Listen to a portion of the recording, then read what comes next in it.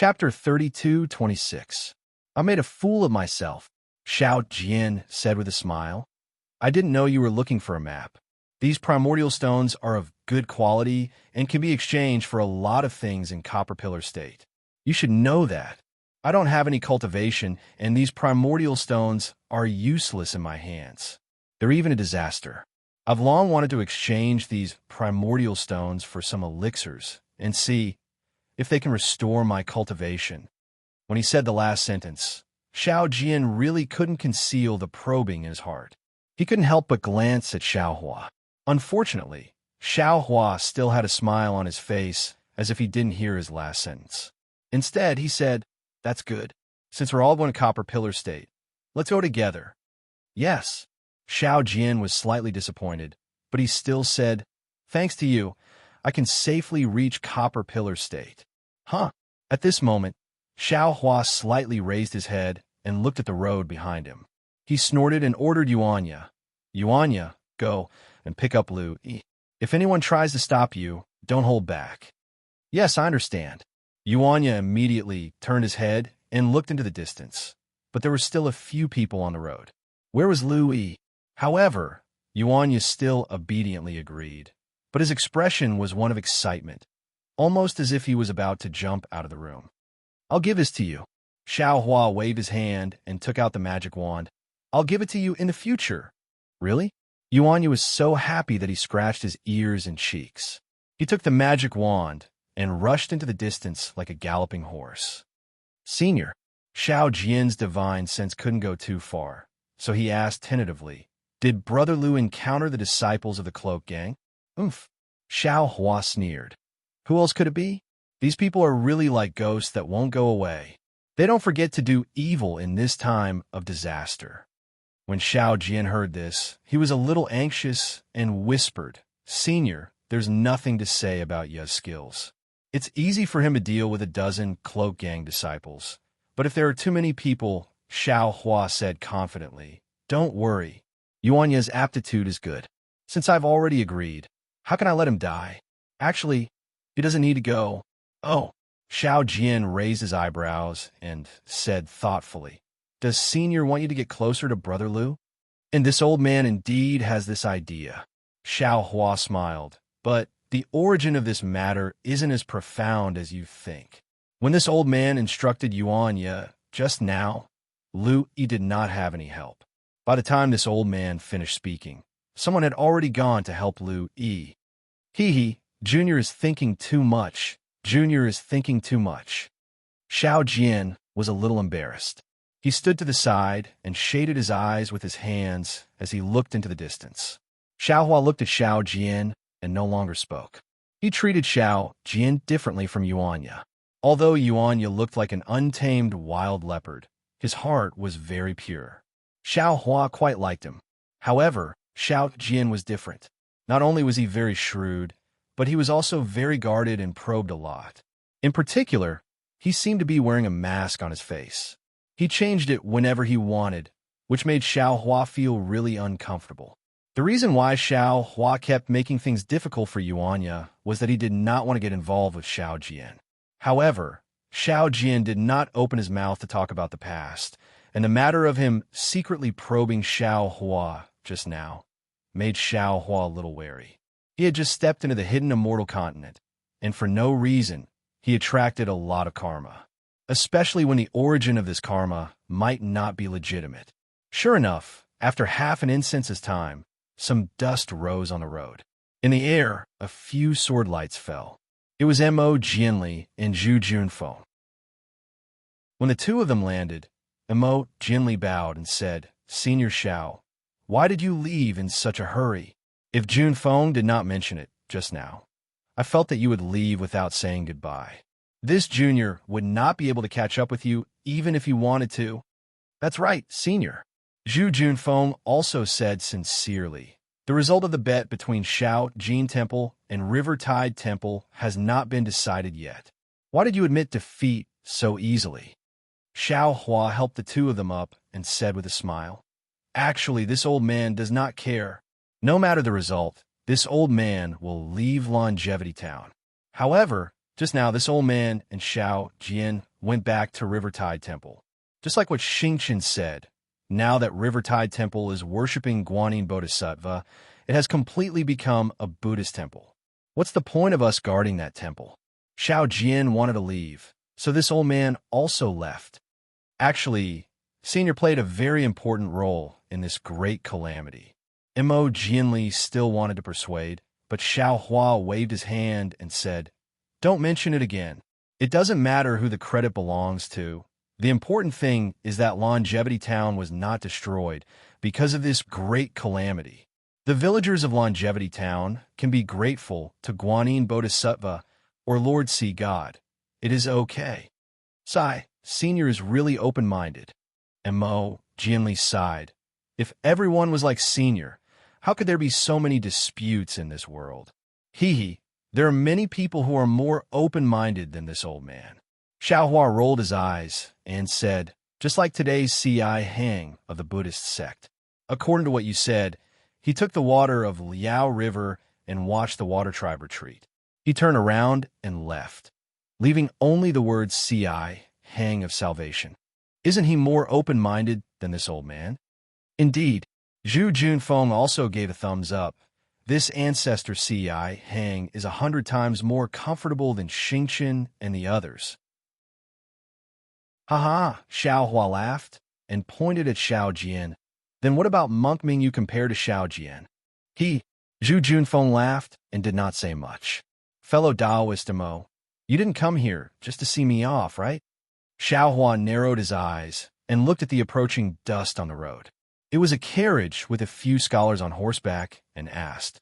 Mo Jianli glanced at Zhu Junfeng and smiled bitterly. To be honest, Junior was still talking to Junfeng on the way back to the academy. Although Senior is a Tao cultivator, you have the inheritance of us Confucian cultivators. You could be considered to be fated with us Confucian cultivators. Now, the relationship between Hidden Immortal Continent's Buddhist sect and us Confucian cultivators is very awkward. If Longevity Town doesn't have Rivertide Temple, then we can only let Xiao Jin Temple develop recklessly. In the future, my Longevity Academy might not be its opponent. Junior still wants to bring Junfeng to spend more time with Senior and Rivertide Temple. "Ha!" Xiao Hua laughed. "Fellow Taoist Mo is mistaken. I don't have any relationship with Xiao Jian. I just happened to pass by here and stayed at Rivertide Temple for a few days. Moreover, Rivertide Temple has become a part of Xiao Jin Temple. If fellow Taoist Mo wants to fight against Xiao Jin Temple, then you should find other help." Yes, Junior understands. Mo Jianli nodded. Although Xiao Jin Temple is like the sun in the sky now, it is still wishful thinking if it wants to stand shoulder to shoulder with my Longevity Academy. After today, Junior will have to rush back to the sect. Presumably, the sect will have orders and measures. Junior is not good at these things, so I won't be too concerned. Junior rushed over because of 3 things. Oh, what 3 things? Xiao Hua was a bit surprised. He couldn't think of what these 3 things were. First, I want to ask Lu Yi about the Water Clan's princess. Mo Jianli laughed. Previously, Junior took the princess away from the water bucket. This Lu Yi tried his best to stop me. If not him, who should I ask about the Water Clan's princess? You must have already asked about this matter? Xiao Hua asked. Mo Jianli nodded. Indeed, but it's the same as not asking. Of course, Lu Yi is just an ordinary person. How could he know about the Water Clan's princess? He just saved a little girl out of kindness. Xiao Hua laughed. This little girl is not ordinary, Mo Jianli said meaningfully. According to Mo Ming, he heard the Water Clan's words. This Water Clan is not an ordinary water clan of Liao River. It seems to be some Paradise River. Paradise River? Xiao Hua frowned. He thought of the water repelling technique in his space. It seemed to be from the West Sea when they destroyed the Water Clan of Paradise River. Paradise River? Xiao Jian, who was at the side, was shocked. Could the Dantian River that Senior Mo mentioned be the Dantian River of the 3 rivers? Yes, if Mo Ming heard it right, it should be. Mo Jianli sighed. one of the 3 rivers and 4 seas. This water clan's princess, even if she's from a side branch, her background is still something we can't measure. Indeed, Xiao Jian sighed. Paradise River, Chitty River, and Saint River are known as the origins of the 4 seas. Naturally, they are not ordinary water clans. That, Xiao Hua hesitated. Wasn't Paradise River destroyed by the West Sea? Hearing Xiao Hua's words, Mo Jianli almost lost his voice. He said anxiously, "What? Paradise River was destroyed by the West Sea? How did Senior know? This is bad." Xiao Hua had just shown off, and now he was in trouble. Seeing Mo Jianli so shocked, how could he not know that he had said something wrong? When Xiao Hua thought about it carefully, he didn't know whether to laugh or cry. Wasn't that right? The words that Su Zhuoyang told him that day seemed to be a water-repelling technique from the West Sea that was passed down from the Paradise River, right? He had heard it vaguely, and now he had misinterpreted it as the West Sea destroyed Paradise River. It was very different from the original words. If it was really as he said, and Mo Jianli knew this secret, how could Su Zhuoyang and the others not know? And with the old turtle Xian Cheng's caution, how could he talk about the West Sea's secret in front of them? The so-called rumors in the world. I'm afraid this is the cause, whether it's intentional or not. Xiao Hua thought helplessly and immediately covered it up. This old man heard it from someone at the EG. EG? What's EG? Mo Jianli asked curiously. Xiao Hua was speechless. He really blamed himself for being too talkative. Didn't he bring Lu Yi with him just to ask more about the general knowledge of the hidden immortal continent? He hadn't even learned anything yet, and now there was another problem. What's the name of the Copper Pillar country's primordial stone trading place? Xiao Hua asked helplessly. Oh, this Junior understands. Zhu Junfeng said with a smile. So Senior called the auction EG. It's really ancient. Chapter 32:27. Hee, it's the auction. Xiao Hua laughed. But Mo Jianli shook his head and said, Senior, if you said that you got the news from somewhere else, I would believe you. But the auction is full of good and bad people, especially those who come to help with the news. There are many groundless rumors and are not reliable, especially the secret of the destruction of the 3 rivers. There are many rumors. Xiao Hua nodded. If that's the case, the news that I heard without spending much primeval stones shouldn't be true. Yes, for this kind of thing, Senior should just listen to it. Please don't say too much. Mo Jianli said embarrassedly. I think Senior knows what to do. Junior doesn't dare talk about it. I understand. Xiao Hua smiled. What about the second thing? The second thing is Junior's little thought. Mo Jianli stretched out his hand and took out an inch-long flying sword from his sleeve. He respectfully handed it over to Xiao Hua and said, Senior, this is Junior's sound transmitting eye. Please accept it. Junior will definitely report the matter of Longevity Town to the sect. Senior helped Junior fight against the Water Tribe. Junior will think of giving Senior any rewards in the future. Of course, Senior Xiao is my teacher. Junior doesn't dare to talk about making friends. I only hope that if Senior passes by Xi again, Junior will come and pay Senior a visit. This old man understands. Xiao Hua had a very good impression of Mo Jianli and immediately kept the small sword. If this old man has any problems in the future, I will definitely trouble you. Mo Jianli saw that Xiao Hua was so straightforward and was very happy. He bowed and said, Thank you, Senior. What about the third thing? Xiao Hua waved his hand and asked. The third thing? Mo Jianli looked at Zhu Junfeng and said, Junfeng, you say it. Yes, Mr. Mo. Zhu Junfeng agreed, then respectfully said to Xiao Hua, Senior Xiao, Longevity Town has suffered a great calamity today. Tomorrow, the prefectural governor will definitely send someone to investigate. This matter will also have to be reported to the king of Xi Nation. In this Junior's opinion, Senior has rendered meritorious service to Longevity Town, and similarly to the Xi Nation. Why don't Senior wait for a few days? It won't be too late for you to leave after meeting the prefectural governor's envoy. Someone from the government? Xiao Hua glanced at Xiao Jian and asked curiously, "Previously, I didn't see any officials in Longevity Town. During the Great Calamity, they didn't appear either. Why is it so grand after the Great Calamity? This kind of official, it's better not to meet him." Ahem. Zhu Junfeng was obviously very embarrassed. He coughed a few times and said, "Senior, you may have misunderstood. Longevity Town was a small town to begin with. The county governor in charge of Longevity Town would not send too many subordinates over.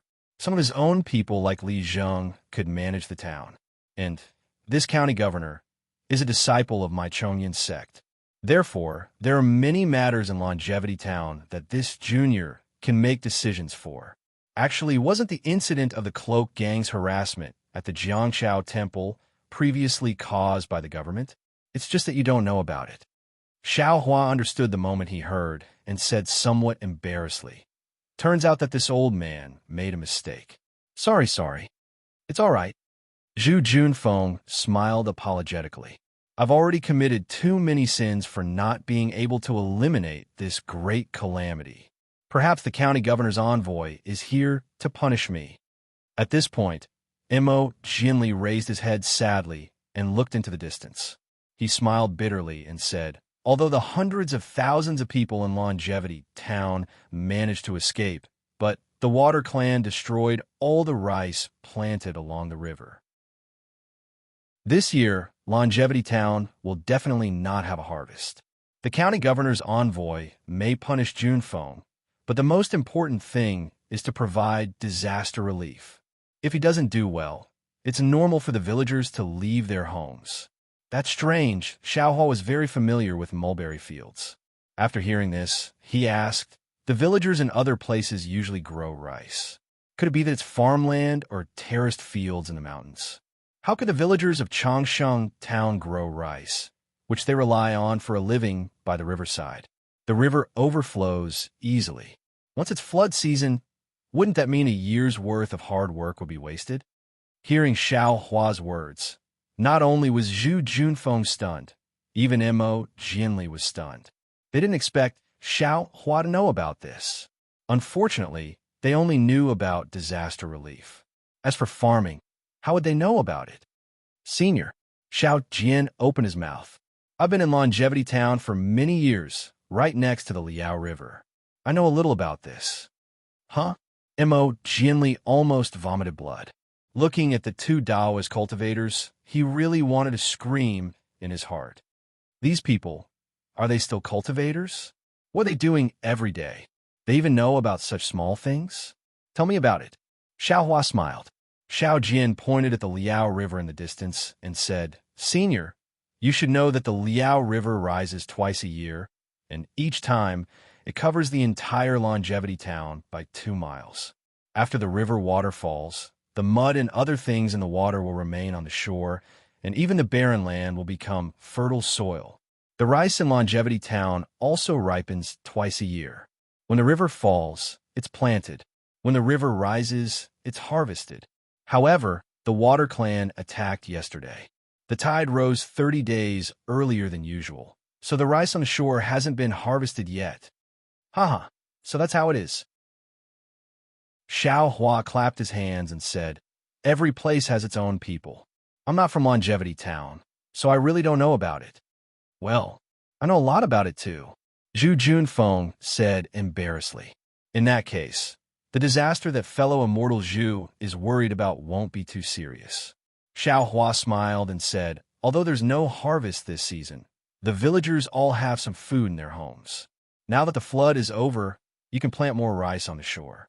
When the second season of rice ripens, Longevity Town will have no more hunger. Of course, the town will be a little tense during this period.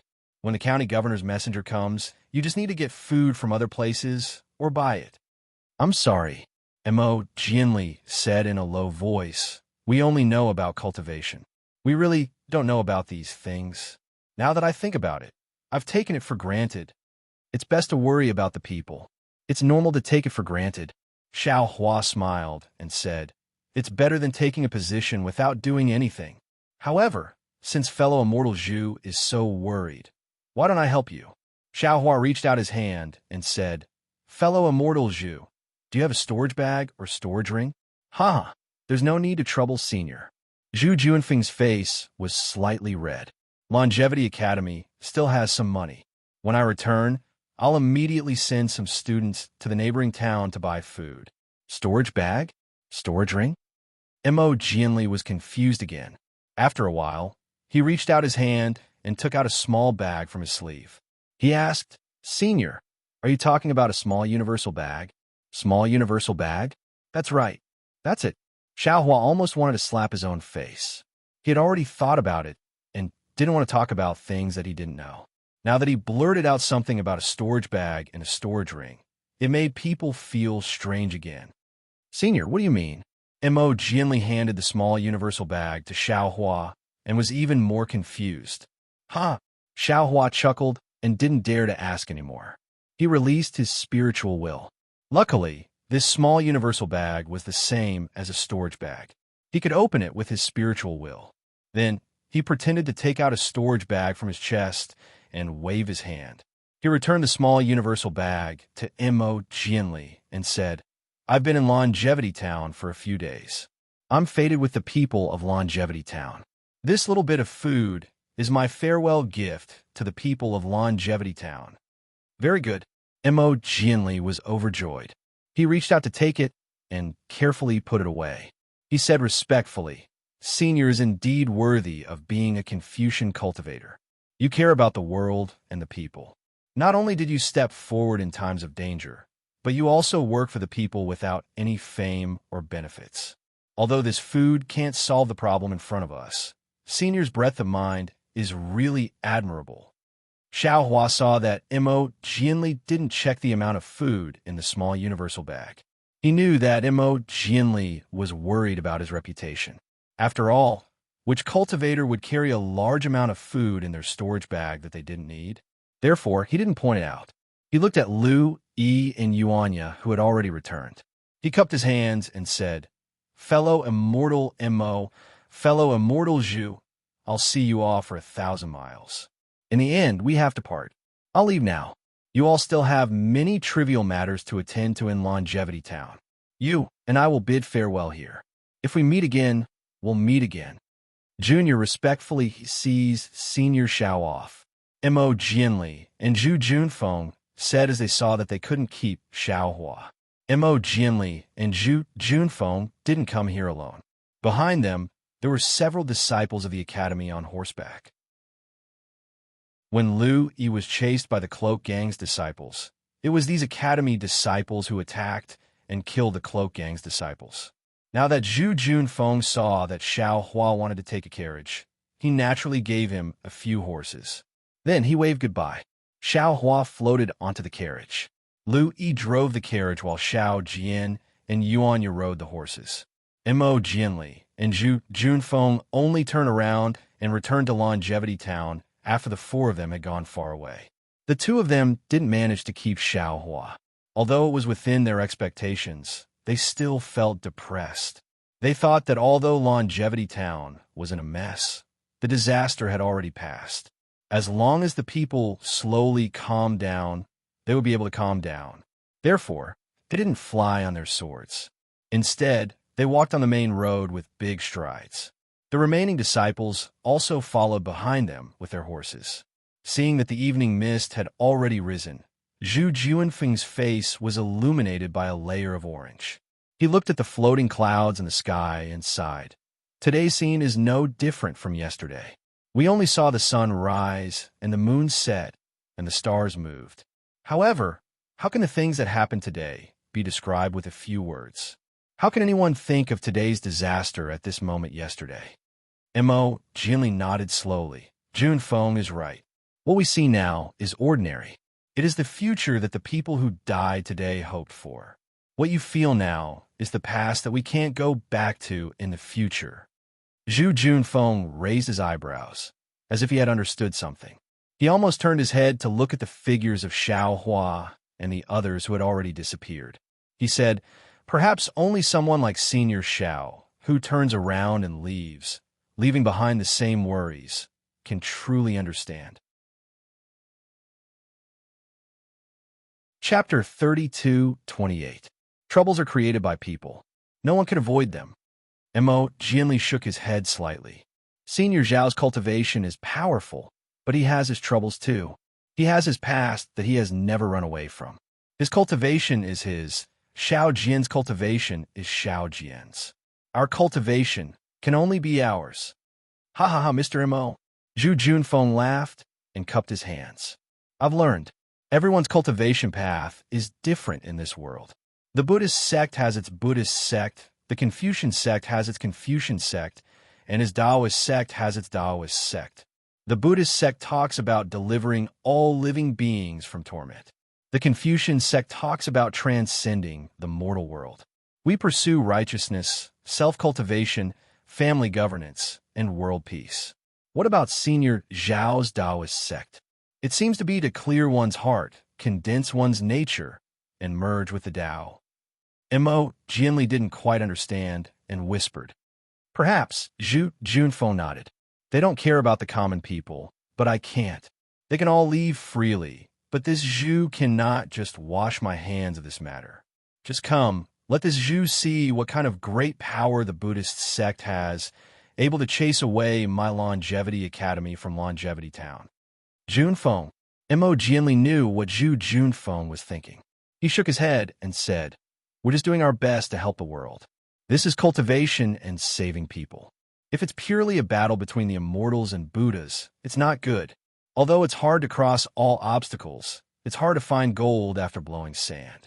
Although the Buddhist sect's appearance is bewitching, only we Confucian sect can help the common people. Junfeng, you're the last true gold. There's no need to complain. Ha! Mr. Mo is right.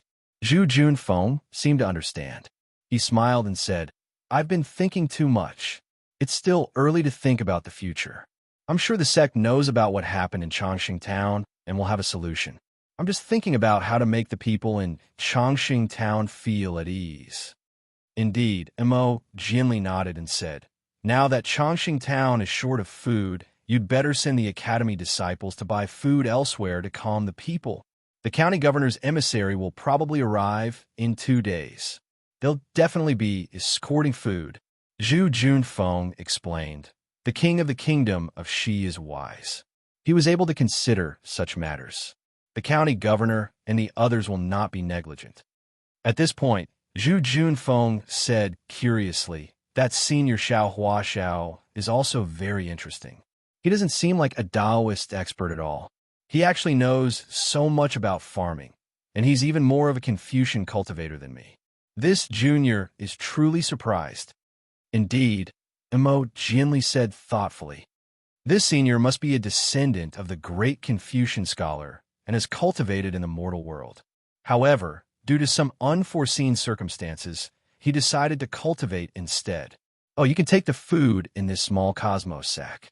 I don't think there's much, but it's all Senior's goodwill. As he spoke, Mo gently took out a small universal bag and handed it to Zhu Junfeng. Zhu Junfeng took it and said, No matter how much it is, it's a timely rain that can save some people. It's 10,000 times better than the flashy Buddhist sect. Just now, in front of Xiao Huaxiao, the two Confucian cultivators were naturally too embarrassed to check the contents of the small universal bag. Now that Zhu Junfeng scanned it with his divine sense, they almost cried out in surprise. What's wrong? Mo gently was shocked and hurriedly looked at Zhu Junfeng. Mr. Mo, you could take a look. Zhu Junfeng's expression was indescribable as he handed the small universal bag back to Mo gently. Looking at Zhu Junfeng's expression, Mo gently realized that he had been careless. When he looked at it with his divine sense, he was shocked and couldn't help but sigh. Goodness, this is what it means to have a Buddha in every home. This is what it means to have a heart for the people. Although today I saw with my own eyes that Senior Si Hang of the Buddhist sect almost became a bodhisattva, the compassion in Senior Zhao's heart is no less than Senior Si Hang's. The food in his bag is basically enough to save 10 longevity towns. Where did Senior Xiao get so much food? Zhu Junfeng was a little confused. I heard that Xiao Jian of the Jiang Chao Temple can barely make ends meet every day. And this food seems to be different from what the longevity towns use daily. You can only ask Senior Xiao face to face. Mo gently smiled and patted Zhu Jianfeng's shoulder. With this food, the longevity towns will be in chaos even if they want to. Your last worry is also gone. That's right, I will let them see if this food is edible. This disciple will distribute the food. Zhu Junfeng made a decision. Of course, this name should belong to the Jiang Chao Temple. Jiang Chao Temple? The Jiang Chao Temple has already been taken over by the Xiao Jin Temple, right? Mo gently shook his head. Using the name of the Jiang Chao Temple, won't the Buddhist sect benefit from it?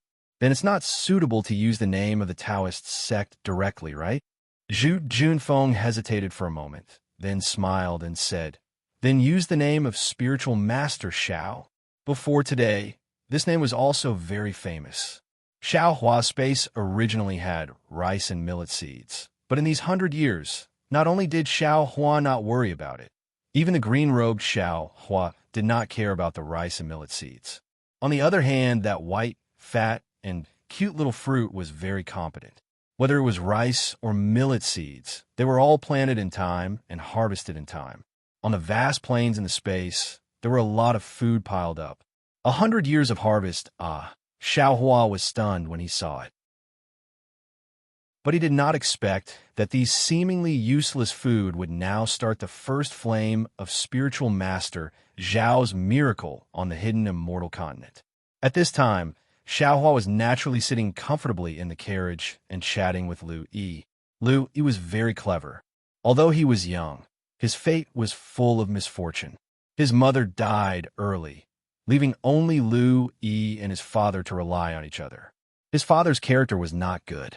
He was addicted to drinking and gambling, especially because of the departure of his beloved wife. He blamed this crime on Lu Yi. Not to mention the love that a child wanted, he didn't even take care of him. Lu Yi had suffered a lot since he was young. It was normal for him to be hungry and not have a meal. Those beatings and insults were also common. It was more than what he ate.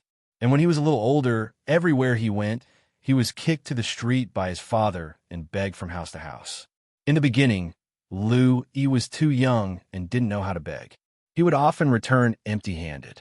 At that time, Lu Yi's father would kick and punch him, teaching him a harsh lesson. Lu Yi would starve and cry at night. After a long time, the smart Lu Yi gradually learned how to beg so that he would not be hungry. He even used the leftovers to feed his father.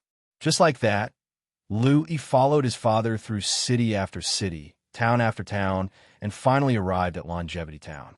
At this time, Lu Yi's father's body had been hollowed out by the wine. Not only could he no longer punch or kick Lu Yi, he was also paralyzed on the straw on the ground, unable to move. Thus, Lu Yi stayed in the Longevity Town and waited on his father until he passed away. Lu Yi did not have the money to prepare for his father's funeral, but he was also unwilling to let his only relative be wrapped in a straw mat and hurriedly abandoned in the wilderness. After thinking about it, he finally made a decision, which was to enter the Longevity Town's cloak gang. In the entire Longevity Town, this was the only place that could accept Lu Yi and provide him with enough money. Xiao Jin Temple and Longevity Academy could not accept. Do you know? Immortal Master. It was already late at night. The sky was dotted with stars. There were no people or carriages on the main road. Only the sound of a few horses' hooves was particularly loud in the silence. Lu Yi's eyes were even brighter than the stars in the sky. His voice also spread further and further in the night sky. When father beat this little one hated him to death. I always felt that I would be beaten to death by him.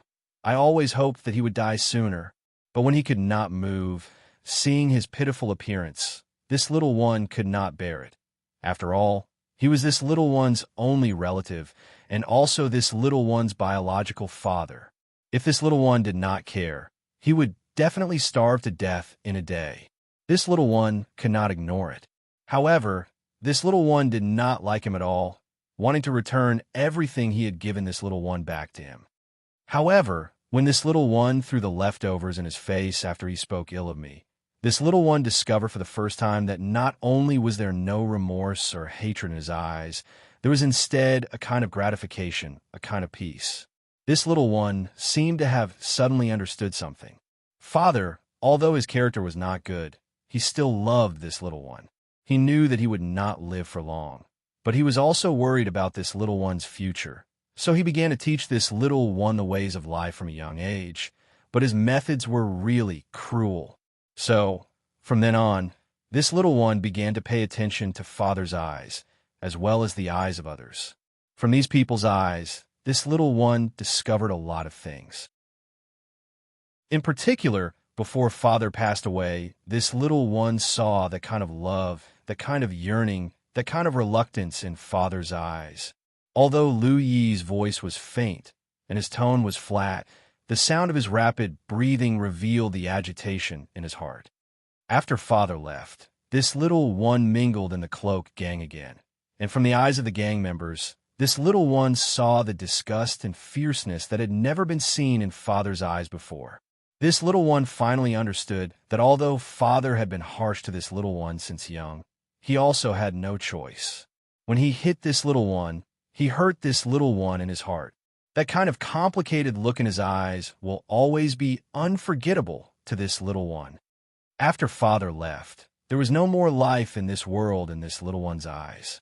Although this little one no longer needed to be beaten, this little one really missed those days of being beaten. Although this little one's body hurt, this little one's heart had someone to rely on. As long as I could see Father's shadow and hear Father's voice, this little one's heart would be at ease. Lu Yi continued. It's a pity that those days have become this little one's eternal memories, and this little one can no longer return to the past. Until one day, this little one saw Xiao Yun on the banks of Liao River. Seeing the panic and helplessness in Xiao Yun's eyes, this little one immediately thought of this little one's childhood. At that time, although this little one felt that life was worse than death, this little one did not panic. No matter how helpless this little one was, this little one still had someone to rely on. Xiao Yun's appearance was so pitiful. Her clothes did not cover her body, and her body was covered with dirty seaweed and many fleas. This little one knew that if this little one did not take care of her, she would definitely freeze to death in the cold winter night. So, this little one brought her back. Although this little one was not a good person, this little one could at least support her and make her a good person. Chapter 32:29. When I first met Master Immortal, I thought that Master Immortal was just an ordinary youth. From top to bottom, Master Immortal didn't have any otherworldly appearance. Dao was Xiao, and the old monk Ming, you were both older than you. However, although you saw me stealing money, you didn't catch me. Although I was a little disrespectful to Master Immortal, I knew that Master Immortal didn't care, because I didn't see any disdain or malice in your eyes. There was only a kind of peace and tranquility. It was also this kind of peace that made me feel safe for the first time after my father passed away. Even when you saved me, I only saw a kind of disdain in Master Immortal's eyes. This kind of disdain made me feel ashamed of my inferiority. I knew that Master Immortal was definitely not an ordinary person. When I heard about the miracle of the river and tide temple, I immediately had a feeling that I had to find Master Immortal. Only Master Immortal could save Xiao Yun. Only Master Immortal could get me out of the quagmire of the cloak gang. Rumble. At this point, a rumbling sound came from Lu Yi's stomach. It had been several hours since the afternoon.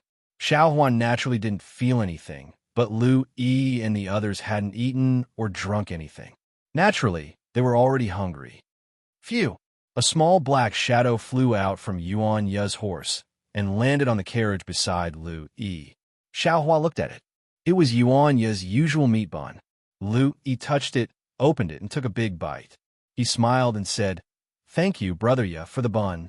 And Yuan Ye replied and didn't say anything else. His voice was actually trembling. Sigh, Xiao Hua could see clearly that Yuan Ye was biting his lips tightly. Although Lu Yi's life was bitter, he had followed his father since he was young. Yuan Ye did not know who his father and mother were. He only followed the wild animals in the forest as he grew up. His life was even more bitter than Lu Yi's. Xiaohua looked at Lu Yi's thin back. In the night, it seemed a little thin. Compared to Yuanya's muscular waist and arms, it was a far cry. However, Lu Yi's quick-wittedness and calmness were something that Yuanya could not compare to. In particular, Xiaohua had casually killed the two villains from the cloak gang in the small courtyard of the Longevity Town. Xiaohua had only instructed Lu Yi to keep it a secret, but Lu Yi seemed to have completely forgotten about it. Even when Lu Yi mentioned it to Xiaohua a few times, he only skimmed over it, not revealing the slightest bit of information.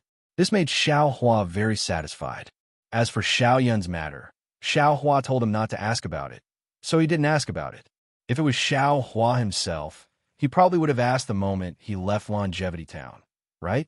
After thinking for a moment, Xiaohua said, Lu Yi, your experience is a kind of tempering for you. It's the best life gift your father has given you.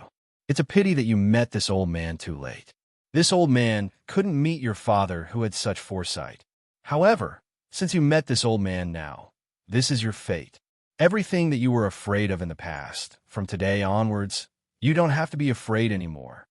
Actually, in Xiaohua's opinion, Lu Yi's father might not be as good as Lu Yi said. Even the so-called tempering and the like were all Lu Yi's own ideas.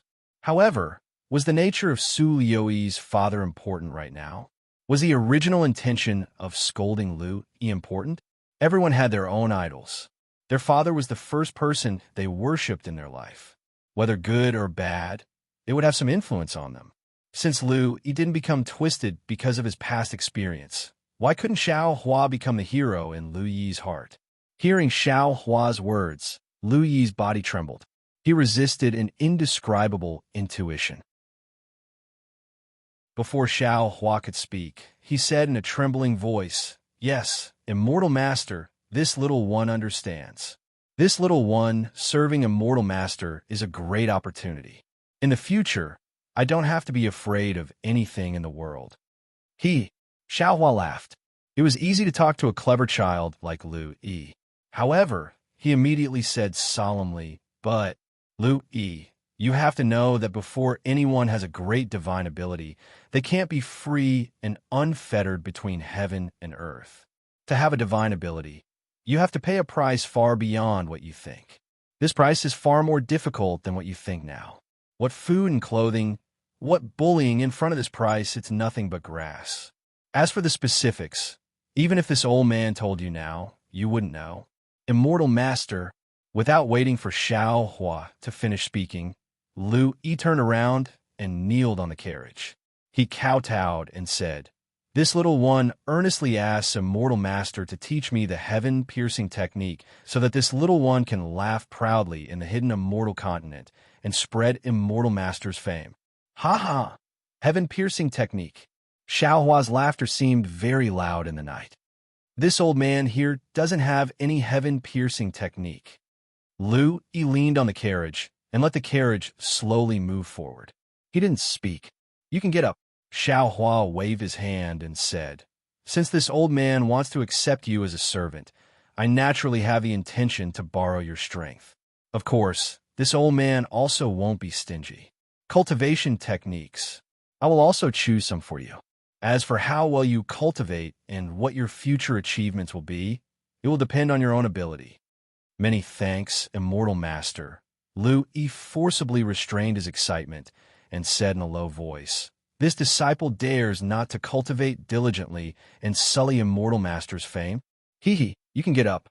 Xiaohua waved his hand and said, It's still too early to accept you as a disciple. Let's talk about it when you have the opportunity in the future. Yes, this little one understands. Lu Yi was already prepared in his heart. Even if he joined the cloak gang, there was still a test. How could it be so easy for an expert like Xiaohua to accept a disciple?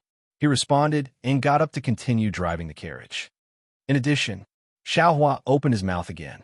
He wanted to tell Lu Yi about Xiaoyun's matter. He knew that Lu Yi was a person with deep feelings and would definitely want to know about Xiaoyun's whereabouts. However, when the words reached his mouth, he stopped. He was a very curious person and wanted to ask about everything he encountered. He wanted to get to the bottom of everything. Now that he met someone who could calm down his temper, why must he reveal everything? Why not wait and see? If he didn't say anything, when would Louis ask? This was also a kind of test, right? Immortal Master. After waiting for a moment, Louis didn't see Xiao Hua continue to speak. He asked curiously, "Do you have any instructions?" "Nothing, just call this old man Xiao Daoist in the future. There's no need to call me Immortal Master," Xiao Hua said with a smile. "It won't be too late to call me that when this old man becomes an immortal." See, when Lu Yi heard this, he almost choked. After a moment, he suppressed his heart that was about to jump out of his throat and carefully said, "This little one understands Xiao Daoist." Xiao Hua raised his eyes and looked at Xiao Jian, who was standing in front of Yuanya. He understood that Xiao Jian's story might be even more than Yuanya and Lu Yi's combined. Xiao Hua's feelings didn't only come from these dozen or so days, from what Xiao Jian vaguely said, as well as the appearance of those two Buddhist sect guards, even more so from when Xiao Jian received the steed from Longevity Academy's disciple, mounted it in an extremely skilled manner, the instant he raised the horsewhip, that surging expression. However, Xiao Jian's shrewdness was really too deep. He knew that Xiao Hua's impression of Yuanya was not bad. Yuanya had arrogantly asked to become his disciple several times. Even though Xiao Hua ignored him, he still vaguely pointed out that Yuanya had a master and he wouldn't accept Yuanya as his disciple. Yuanya couldn't tell, but how could Xiao Jian not? However, he didn't mention giving Yuanya to Xiao Hua at all. Moreover, it was clear that Xiao Jian needed Xiao Hua's help, but he also wanted to maximize his own benefits. Therefore, Xiao Hua knew what Xiao Jian was thinking, but didn't bring up this topic. He wanted to see just how Xiao Jian was going to open his mouth and bargain with him. "Xiao Jian," Xiao Hua said indifferently, "let's find a secluded and safe place. We'll rest for a bit." Yes, this junior understands. What Xiao Jian was thinking, only he knew. Ever since they left Longevity Town, he didn't say much, only hurrying along. When he heard Xiao Hua's words, he hurriedly replied. Only when he raised his eyes and looked around, apart from the faint moonlight scattering down on the great path and mountain streams, the sounds of insects and wind by his ears, how could he tell where was a quiet place? However, after riding for a while, a slightly flat slope appeared on the side of the road. Xiao Jian hurriedly pointed, calling out, "Senior, what do you think about that place?" "This old man doesn't care," Xiao Hua said with a smile. "If you all think it's fine, then it's fine." Xiao Jian turned his horse around and looked at Xiao Hua's young face under the moonlight. Although this young man called himself an old man, he didn't feel anything wrong. Thinking back to his previous actions, he was actually that cold to Xiao Hua just because he suspected that Xiao Hua was sent by someone else. Xiao Hua, he was really blind. Different from Xiao Jian's thoughts, Xiao Hua didn't feel anything when Yuanya or Lu Yi called themselves an old man. After all, they were still young. However, Xiao Jian was already old. Looking at this face that was much older than him, Xiao Hua knew that he was older than him, but calling him an old man was still awkward. This junior understands. Let's rest here tonight. Xiao Jian turned his horse around and swung his horsewhip. The horse rushed out of the uneven road and rushed up the slope. By the time Lu Yi drove the carriage to the gentle slope, Xiao Jian and Yuanya had already dismounted and loosened the reins. They were eating the grass nearby while they waited respectfully. "You all should do what you need to do." Xiao Hua's figure flew up from the carriage and landed on the ground in the distance. He said, "This old man has already placed everything in the carriage that can be used in the Tidal River Temple." Yes. When Yuanya heard this, he hurriedly jumped onto the carriage. Sure enough, the originally empty carriage was already filled with things. Yuanya's hands and feet were nimble. He took down the tools from the carriage, then bent down and placed his ear on the ground to listen for a moment. He then took the wooden bucket, iron pot, and other things and went to another place. In that direction, Xiao Hua had already used his divine sense to see a stream flowing by. As for Lu Yi, he also obediently ran up the slope and picked up a lot of dry wood under the big tree. Xiao Jian also didn't stay idle. He took the horses from the carriage and sent them to the grassland, allowing them to eat grass. He looked at Xiao Hua, who was sitting cross-legged, and hesitated for a moment. In the end, he didn't walk over. Chapter 32:30. Not long after, Lu Yi started a fire on the slope. Yuanya also washed the iron pot and brought back some water. After taking the food from the carriage, he started to cook over the fire. Oh, it sounded like a wolf's howl from afar. Yuanya looked up and whispered a few words to Lu Yi. Then, he quickly ran towards the sound of the wolf's howl. His figure jumped on the slope at an extremely fast speed. After half an hour, Yuanya came back. There were some bloodstains on his body, and he carried a black thing on his shoulder. Lu Yi saw that it was actually half a wild boar.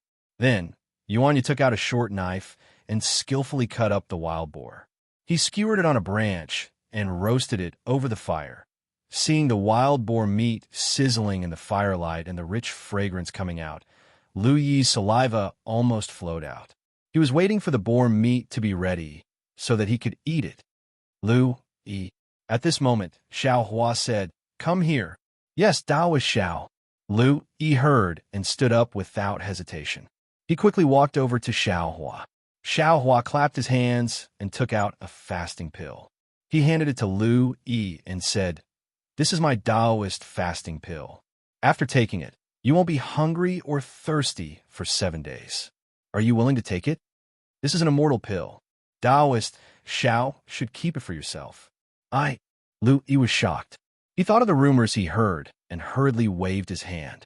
Xiao Hua said indifferently, "I only want to ask you, are you willing to take it?" "I am willing." Lu Yi said honestly, "I used to be afraid of hunger. I even dreamed of taking this immortal pill." "Eat it." Xiao Hua flicked his finger, and the fasting pill fell into Lu Yi's hand. Lu Yi immediately put it in his mouth and closed his eyes. After a moment, he smiled and said, "Thank you, Taoist Xiao. I am not hungry anymore. Do you want to eat Yuanya's roasted meat?" "Yes." Lu Yi didn't hide it. "I have a secret technique here. It will allow you to use the essence of heaven and earth to temper your meridians and bones. It will become the foundation for you to be free in the future. Are you willing to practice it?" Xiao Hua said with a smile. Lu Yi was shocked. He looked at Xiao Hua in disbelief. Then, he realized that this happiness came too quickly. He hurriedly bowed down and said, "Disciple, you don't have to call yourself my disciple." Xiao Hua hurriedly stopped him. "It's just a simple qi refinement technique. If you succeed in cultivating it, then this old man can accept you as his disciple. Otherwise, you're still you. Even if you can enter the ranks, you can't call this old man master." "Yes, yes." Lu Yi's voice was trembling. He could tell that this cultivation method could allow him to enter the ranks. Even if he entered the ranks, he might not be able to call Xiao Hua master. Then, with Xiao Hua's cultivation, the importance of this cultivation method was self-evident. After qi refining, the world's grains and meat might not be edible anymore. Xiao Hua smelled the fragrance of meat in the distance and said, "Are you willing?" This disciple is willing. Hearing Xiao Hua's somewhat shoddy test method, Lu Yi's expression turned respectful. Without the slightest neglect, he hurriedly replied, "Okay." As Xiao Hua spoke, he waved his hand and threw out several yellow talismans. With a flash of light, a silencing spell was cast. Then Xiao Hua said, "Come here. Close your eyes and sit in front of this old man. This old man wants to see how your aptitude is." "Yes, immortal master." The excited Lu Yi couldn't help but call Xiao Hua immortal master. Lu Yi naturally understood that Xiao Hua wanted to teach him the cultivation method. This was something he had never dreamed of. Xiao Hua smiled faintly and still waved his hand, saying, "This old man hasn't agreed to accept you as a disciple." "Don't be so excited." "Yes, Taoist priest, this little one understands." Seeing Xiao Hua repeatedly deny accepting him as a disciple, Lu Yi also felt a little strange. Could it be that he was really too shoddy? Actually, it was quite funny. Xiao Hua had achieved success in his cultivation, and his cultivation was also profound, but all of his mystical powers had been developed by himself. Xiao Hongyue of Shanghua Ming had never given him any pointers, and neither had helplessness of the Imperial Thunder sect. On the contrary, it was Xiang Yang who had taught him a lot. When he was on the Donrain continent, Xiaohua also didn't accept any disciples. Whether it was giving cultivation methods to others or setting up the fortune gate, he just threw out the jade slips and other things and didn't care about them anymore. At this moment, he felt really awkward to be teaching an aura-refining technique to a secular person who had never practiced Taoist magic. He felt that it was inappropriate for Lu Yi to be his disciple. After all, he was already a late gold core stage cultivator. How could he accept a secular person who had no foundation in cultivation as his disciple? Moreover, it was his first disciple. However, Lu Yi's luck was very good. First, he was clever. Second, he was kind. Third, some of Xiao Hua's merit in the longevity town was related to Lu Yi. If Xiao Hua didn't give Lu Yi some benefits, there would be some karma. The most important thing was that Xiao Hua now had to find a way to refine the earth crystal Yao milk in his body. It wasn't suitable for him to fly around the hidden immortal continent. He had a lot of time to guide Lu Yi's cultivation. Therefore, Xiao Hua had the idea of teaching Taoist cultivation methods to Lu Yi. Seeing Lu Yi sit down cross-legged, Xiao Hua stretched out a finger and pointed at the back of Lu Yi's head. Then, a strand of true essence entered Lu Yi's body. Just now, on the carriage, Xiao Hua had already taken a look at the qi-refining jade slips sent by Zhongqing Xiao. Inside them, there are methods and spells to check the attributes of the body. Oh, after a moment, Xiao Hua was slightly surprised and his brows wrinkled. Xiao Hua actually couldn't check the attributes of Lu Yi's body. Could it be that something went wrong when I used it for the first time? Xiao Hua thought for a moment and slightly closed his eyes. He pondered over the method in his mind and once again pointed his finger at the back of Lu Yi's head. This method was very simple for a cultivator like Xiao Hua. It wasn't very difficult. However, after a few breaths of time, the doubt on Xiao Hua's face became even stronger. Could it be that Lu Yi's physique is heterogeneous and unsuitable for cultivation? Xiao Hua's heart turned cold. He immediately understood the root of the problem. Then, Xiao Hua rubbed his hands, and several rays of brilliance entered Lu Yi's body. After Xiao Hua withdrew his magic power, ripples began to appear on the surface of Lu Yi's body. These ripples surged out layer by layer. Red, orange, yellow, green, and other colors flowed out like fireworks. After half a cup of tea's time, they converged into Lu Yi's body. During this time, not a single color could last for long on the surface of Lu Yi's body. Alas, it's really like this. Xiao Hua sighed. Although he didn't have a magic tool that specialized in screening one's physique and could truly determine whether Lu Yi could cultivate, this method and spell were no different from magic tools in the hands of a late nascent soul cultivator like him, whose strength was comparable to a late nascent soul cultivator. Since this spell already showed that Lu Yi's physique was heterogeneous and none of the 5 elements were obvious, then he was a pure secular person and unsuitable to cultivate Taoist spells. Lu Yi naturally didn't know that his fate had been determined. He was still sitting cross-legged. Although his eyes were closed, his face was brimming with excitement. Alas! Xiao Hua sighed and said, "Lu Yi, get up." "Yes, Taoist Elder Xiao." Lu Yi replied and hurriedly got up. He stood there respectfully and looked at Xiao Hua with eyes full of expectation. Xiao Hua actually couldn't bear it and said, "Your physique, this old man has already seen it. It doesn't seem suitable to cultivate my sect's cultivation method. Of course, this old man will take another look." Lu Yi's face sank and an indescribable pain flashed through his eyes. However, he quickly put on a smile and said, "Taoist Elder Xiao, it's okay. This little one is just a mortal. It's normal that I don't have the fate to become an immortal. If this little one hadn't met Taoist Elder, I wouldn't have known that there was a path of cultivation and wouldn't have thought of cultivating." Xiao Hua could naturally feel the disappointment in his heart. As the saying goes, the greater the expectation, the greater the disappointment. Xiao Hua could only smile and say, "It's all this old man's fault for being reckless. I didn't carefully examine your physique, and just casually read out for you.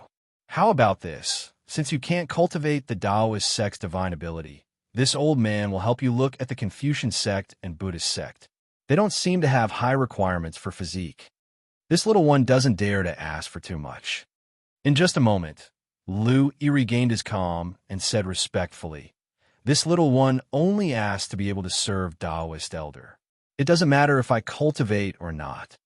"All right." Xiao Hua raised his hand, and the restriction around him disappeared. He said, "Go and rest." Lu Yi got up and prepared to walk to the side of the fire to rest.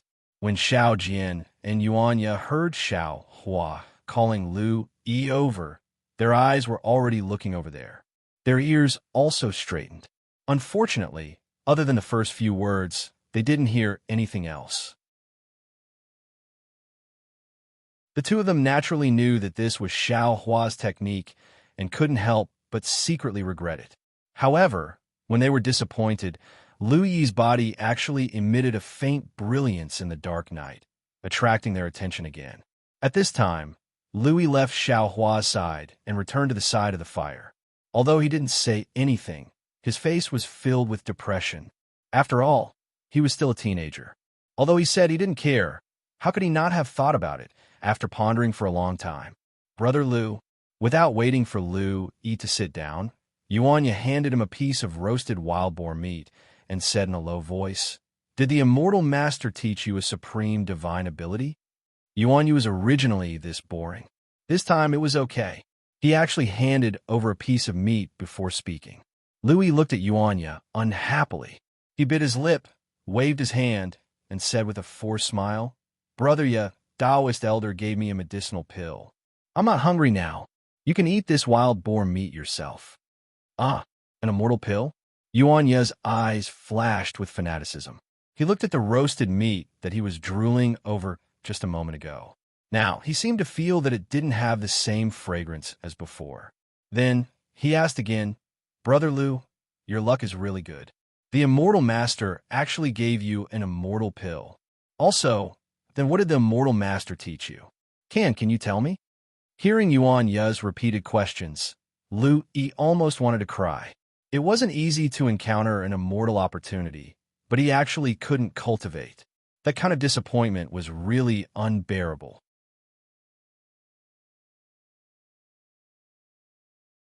Chapter 32-31. Little brother, my aptitude is not good enough. I can't cultivate. Lu Yi said word by word, tears almost rolling in his eyes. "Ah." Yuanya was startled and hurriedly said with a smile, It's okay if you can't cultivate. It's not bad to be able to accompany Immortal Master. Look at me. I want to accompany Immortal Master, but Immortal Master doesn't want me." At the end, Yuanya muttered to himself, "I don't know what my aptitude is like." It seemed that Yuan Ya's words of comfort to Lu Yi were not the main point. The main point was the last sentence. Lu Yi curled his lips and slightly lifted his finger, saying in a low voice, "Whether your aptitude is good or not, little brother doesn't know. Look at this Taoist Xiao." Yuanya looked in the direction of Lu Yi's finger. Xiao Jian, who didn't say anything just now, was already holding a piece of roasted wild boar meat in his hand. He had already run in front of Xiao Hua. "Master!" Yuanya was startled. He almost lost his voice and said in a low voice, "He knows that a mortal master, Xiao, doesn't eat the food of mortals." Lu Yi laughed and raised his hand, wiping away the tears that overflowed from his eyes. "But a mortal master is still a human, not an immortal. Although a mortal master doesn't eat, as a junior, you must have the attitude of a junior." That's right. Xiao Hua was still a human after all. Seeing Xiao Jian holding the fragrant wild boar meat and carefully asking him if he was willing to try this delicacy, he could only smile and wave his hand, saying, "You can eat it later. This old man doesn't eat meat anymore. This junior knows." Xiao Jian looked at the roasted meat in his hand and said with a smile, "Roasted meat is Ya's specialty. This junior couldn't help but want to let senior have a taste. After all, senior greatly increased the face of our Taoist sect yesterday. This junior has nothing to show respect to you." It's nothing." Xiao Hua heard this and didn't point it out. He smiled and said, "You saved this old man. This old man is just giving you a reward." Xiao Jian's face turned slightly red. He immediately thought of his face when he saw Xiao Hua and said with a smile, "That day, this junior lost his composure. Please forgive me." Xiao Hua said with a smile, "What you did was normal. What crime is there? It's fine as long as I don't blame you." Xiao Jian smiled embarrassedly and casually glanced at Lu Yi in the distance. He said, "Senior, you really have the ability to see through people. Brother Lu is a clever person. If he can cultivate my Taoist cultivation technique, he might be of great help to you. His physique isn't suitable for cultivation. I'm afraid I can't teach him the basics of cultivation." Xiao Hua didn't hide anything. "Oh, his physique is not suitable for cultivation?" Xiao Jian finally brought up the topic of cultivation. He was secretly delighted, but he still asked curiously, "I remember that when this junior was cultivating as a child, there was no such thing as a suitable physique?" "Oh, that's right." Xiao Hua slaps his own forehead and comes to a realization. Right now, it's the hidden immortal continent, not the daybreak continent. This world's spiritual energy, perhaps, is different. Are people's aptitudes also different? Before this Xiao left the Dawn Rain continent, the heaven and earth spirit chi seemed to have changed. Many disciples of the cultivation clans had their bloodlines awakened, and the cultivation sex method of selecting disciples was no longer useful. Perhaps this Zhao's physique inspection technique is also no longer useful? Xiao Jian. Xiao Hua looks at Xiao Jian and says, "Close your eyes and sit down. This old man will take a look, yes." Xiao Jian's voice is somewhat trembling. He hastily sits down and very skillfully crosses his legs. His two hands form a seal and place in front of his chest. The seal that Xiao Jian formed looks somewhat unfamiliar to Xiao Hua, but there is no doubt that this seal is the Dao Sex seal. In the past, Xiao Jian indeed cultivated Dao Sex cultivation technique. It's just that because he was unwilling to talk about it, it caused his cultivation to be crippled, right? Xiao Hua ponders for a moment. His hands rub again, and several rays of light enter Xiao Jian's body. Then, similar rays of light appear on the surface of Xiao Jian's body. Sure enough, Xiao Hua inhales a breath. He knows that his guess is correct. Xiao Jian's physique is also a mixture of the 5 elements. It's not a cultivation physique. Since Xiao Jian can cultivate, then Lu Yi can also cultivate. There are only 2 questions left. One is what kind of cultivation technique Xiao Jian cultivates. The second is the hidden immortal continent's Qi refinement cultivation technique the same as the Dawn Rain continents? Senior, when the rays of light on the surface of his body disappear, Xiao Jian opens his mouth and says, "Senior, what did you discover? Your physique is also not suitable for cultivation." Xiao Hua says indifferently. Xiao Jian is anxious. "Senior, you didn't discover anything else?" "No." Xiao Hua shakes his head. Then he asks, "What is your cultivation technique? Can you tell this old man?" "Sorry." Xiao Jian slightly shakes his head. "Junior cannot tell senior." And Xiao Jian's answer is not out of Xiao Hua's expectation. He thinks for a moment and asks, "What kind of test did you go through? Did you choose different cultivation techniques according to the results of the test?" "Junior does not need to go through the test." Xiao Jian replies, "But Junior has seen different cultivation techniques. Among them, there is one that is effective for Junior. Junior chose that cultivation technique." "Oh," Xiao Hua hears, slightly nods his head and says, "Call Lu Yi over." "Yes, yes." Xiao Jian sees Xiao Hua avoiding the topic and is somewhat helpless. He agrees and turns around to leave. "Xiao Jian." Xiao Hua suddenly speaks. Xiao Jian is overjoyed and hurriedly turns his head. "Senior, what instructions do you have? These are a few sweet dates. They're very good to eat. You and Ya can have one each." Xiao Hua says, and with a wave of his hand, 2 fist-sized red dates appear in his hand. He passes them to Xiao Jian. Xiao Jian is really disappointed, but he still respectfully accepts and thanks Xiao Hua. Xiao Hua quickly returns to the side of the fire. Lu Yi was originally a bit sleepy, but when he hears Xiao Hua's call, he immediately becomes spirited again. He jogs in front of Xiao Hua and says, "Taoist, what is the matter?" Hee, I was a bit impatient. Seeing that Lu Yi's eyes are somewhat unable to open, Xiao Hua says with a smile, "You go and rest. We will talk about it tomorrow morning." Yes, Lu Yi is very clever. After hearing Xiao Hua's order, he immediately takes out some bedding from a carriage. After giving it to Xiao, Jian, and Yuanya, he also lies down with his clothes on. In a moment, he enters a dream. In the dream, he rides a flying sword and gallops between heaven and earth. A trace of a smile also hangs on the corner of his mouth. The fire is extinguished, the night is deep. Even the faint wolf howls from a moment ago can no longer be heard. Only the snoring sound of Xiao Jian and the other two echoes in the darkness. This day is really too long. The experience of this day is enough for them to use a lifetime to recollect. They are indeed too tired. In the night, two eyes that are as bright as the stars in the sky are looking at the distance with great spirit. Xiao Hua does not seem to be sleepy. Instead, he mutters in a low voice, "It's a bit strange. Could it be that the cultivation method of hidden immortal continent's Taoist sect is really different from Dawn Rain continent? But if it is not a 5 elements physique, how can one sense the spiritual energy between heaven and earth? How can one draw spiritual energy into the body? Perhaps the cultivation method of hidden immortal continent is unique and can let ordinary people sense the spiritual energy between heaven and earth? This is also not very possible. The Taoist sect of the 3 continents has already declined, and the Taoist sect of Dawn Rain continent is at its peak. Why can't the Taoist sect of Dawn Rain continent find a way to do it? Also, the spiritual energy of hidden immortal continent is exactly the same as Dawn Rain continent. At least this Xiao did not discover any difference. All cultivation methods and secret techniques can be used here.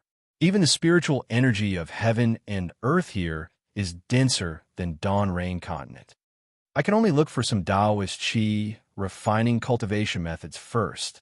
Let's see what the so-called foundation establishment, consecration, fusion, heart-stirring, spirit stillness, and other realms are all about. Xiao Hua's gaze looks at Xiao Jian's figure not far away and says with a smile, "Since you don't let this Xiao see, then this Xiao can't see? How can there not be Taoist sect cultivation methods in a place where there are vitality stones transactions?" Now you want to provoke this Xiao's curiosity again and again. Want this Xiao to take the initiative to ask about your story. But why should this Xiao enter the trap? Since you don't want to say, this Xiao will naturally not mention. This Xiao will also not take the initiative to check your meridians and Dantian. Your enemy is an entire country, No matter how powerful this Xiao is, it is impossible for this Xiao to be the opponent of an entire country right now. When Lu Yi wakes up, the sky is already bright.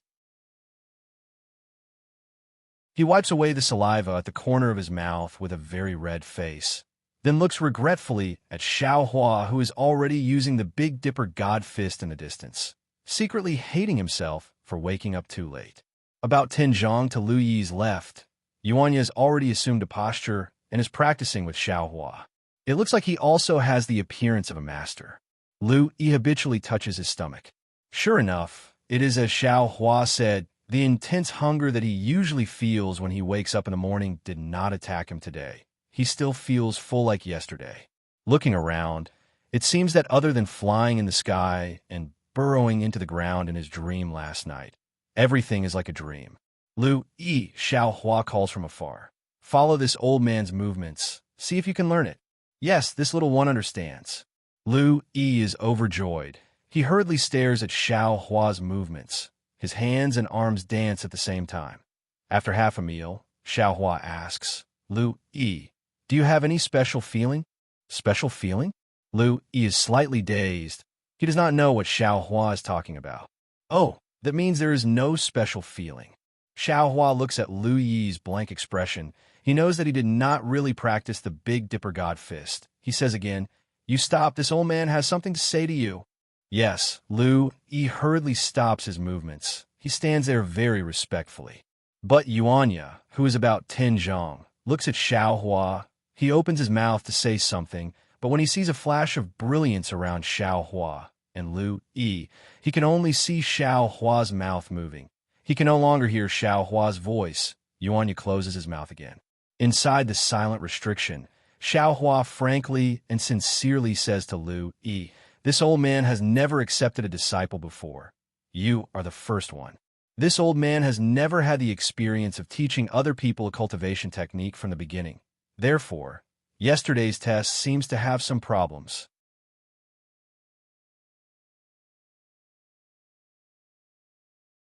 Chapter 32. Seeing the joy in Lu Yi's eyes, Xiao Hua hurriedly waves his hand and says, "Of course, this doesn't mean that you will definitely be able to cultivate. Don't be happy too early. I thought about it last night. Now I have several different cultivation methods. If you are willing, I can teach you one by one. You can see for yourself which one is useful." Immortal Master, Lu Yi's gratitude in his heart is incomparable. He really couldn't imagine that he would be able to obtain several different cultivation methods. He can't help but call out "Immortal Master" and kneels on the ground. He is so excited that tears flow down, as if he wants to turn last night's depression into sobs. "You don't have to be like this," Xiao Hua says with a smile. "I'm only giving you some insignificant things. Whether you can step on this road in the future will depend on yourself. In particular, I'm also doing an experiment on your body to see if my idea is correct." Taoist Xiao Lu Yi calms down and kneels on the ground and says, "I know that I am not worthy to be Taoist Xiao's disciple. However, I have regarded Taoist Xiao as my senior since yesterday, the person closest to me in this world. Not to mention doing an experiment for Taoist Xiao. Even if I have to sacrifice my life, so what? And get up." Xiao Hua looks at this clever child and says with a smile, "Just like yesterday, I will recite the cultivation method to you." "Yes, Taoist Xiao." Lu Yi suppresses the excitement in his heart and simply doesn't get up. He directly uses his hands to support himself and sits down cross-legged. Then Xiao Hua recites an earth attribute cultivation method to Lu Yi's ear 3 times. As expected by Xiao Hua, Lu Yi is indeed smart. Xiao Hua only needs to recite it once, and Lu Yi already remembers it clearly.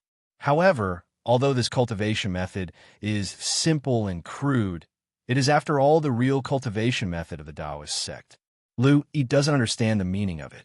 Although he repeats it several times and remembers it without missing a word, he doesn't know when he will be able to draw in qi into his body. "Lu Yi, you must remember this. This cultivation method cannot be easily revealed. You can only cultivate it by yourself." Xiao Hua says again, "Now you must comprehend it yourself. First, you must be able to sense the qi of heaven and earth. When you reach this step, only then will you know if you can cultivate it or not. If there is anything you don't understand, just ask me." "Yes, I understand." Lu Yi was completely baffled by what he heard, but he didn't dare to say anything. His mind was only filled with the first layer of qi refining cultivation technique, and he silently recited it over and over again for fear of forgetting even half a word. Looking at Lu Yi's serious expression, Xiao Hua couldn't help but think of himself back then. He thought to himself, this qi refinement technique was originally recorded in the language of Dawn Rain Continent. I wonder if it's suitable for me to use the language of Hidden Immortal Continent to speak about it. However, this Xiao has already used this cultivation method once last night, so it should be feasible. As for the rest, we'll talk about it at the auction. Lu Yi wanted to comprehend an aura refining technique, so the task of driving the carriage naturally fell on Yuanya's shoulders. Although the carriage wasn't small, it wasn't big either. It was filled with all sorts of things, so Xiao Huan naturally didn't want to sit in it. Thus, he rode on Yuanya's horse and walked in front of the carriage. After leaving Longevity Town, the main road gradually became uneven. Although it was still wide, there were fewer people walking on it. There were more people riding horses and carriages. After a few days, there were almost no pedestrians. Instead, there were only some carriages and horses. Hidden immortal continents, She Country wasn't as beautiful as Dawn Rain continent's She Country. Beside the main road were low hills. On top of the hills were some wild trees that were about 1 zhang tall. They were sparse and couldn't form a forest. Under the wild trees, the grass was also yellowed. There wasn't any verdant green. Occasionally, there was a dense mountain forest between a few hills. If one looked carefully, they weren't lush at all. The sun was hanging in the sky, mercilessly shining on the ground. The dust brought up by the galloping horses was blown up by the wind. When it hit one's face, they would feel a burst of annoyance. Yuan narrowed his eyes. The reins in his hand were very stable as he controlled the carriage. He let the dust fall on his face and his open chest. This dust was raised by Xiao Jian's horse. It was just 2 zhang away from Yuan's right hand. Xiao Jian seemed to be in a sorry state. His forehead was already covered in sweat. His back was also soaked with sweat. A layer of white marks appeared on his Taoist robe. Yuan looked at Xiao Hua on the horse in front of Xiao Jian. At this time, Xiao Hua wasn't riding a horse like Xiao Jian. He was holding the reins and using the whip to urge the horse. Instead, he was simply sitting cross-legged. He only put the reins on the horse's neck and let the horse move on its own. However, this kind of strange posture made Yuan feel incomparably harmonious. It was as if Xiao Hua was a part of the horse and couldn't be separated. Therefore, not only did Xiao Hua's horse run easily, it also ran the fastest. Sigh, Yuan looked. He couldn't help but feel as if he was looking at a high mountain. For someone like Yuan who had grown up in the jungle, the divine abilities that Xiao Hua had displayed before were indeed shocking. However, it wasn't as profound as the unity of man and nature that Xiao Hua displayed while riding a horse. He couldn't help but sigh. He turned his head and looked at Lu Yi, who was comprehending the cultivation technique behind him. A kind of jealousy that he had never felt before spontaneously arose. In his heart, strength was supreme, whether it was in the jungle or in the arena. And Xiao Hua was the most direct method to raise his strength to a level that he had always dreamed of. That's right. In Yuan's heart, Xiao Hua wasn't necessarily a teacher. He was just a method or path. Suddenly, a kind of vigilance arose in Yuan's heart. It was as if there was an even more ferocious animal spying on him from behind. It immediately made all the hair on his body stand on end. Which immortal friend has come to visit? Please show yourself. Just as Yuan was about to open his mouth to warn Xiao Hua stretched out his hand and grabbed the reins of the horse. He spoke in a very leisurely tone. Stop. Yuan pulled the carriage with his arms and turned his head to look at the road they had come from. Immortal friend Xiao is indeed powerful. A voice that was full of praise, but also a trace of disdain, came from afar. At this time, Yuan and the others were on a mountain ridge that wasn't very high. A winding mountain path extended from the bottom of the mountain ridge to the top of the mountain. At the end of the mountain ridge, a cloud of thick smoke was rapidly moving along the mountain path. When it reached the foot of the mountain, the faint sound of horses neighing could be heard. The thick smoke actually floated up from the mountain path and rushed towards Yuan and the others. The sound of horses neighing could be heard. Yuan felt a chill in his heart. His steel-like arms couldn't help but tremble. When he looked at the 4 fine horses, they were even more unbearable. Lai. The same neighing sound, but it was actually a sorrowful cry. The 4 horses' legs went soft, and they collapsed on the ground, scared witless. Their forehooves trembled, and they didn't dare to move. See, Yuan jumped up, and at the same time, he stretched out his hand and grabbed Lu Yi, who had his eyes closed, by the collar and easily landed on the ground. Xiao Hua and Xiao Jin naturally also easily floated down from the back of their horses. They looked back with some astonishment. When the black smoke flew closer, Yuan's eyes narrowed, and he coldly looked at it. It was a large and sturdy horse. It was about 10 feet tall, and its entire body was pitch black. This large horse was very strange. Aside from a few extremely long manes, there were also strange scales covering its body. It looked like an ordinary armor. The black smoke came from the mouth and nose of this large horse.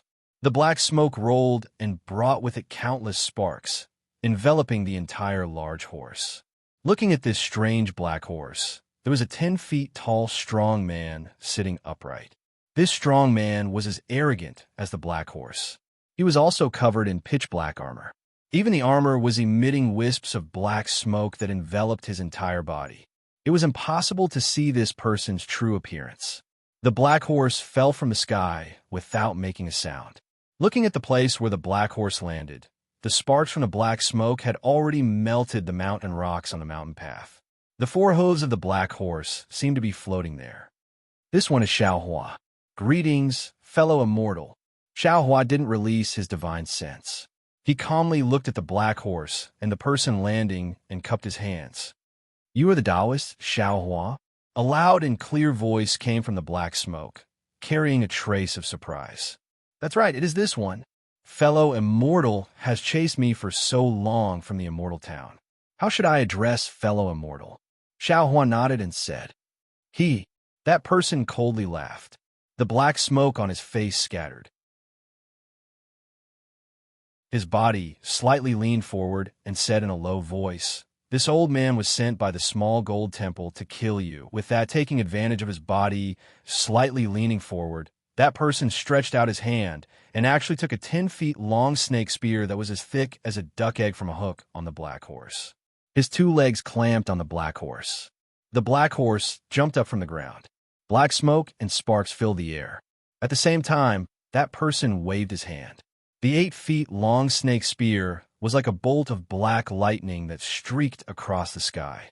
It carried the power of the person and the horse as it pierced toward Xiaohua. Yuanya suddenly froze. His originally slightly squinted eyes instantly shrank to a point. He didn't know what others were feeling. He only knew that when the person on the horse waved the 8 feet long snake spear, waves of sonic booms came from the spear. The pitch-black lightning attracted all of his attention. His mind couldn't dodge, even if he wanted to. Yuanya believed that if he was facing this spear, there was absolutely no way he could dodge it. There was no other way but to die. Buddha's sex-balled donkey is really hateful. Yuanya's heart was filled with hatred. He looked at Xiaohua with extreme worry. Woo! A sound like a gust of wind came out of nowhere. Then there was a loud bang. Yuanya felt a burst of pain in his ears. Then a wave of air rushed out from not far away. In an instant, his body was lifted up, and he was sent flying towards the side of the mountain. Lie. Without waiting for Yuanya to stabilize his body, an even louder horse's mournful cry sounded. The black horse that was previously incomparably arrogant seemed to have been struck by lightning. It trembled violently and quickly retreated. There was even more black smoke and sparks coming out of its mouth and nose. However, the black smoke around its body was blown away by the wave of air just now, revealing 4 slightly trembling hooves.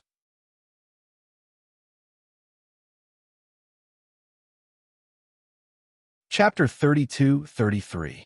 Looking at the black-armored man, he was in an even worse state than Yuanya. His body had been sent flying, and the 8 feet long snake spear in his hand flew diagonally into the air. The black smoke that was originally protecting the black-armored man had now disappeared, revealing a large head under the armor. On the face of this head, there was a pair of broom-like eyebrows and 2 leopard eyes. Now they were filled with horror. On the mountain path, Xiaohua's thin figure stood steadily. The wishful staff in his hand gently twirled one after another, as if the attack just now was child's play.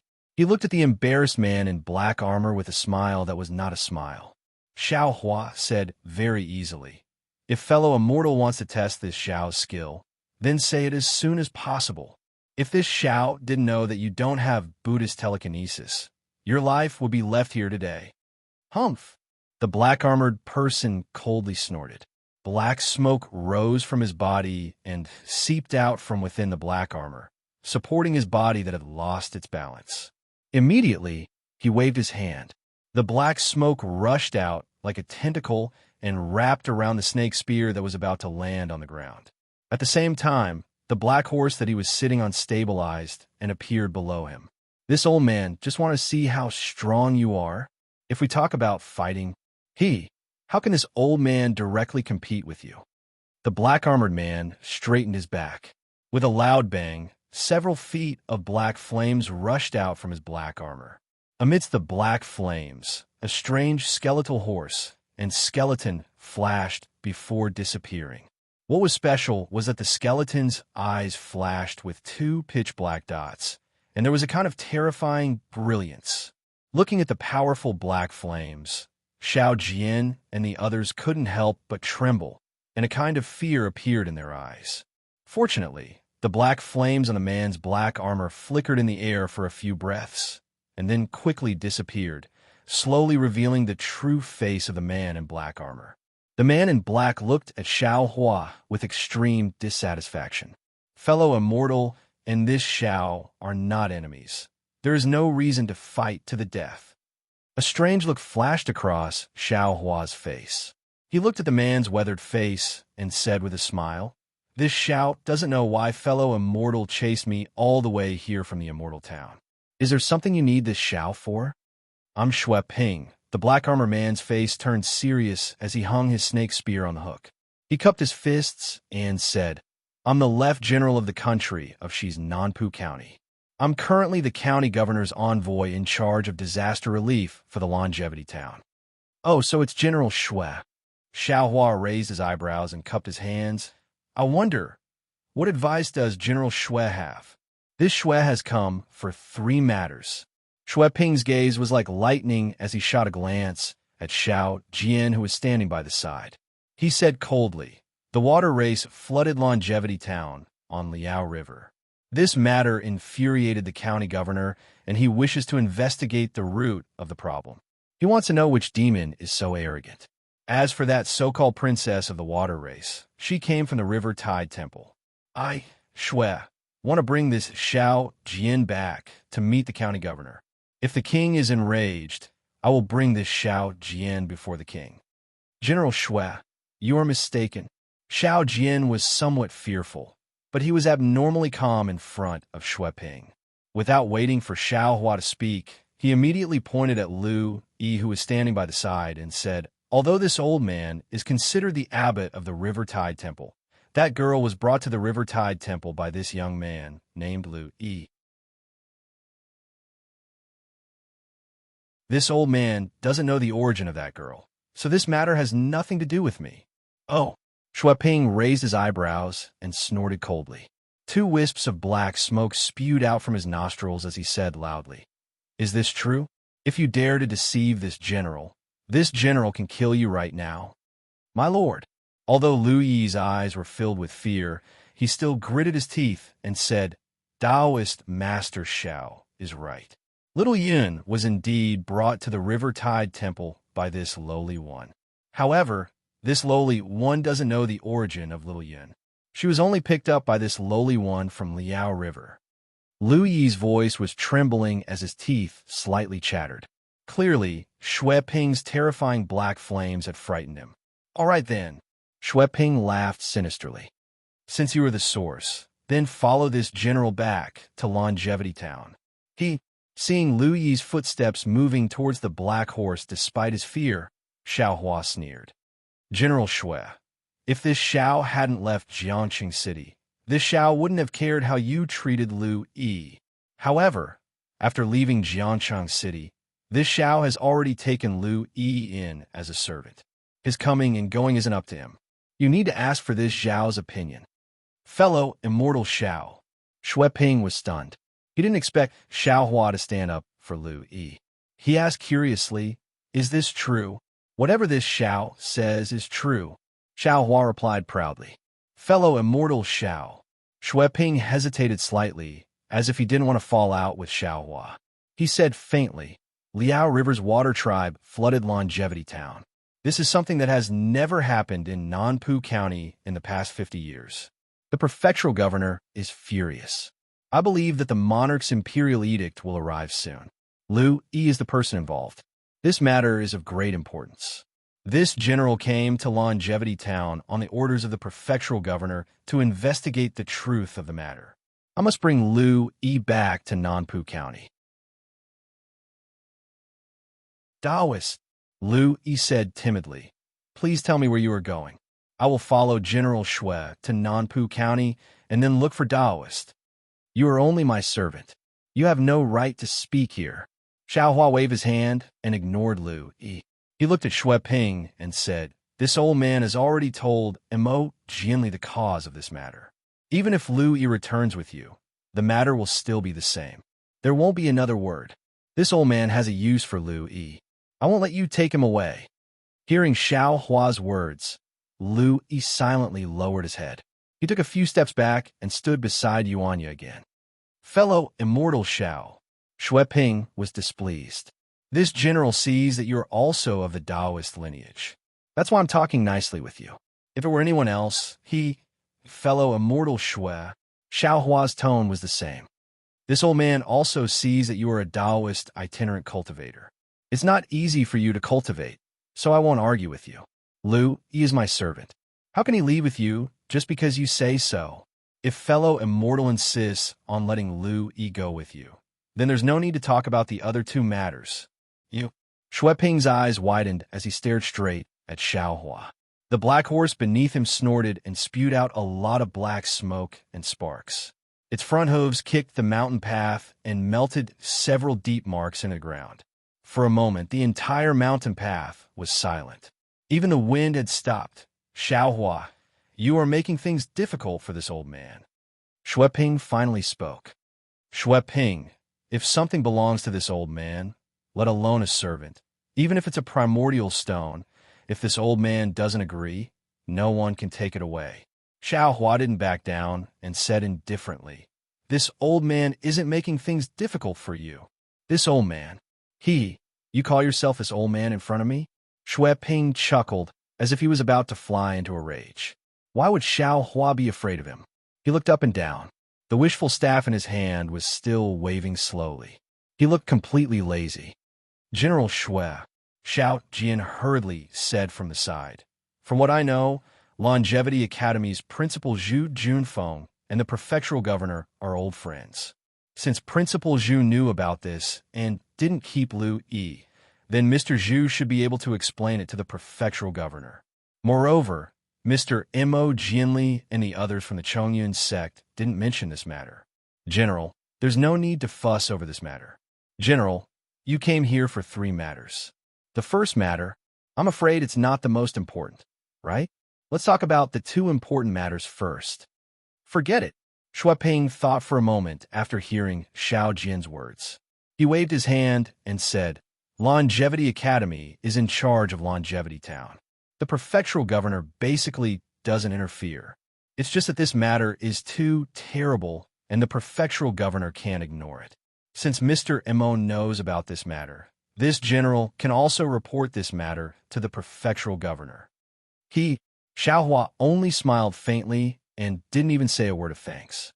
Since Shui Ping was given a way out, he said, of course, this general isn't afraid of fellow immortal Xiao.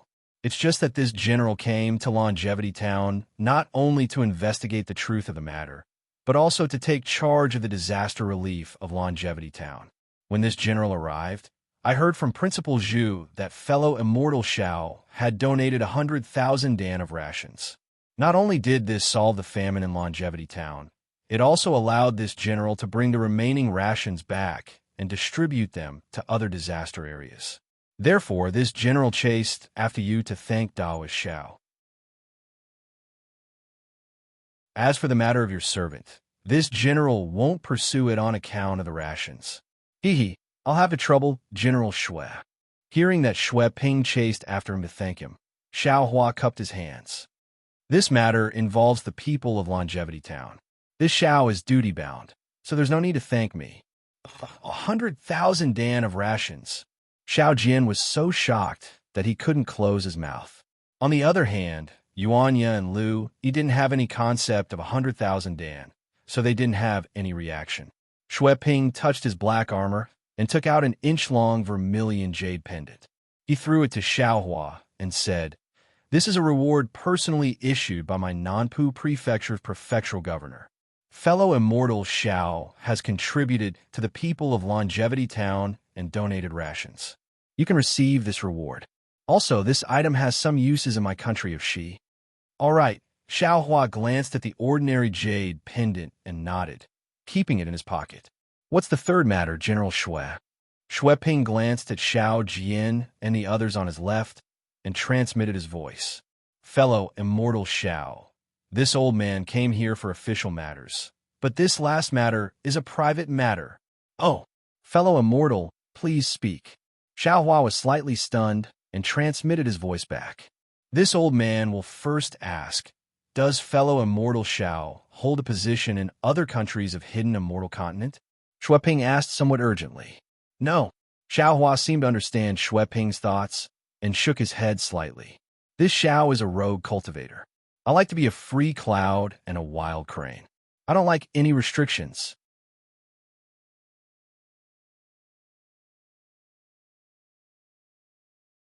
Chapter 32-34.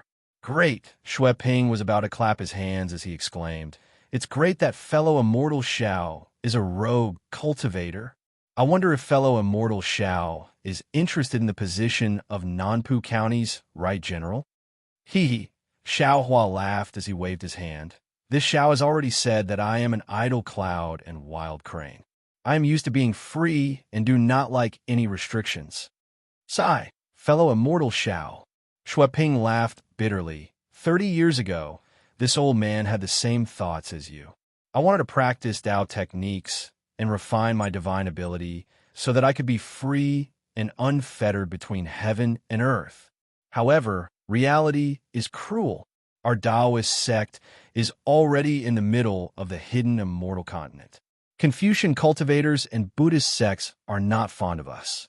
The primordial stones, spirit herbs, and elixirs that we need for cultivation are not easy to obtain, especially Taoist cultivation techniques. Even if Confucian cultivators and Buddhist sects destroy them, they will not fall into our hands. This old man cultivated to the third stage of the first grade primordial energy back then, but was unable to advance any further. I thought of many methods, but to no avail. Thus, I had no choice but to serve under Nanpu County's county governor. You see, in just 30 years, this old man has advanced from the third stage of the first grade primordial energy to the second stage of the second grade primordial energy. This is something that this old man did not even dare to think about in the past. This old man is unable to tell fellow immortal about the benefits within. However, fellow immortal can think about it. With the power of a county supporting your cultivation, how could you not advance by leaps and bounds? At least it is better than a rogue cultivator like you finding your own way, right? Xue Ping advised again. Under Nanpu County's county governor, there is only this old man as the left general. The cultivation of the other Taoist cultivators are all shallow. This old man alone is unable to support them and is unable to contend against the other Buddhist sects and Confucian cultivators.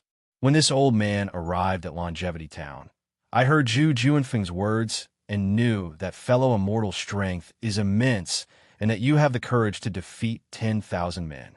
I immediately rushed here to thank fellow immortal.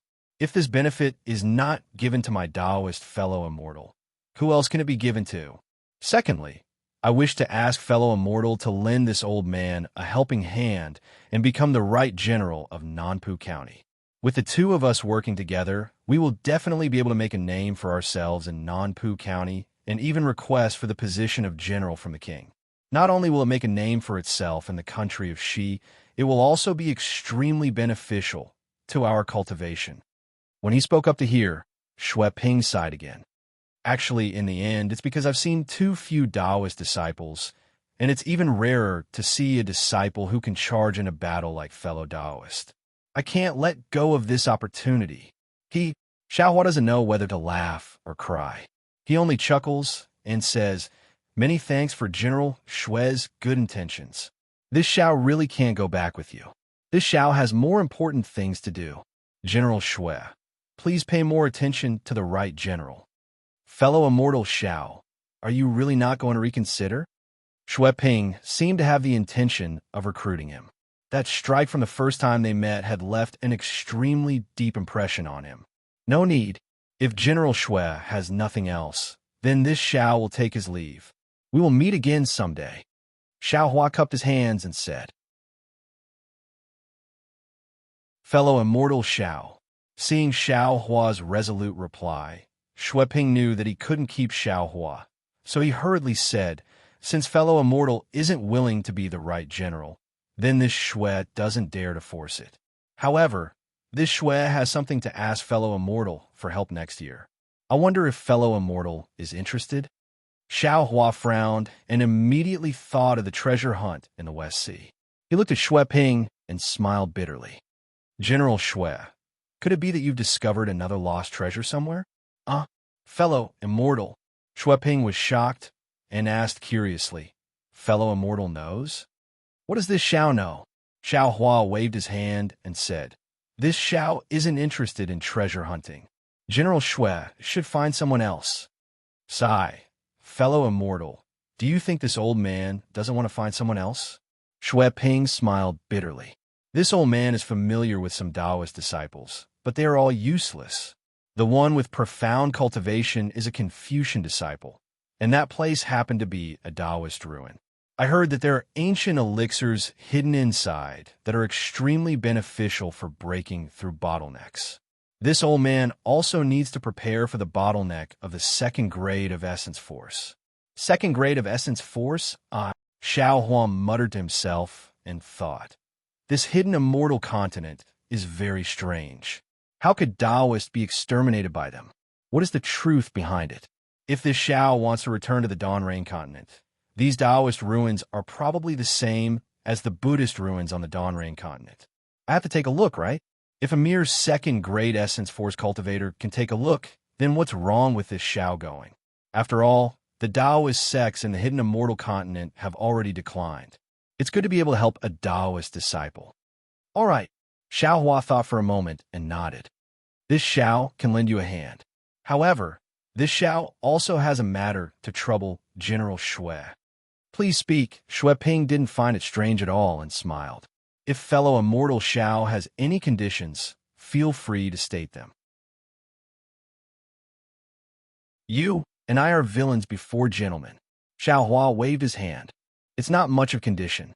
It's just that this Xiao is looking for a place called Lu Town. If General Xue can help this Xiao find a place called Lu Town in the hidden immortal continent, this Xiao will definitely help you." Xueping took a deep breath and looked at Xiao Hua. His expression was strange, but he couldn't tell what he was thinking. After a moment, he sneered again. "Fellow immortal Xiao, are you making fun of this old man? If you don't want to go, you don't have to go.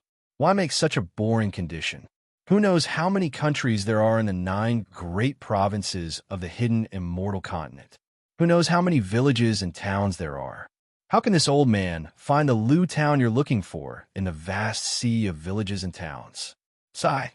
It's really not as simple as this Xiao and Xiao Jian thought. Xiao Hua sighed in his heart and spoke again. "General Xue is wrong. This Xiao isn't lying. This Xiao is indeed looking for Lu Town. Since General Xue is the left general of the country of Xi's Nanpu County, you must have some conveniences in this area."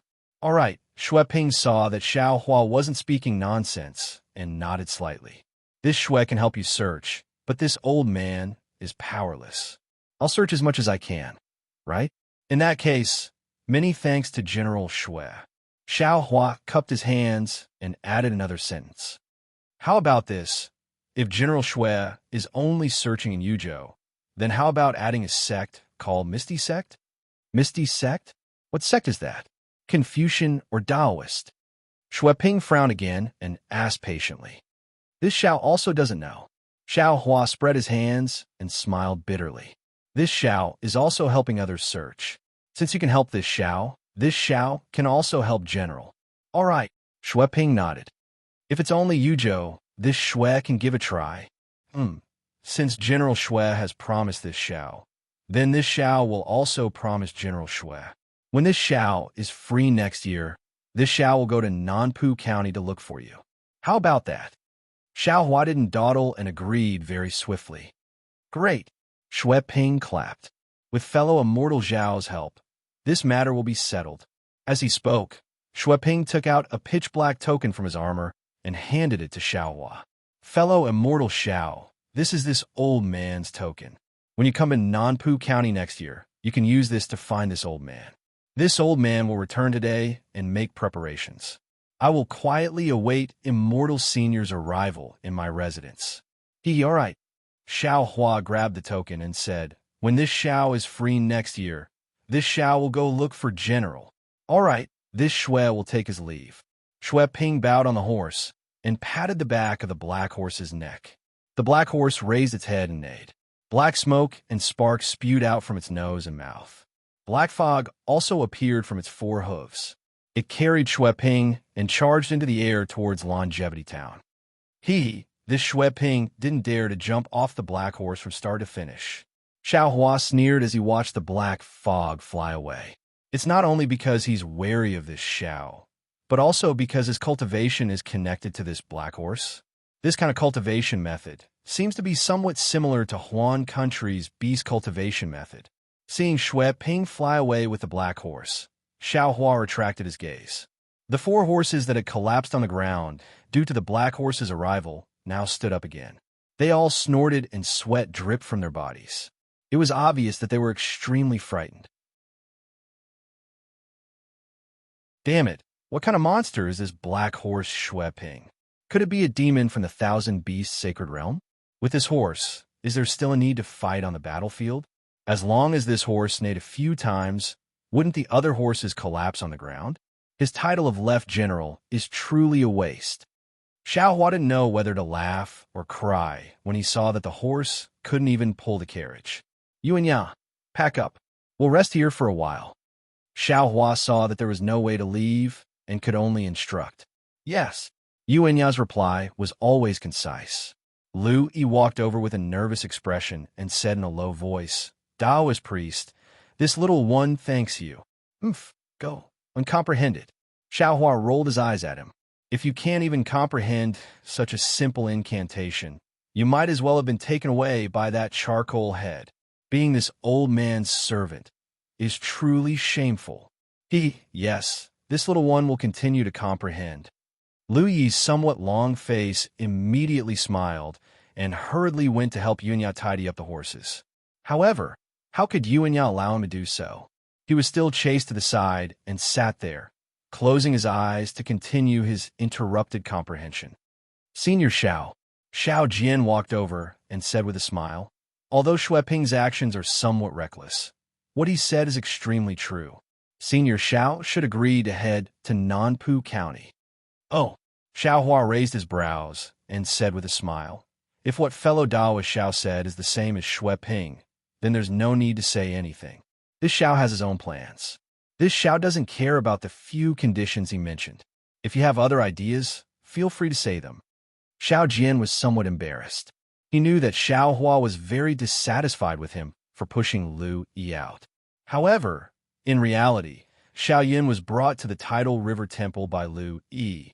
If he didn't hear Xiao Hua and the others mentioned on the way, he wouldn't have known that Xiao Yun was the princess that the Water Tribe wanted. Xiao Hua was obviously dissatisfied with Xiao Jian, and Xiao Jian himself felt wrong.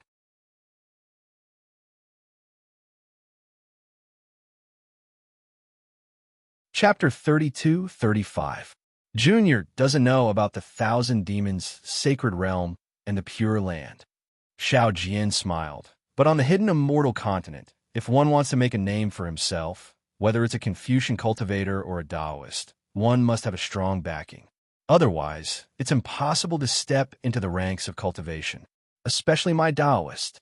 Right now, you can teach Lu Yi the basic incantation and let him enter the foundation building stage. However, if he doesn't have the support of spiritual herbs and medicinal pills, I'm afraid it will be impossible for him to reach the enlightenment and fusion stages by himself. Senior is already cultivated to the 3rd level of origin energy and is the target of recruitment for the prefectural governors and monarchs of various countries. Senior can take advantage of this. No need to say more. Xiao Hua waved his hand. This Xiao has no interest in this matter. Yes, Junior understands. Xiao Jian hurriedly shut his mouth, but after thinking for a moment, he couldn't help but say, actually, Senior can also hand over the matter of finding Lu Zhan to Shui Ping. The country of Xi is neither big nor small in Yu province and has a good relationship with the nearby countries. It's hard to say about other provinces, but Yu province should be able to find out. This old man has already entrusted it to him. Xiao Hua said indifferently. Oh, by the way, it seems like you're very familiar with the situation in Yu province. Yes, Junior did a lot of homework in this area back then.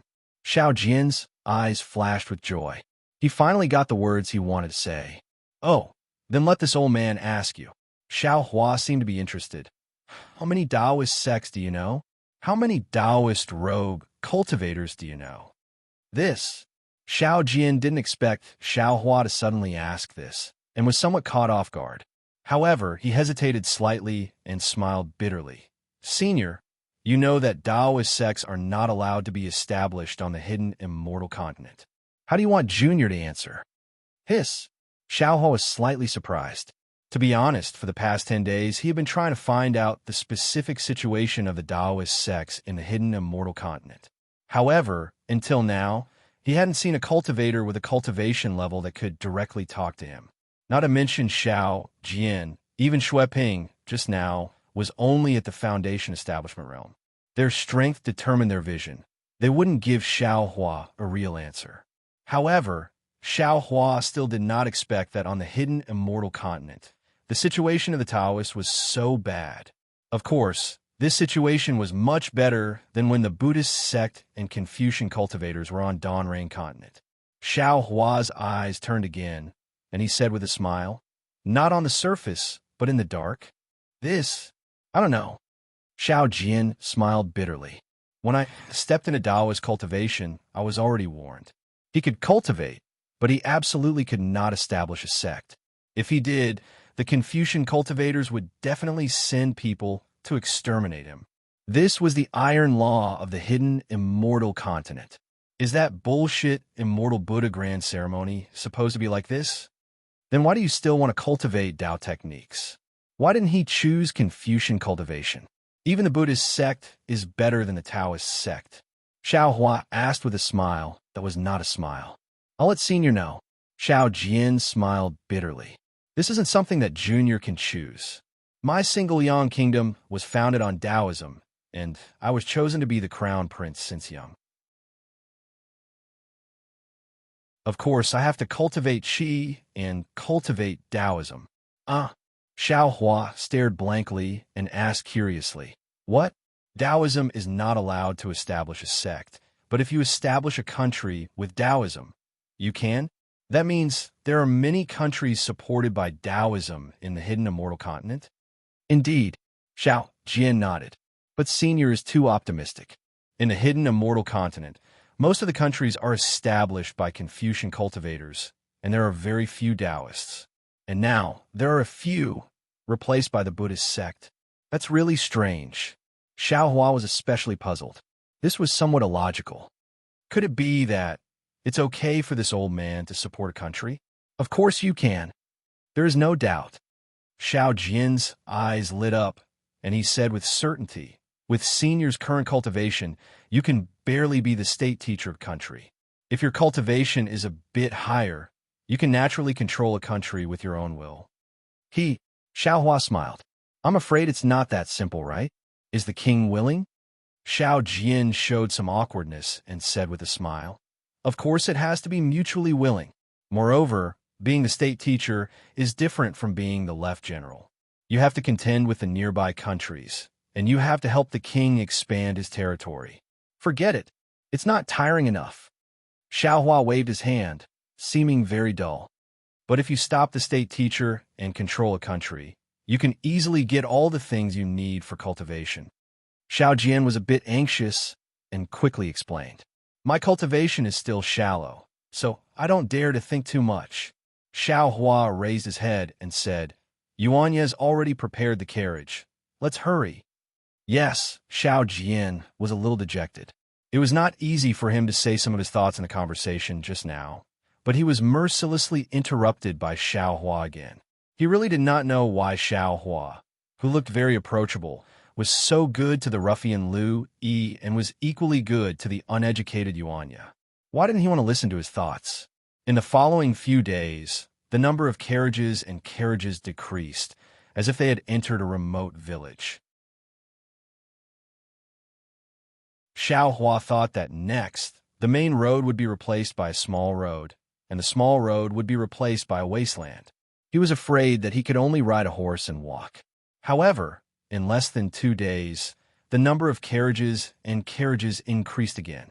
The main road did not show any signs of narrowing, but instead became more spacious and flat.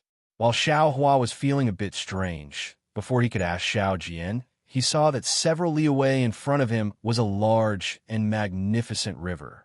Above the river, there was a stone bridge that spanned across both sides.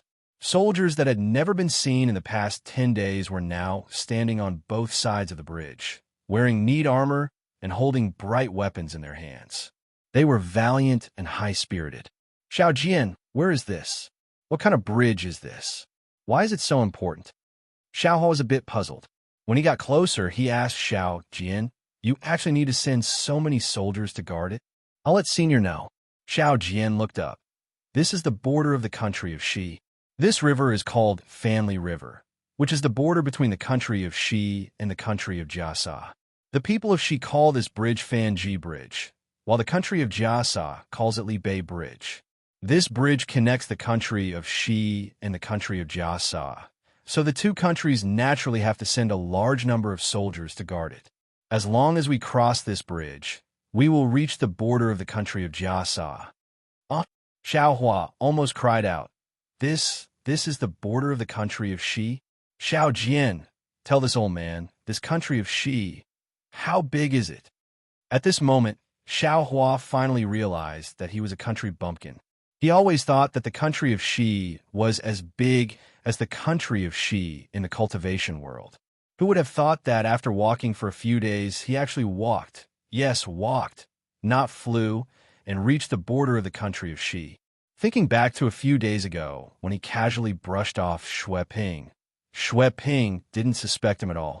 It turns out that Xue Ping knew that he could rush back to the country of Xi next year, even if he had to walk.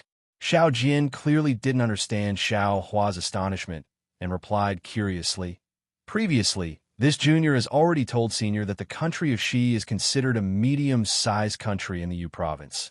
It should have a radius of 1,000 li. Nanpu County is also the county closest to the country of Jiasa. Although Longevity Town is also the closest town to the country of Jiasa, is still about the same. As for the country of Jiasa, according to what this junior knows, its radius is only about 800 li, smaller than the country of Xi. And on the other side of the country of Jiasa is the country of Bronze Pillar. The country of Bronze Pillar is rich in bronze, and its territory is twice the size of the country of Xi. It should be about 2,000 li. It is said that the country of Bronze Pillar is currently fighting with its neighbor country of Jiang. If there are no accidents, the country of Bronze Pillar should be able to win. Then, after the country of Bronze Pillar annexes the country of Jiang, it will expand to about 3,000 li. Damn it, this Xiao understands." Xiao Hua almost roared from the bottom of his heart. No wonder this hidden immortal continent has provinces as the boundary. It is within these provinces that the countries are divided. It turns out that these countries are all extremely small and can't be compared to the countries of Xi, Meng, and Lian on the Xiaoyu continent. If this is the case, not to mention one country, even if this Xiao supports 5 or 10 countries, so what? It's just a territory of 10,000 li. Looking at Xiao Hua's green and red face, Xiao Jian didn't know what Xiao Hua was thinking. Xiao Hua didn't say anything, and he didn't dare to ask. However, when he saw the side of the bridge, the line of carriages waiting for the soldiers to inspect and pay, he immediately understood.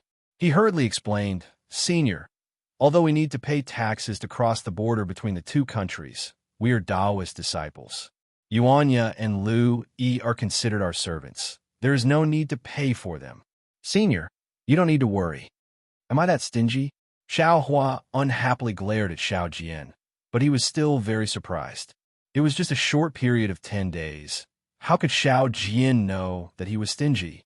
Yes. Xiao Jian hurriedly replied. Oh, that's right. This Jiasa country is only 800 li. It's a small country. Then why is the Copper Pillar country giving up so much? Xiao Hua asked, puzzled. Xiao Jian understood something and said with a smile, didn't this junior already say it before? Every country has an imperial advisor and the others, and even has the support of various Confucian sections. Although this Jiasa country is small, it should have the support of the Chongyan sect and other Confucian sects, so the Copper Pillar country does not dare to invade. As for the country of Jiang, if nothing unexpected happens, it should be supported by a Taoist senior. At this point, Xiao Jian's eyes flashed with a hint of sternness, and he added, of course, in the past few decades, the Buddhist sect has infiltrated the hidden immortal continent too quickly.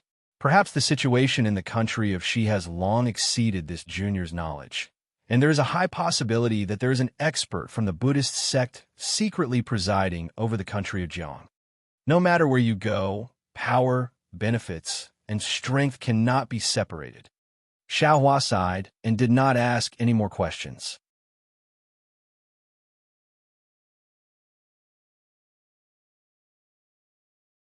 Chapter 32-36. Just as Xiao Jian said, there were many carriages and merchants waiting to be inspected by the Shi soldiers. They passed through the border and entered the bridge. Meanwhile, Xiao Jian spurred his horse on, not even bothering to line up. He galloped through the center of the road, heading towards the soldiers who were holding weapons and guarding the bridge. Taoist priest, please wait. One of the soldiers walked out and raised his hand, shouting, please take out the official document for inspection. Boundless holy man.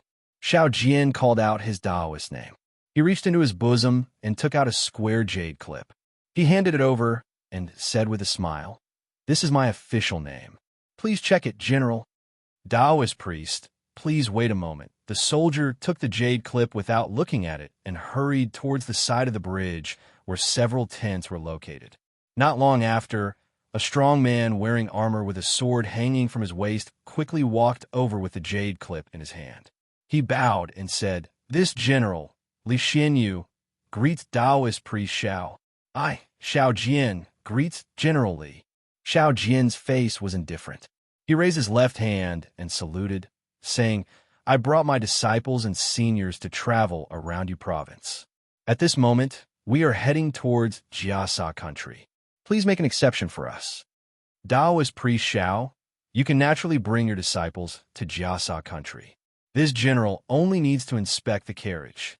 Li Xinyu looked at Xiao Jian, then looked at Xiao Hua and the others and said with a smile, but you only wrote Taoist Xiao and a boy named Yuanya in the official document. There are still a few blanks left behind, and the remaining 2 boys. How dare you? Xiao Jian shouted, raising his hand. He looked at Xiao Hua very respectfully and said, this is the senior of this old man's sect. How can this old man's name be written on this old man's official document? This general greets immortal master. Li Xinyu was shocked and hurriedly bowed in front of Xiao Hua. After all, for a young man to be called a senior by an old man, this young man immediately had the demeanor of an immortal master. Xiao Hua nodded and waved his hand. Li Xinyu couldn't help but stand up. Immortal elder. Li Xinyu straightened up, swallowed his saliva, and said nervously, I know that Immortal Master is a senior expert, but does Immortal Master do you have an official document? This old man doesn't have any official documents. Xiao Hua shook his head. This old man also doesn't need any official documents. This. Li Xinyu gritted his teeth and said awkwardly, the order I received is that anyone who comes from the border in front of me must either pay customs duties or have an official document. So that's how it is. Xiao Hua nodded. This old man won't make things difficult for you, senior. Xiao Jian smiled and said, as long as you fly over this bridge, you won't have to pay any tariffs. Oomph. Xiao Hua unhappily looked at Xiao Jian. He clapped his hand and took out a low-grade spirit stone, throwing it to Li Xinyu, and said, this old man doesn't have the gold and silver used in the secular world. This is a primeval stone. What do you think? Immortal Master. Li Xinyu didn't expect Xiao Hua to be so amiable and actually take out a celestial stone. He hurriedly and carefully caught it, smiling apologetically. You don't have to do this. The order is just to prevent people from pretending to be outsiders. Since a mortal master is an outsider, you naturally don't have to pay customs duties. Having this old man take back what he took out, Xiao Hua said indifferently, you are also a general of a region, so you still have to abide by this order. Besides, this old man doesn't care about a single primeval stone. Yes, this little one understands. Li Xinyu lowered his head. Can this old man leave now?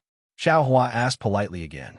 Li Xinyu hurriedly stretched out his hand and pulled the reins of Xiao Hua's horse, saying respectfully, this little one will send a mortal master over. Hee, thank you for your trouble. Xiao Hua smiled and nodded. Damn it, a single primeval stone. It's gone just like that. Xiao Jian watched as Li Xinyu put the primeval stone into his pocket. His eyes turned into hooks, wanting to hook the primeval stone out of Li Xinyu's pocket. He complained in his heart. Li Xinyu led Xiao Hua's horse all the way to the middle of the bridge before stopping. He bowed and said, Immortal Master, after crossing this bridge, the border of Jiasa country will be there. This little one doesn't dare to cross, so this little one can only send you here. Okay, thank you generally. Xiao Hua nodded his head and patted the horse. The horse took small steps and crossed the blood-red mark in the middle of the bridge. At this moment, a burst of noise that sounded like the chirping of birds came from the distant horizon. At the same time, a gust of wind blew, causing the various flags on the bridge to flutter in the wind. Lie. The pitiful horse let out a mournful cry, as if it was extremely scared. It kicked its forehooves and was about to rush down the bridge. Xiao Hua frowned and coldly snorted. The horse immediately felt its body become heavier. Don't talk about running, it couldn't even stand stably. Just as the horse was about to collapse on the ground, Xiao Hua floated down and patted the horse. The horse obediently laid down on the bridge. Caw, caw, caw. The sound of birds chirping turned into a burst of horse laughter. It came from the right side of the bridge. A black cloud flew over from there and quickly passed by everyone's eyes. Xiao Hua's gaze swept over and saw an extremely ugly demon within the black cloud. Its body was covered in black fur, but it was holding an almost naked woman in its embrace. The woman was as beautiful as a flower. Her skin was whiter than snow. Her lotus-like arms were wrapped around the demon's neck. The black and white contrast between the two people was extremely clear within the black cloud. These two people didn't seem to care about the secular people on the ground at all. They seemed to be teasing them as they rushed forward and disappeared. See? This. Isn't that a demon? Xiao Hua was a little shocked. Looking at the trembling Li Xinyu not far away, he asked curiously, how can it come and go so freely in Jiasa country and Shi country? Good. Senior Immortal knows. Li Xinyu lowered his voice and said, this demon is not from my Shi country. In the middle of Jiasa country, Bronze Pillar country, and Jiang country, there's a black cloud ridge. It is a place that the three countries are unable to take care of. If I'm not wrong, this demon should be from the Black Cloud Ridge. Oh, Senior Immortal, if you go to Bronze Pillar country, you naturally won't be able to, but if you still want to go from Bronze Pillar country to Jiang country, then you'll have to pass by the Black Cloud Ridge. Senior Immortal must be careful. I heard that many people have been buried there. Yes, this old man knows. Xiao Hua nodded. He floated onto the horse and was about to enter Jiasa country. Senior Immortal, Senior Immortal. Another voice came from behind Xiao Hua and the rest. Oh, Xiao Hua turned his head to look, only to see an old man with white hair and a beard catching up to them while panting. Xiao Hua looked at the old man and frowned. It was obvious that this was an old man from a secular world. He looked to be around 60 years old. To be honest, compared to Xiao Hua's age, he was really like a child. However, Xiao Hua looked to be in his 20s. When facing this kind of white-haired old man, he felt a kind of pressure in his heart. He would naturally call him an old man, and would also naturally call him a brat. Could this be the legendary judging a book by its cover? Xiao Hua rubbed his nose and laughed bitterly to himself. What's the matter, old man? Fortunately, before Xiao Hua could speak, Xiao Jian had already stood in front of Xiao Hua. Greetings, Taoist. The old man bowed respectfully. This old man is Qi Jin from the Sunhai Trading Company. I came to look for Taoist. There is something I would like to discuss with Taoist. As he spoke, the old man glanced at Xiao Hua. Xiao Jian frowned and said curiously, and the others don't have a place to stay, and we don't have any training grounds. If old man has any wish to fulfill, I'm afraid I and the others won't be able to satisfy it. Taoist. Qi Jin's face had a trace of pleading as he said in a low voice, this old man doesn't want to pray for the gods. This old man has another matter to discuss with Taoist. If possible, I would like to ask Taoist to cross the bridge with your master and wait by the roadside. This old man will explain everything. As he spoke, Qi Jin took out a small silver ingot and stuffed it into Xiao Jian's hand. He said, in addition, my Sunhai Trading Company will pay for the customs for Taoist and the others to enter Jiasa country. I only hope that Taoist can hear about this matter. Xiao Jian touched the silver ingot and felt it was slippery. His heart was already blooming with joy. He turned to look at Xiao Hua and said with a smile, Senior, what do you think? Hee, you've already agreed, so why ask this old man? Xiao Hua smiled. At this time, he already had a plan for the road ahead. Everything was just a kind of experience. No matter what the old man's request was, in Xiao Hua's eyes, it might not be difficult. Even Xiao Hua had some intuition that it was related to the evil spirit in the black clouds. I's master has agreed. I will wait for you at the front. Xiao Jian looked at the many carriages lined up behind the old man and knew that this was the Sunhai Trading Company's fleet. It would take them a lot of time to cross the border. Yes, thank you, Taoist. Thank you, Immortal. Qi Jin was overjoyed at the unexpected good news. He bowed and hurriedly ran to the back. Following his shouts, a burst of laughter rang out. Some of the people next to the carriages saluted Xiao Hua and the others. Xiao Hua didn't care about these people's thanks. Instead, he asked in astonishment, Xiao Jian, could it be that, after crossing the border between Xi and Jiasa country, not only do we have to pay customs in Xi, but also in Jiasa country? Senior, Xiao Jian pulled the reins of his horse and followed Xiao Hua down the bridge.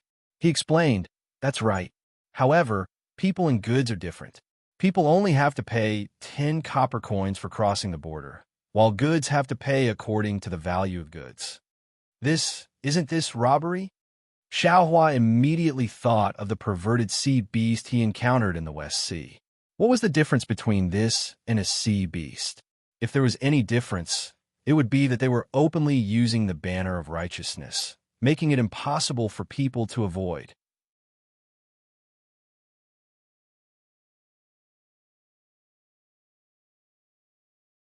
Chapter 32-37.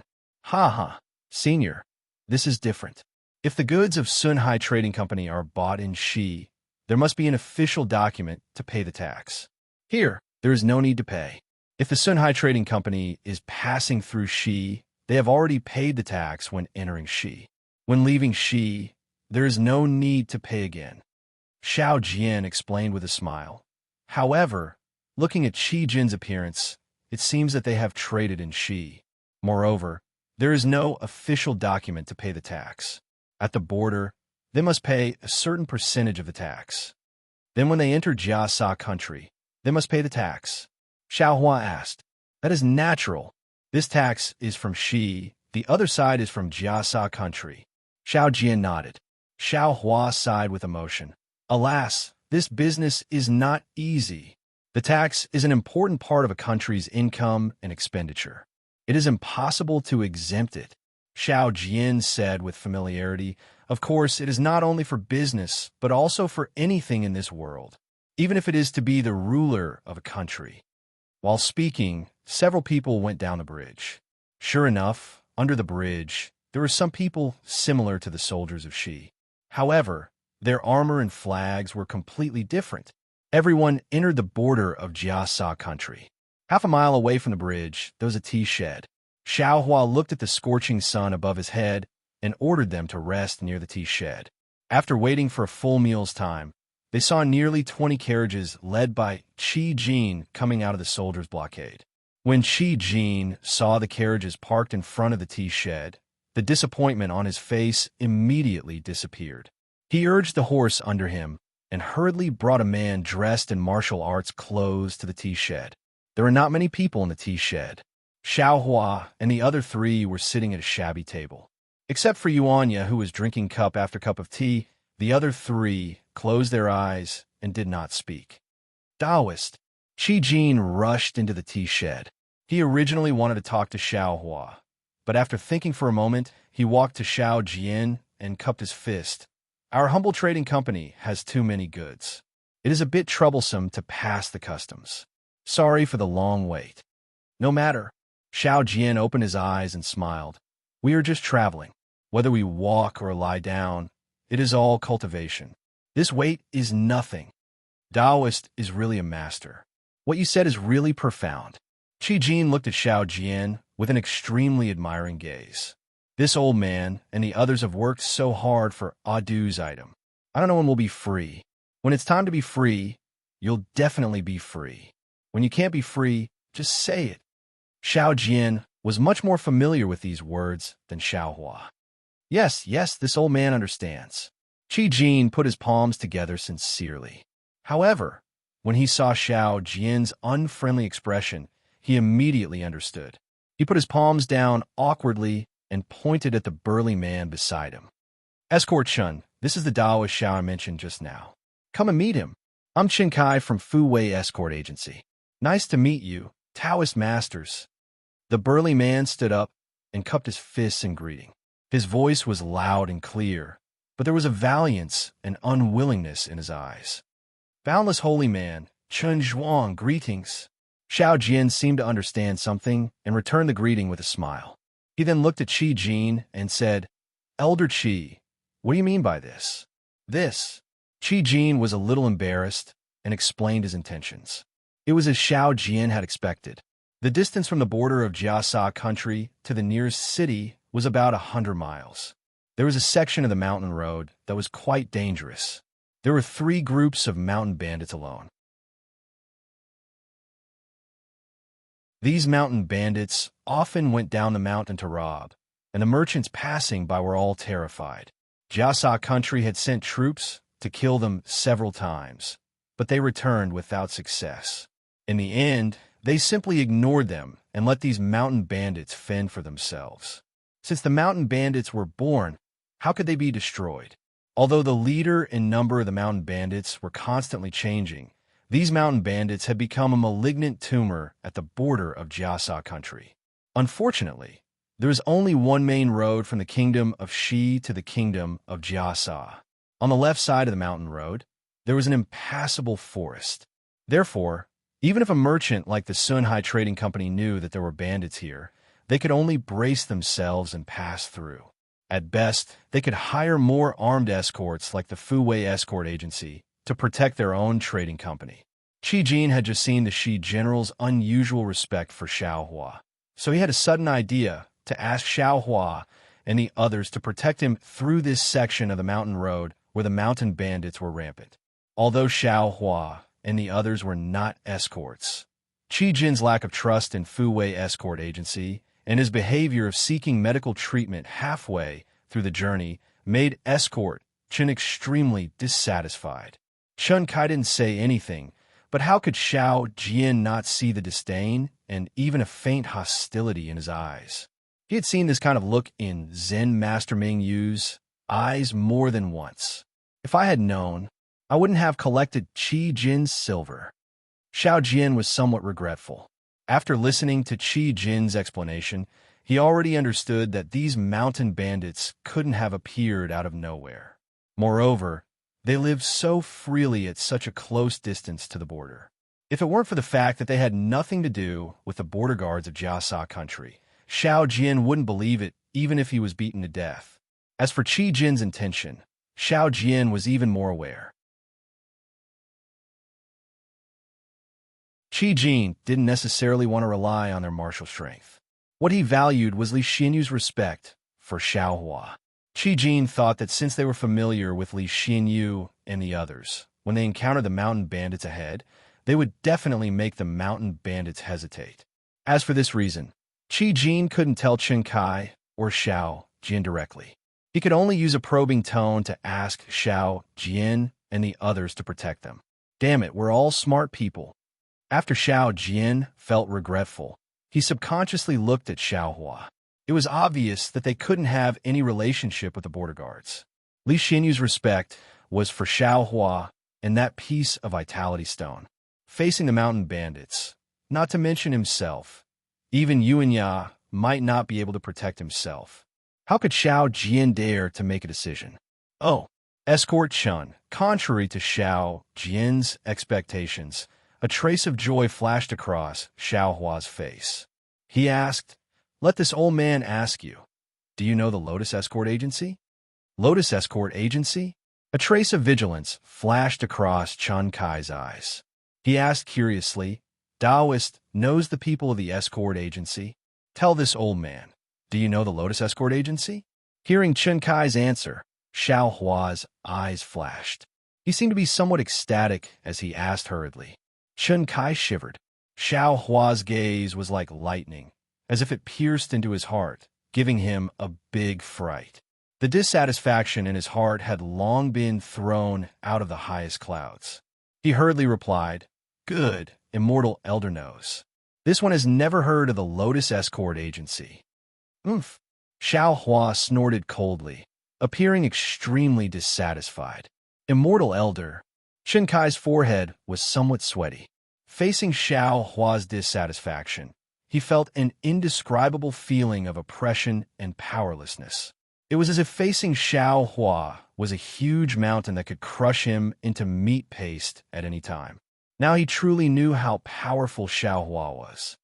"This one has heard of the Lotus Escort Agency, Swallow Escort Agency, Zhenfeng Escort Agency, but I've never heard of the Lotus Escort Agency. What about the Misty Sect?" Xiaohua knew that there wouldn't be any definite answer, but he still asked in a low voice. "This one has also never heard of it." Sweat dripped down Chun Kai's face. His knees almost went soft. He really couldn't face Xiaohua's incredulous gaze. This lowly one is just an ordinary escort. What immortal elder is talking about? This lowly one doesn't know. Who? Xiaohua let out a long sigh. He sighed again in his heart. AI escort. Isn't this one's second brother an escort? Lotus Escort Agency, Misty Sect. Why should this one make things difficult for an ordinary escort? Xiaohua let out a breath. Chun Kai immediately felt that the danger that could easily crush him to death had suddenly disappeared. Only then did he involuntarily stretch out his hand and wipe the sweat off his forehead. His heart also relaxed as if a huge rock had been removed. Immortal Elder. Qi Jin naturally saw Chun Kai's sorry state and was even more overjoyed in his heart. Seeing that Xiaohua's expression was good, he hurriedly said in a low voice, "This old one is so bold as to ask Immortal Elder to come with us. We will properly serve Immortal Elder along the way." Xiaohua ignored Qi Jin and raised his head to look at the road outside the tea shed. His gaze was somewhat blurred, as if he saw the end of the road and also the end of time. It was when Qi Jin mentioned the escort agency and the escorts that those distant memories began to appear like fragments. Lotus Flower Escort Agency, Armed Escort Agency, escorts, and other unfamiliar terms appeared like a fountain. He couldn't help but have the urge to ask. He really wanted to get what he wanted from this escort, called Chun Kai. Unfortunately, Xiaohua was still disappointed. Perhaps they're not far away. Xiaohua's heart was somewhat moved. The arena, the village, the escort agency, these are all things that Xiaoyu Continent doesn't have. They're all from this one's memory. Senior. Xiao Jian's voice was indistinct again, as if it came from the horizon and woke Xiaohua up from his homesickness. "We have to go either way. Why don't we go together?" "Up to you." Xiaohua's face was as calm as water, and it was impossible to tell if he was happy or angry. However, Xiao Jian already knew that Xiaohua was somewhat unhappy, so he hurriedly said, "If Senior likes peace and quiet, we won't follow the caravan. There's no need." Xiaohua waved his hand. "If we want to follow, then let's follow. It's good to be able to give him a helping hand." "Yes, Junior understands." Xiao Jian's mouth revealed a smile. He turned to Qi Jin and said, "Why aren't you thanking Daoist Xiao?" Yes, thank you Daoist Xiao. Thank you Daoist Xiao." Qi Jin was overjoyed and hurriedly bowed. He then pulled Xiao Jin's sleeve and hurriedly left, as if he had something to say. Chen Kai couldn't stand Xiao Hua's imposing manner and also took the opportunity to slip away. Seeing that everyone had left, Xiao Hua looked at Yuanya and said, "Yuanya, why haven't you spoken these days? Have you had enough of this tea?" "Daoist, Junior doesn't know how to speak. I might as well not speak." Yuanya drank another cup of tea and placed the somewhat tattered teacup on the table. "Junior will go get a carriage."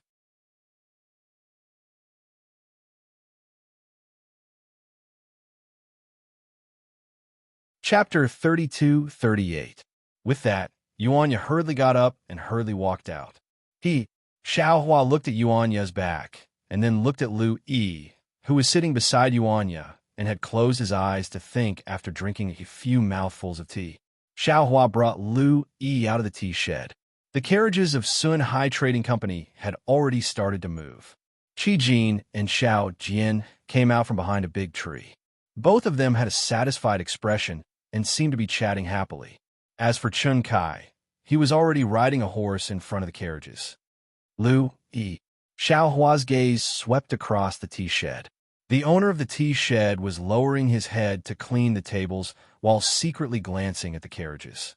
He coldly snorted and turned to Lu Yi and asked, "Have you comprehended this cultivation technique?" "Yes, Immortal Elder knows." Hearing Xiao Hua's question, Lu Yi opened his eyes and revealed a complicated expression. "Under Immortal Elder's guidance, this little one has already comprehended it yesterday, huh? You already comprehended it yesterday? How many days has it been?" Xiao Hua was shocked. He looked at Lu Yi from top to bottom.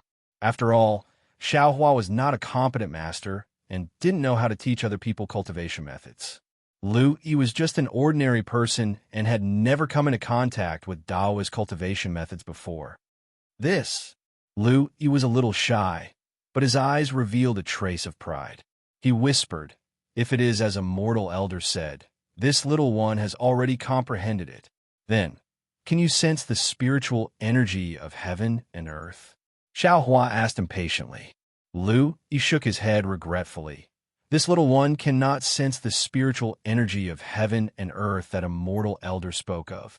I don't know if this little one's comprehension is wrong, or this little one does not have this kind of aptitude."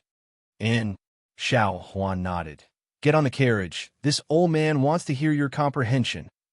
Yuanya watched Xiao Hua bring Lu Yi onto the carriage, and then the carriage became silent. Although he could see their mouths moving, he could not hear anything and knew that this was Xiao Hua's technique. He sighed slightly and drove the carriage to the back of the Sun Hai Trading Company. However, when he sighed, the corner of his mouth revealed a trace of a smile. This smile was somewhat mysterious. After about half a meal's worth of time, Xiao Hua, who was inside the carriage, sighed like Yuanya. He looked at Lu Yi and smiled bitterly. "Lu Yi, it's not that this old man is praising you, but your aptitude is incomparable. You have indeed thoroughly comprehended this cultivation technique, and there is no mistake about it. But even so, I'm afraid it's because your physique isn't good enough that you're unable to sense the spiritual energy of heaven and earth." "Yes, Taoist priest, I understand." At this time, when Lu Yi heard Xiao Hua's praise, his eyes lit up. He smiled and said, "Taoist priest has already said this at the beginning.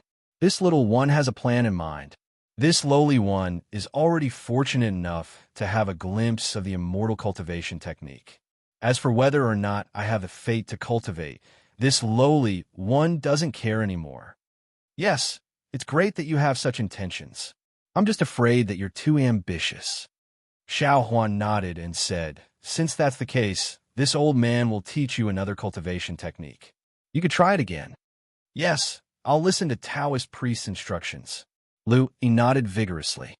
After Xiao Hua passed on a simple water-type cultivation method to Lu Yi, he once again irresponsibly gave him a few small dates, allowing Lu Yi to comprehend it himself. Xiao Hua himself once again exited the carriage, riding on the back of a horse, leisurely and contentedly admiring the scenery outside the main road. Brother, after Xiao Hua left, Lu Yi closed his eyes for a long time.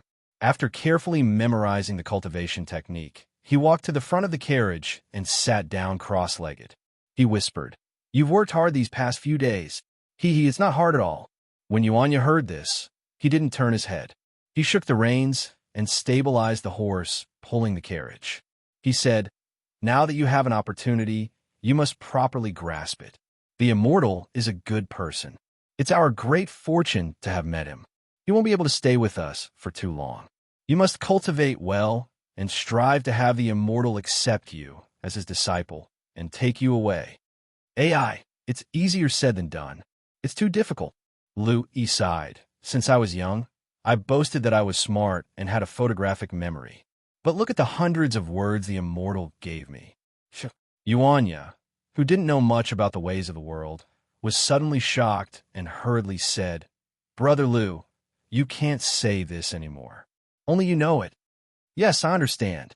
Lu Yi hurriedly smiled. "Taoist priest only said that I can't pass it to others. He didn't say that I can't nag. If the immortal says one, you must think two." Yuanya wanted to say something, but looking at Lu Yi, he didn't know how to express it. "In short, you know this better than me. It's better not to make the immortal angry." "Yes, I will remember." Lu Yi looked at Yuanya, who didn't speak much, and his heart warmed.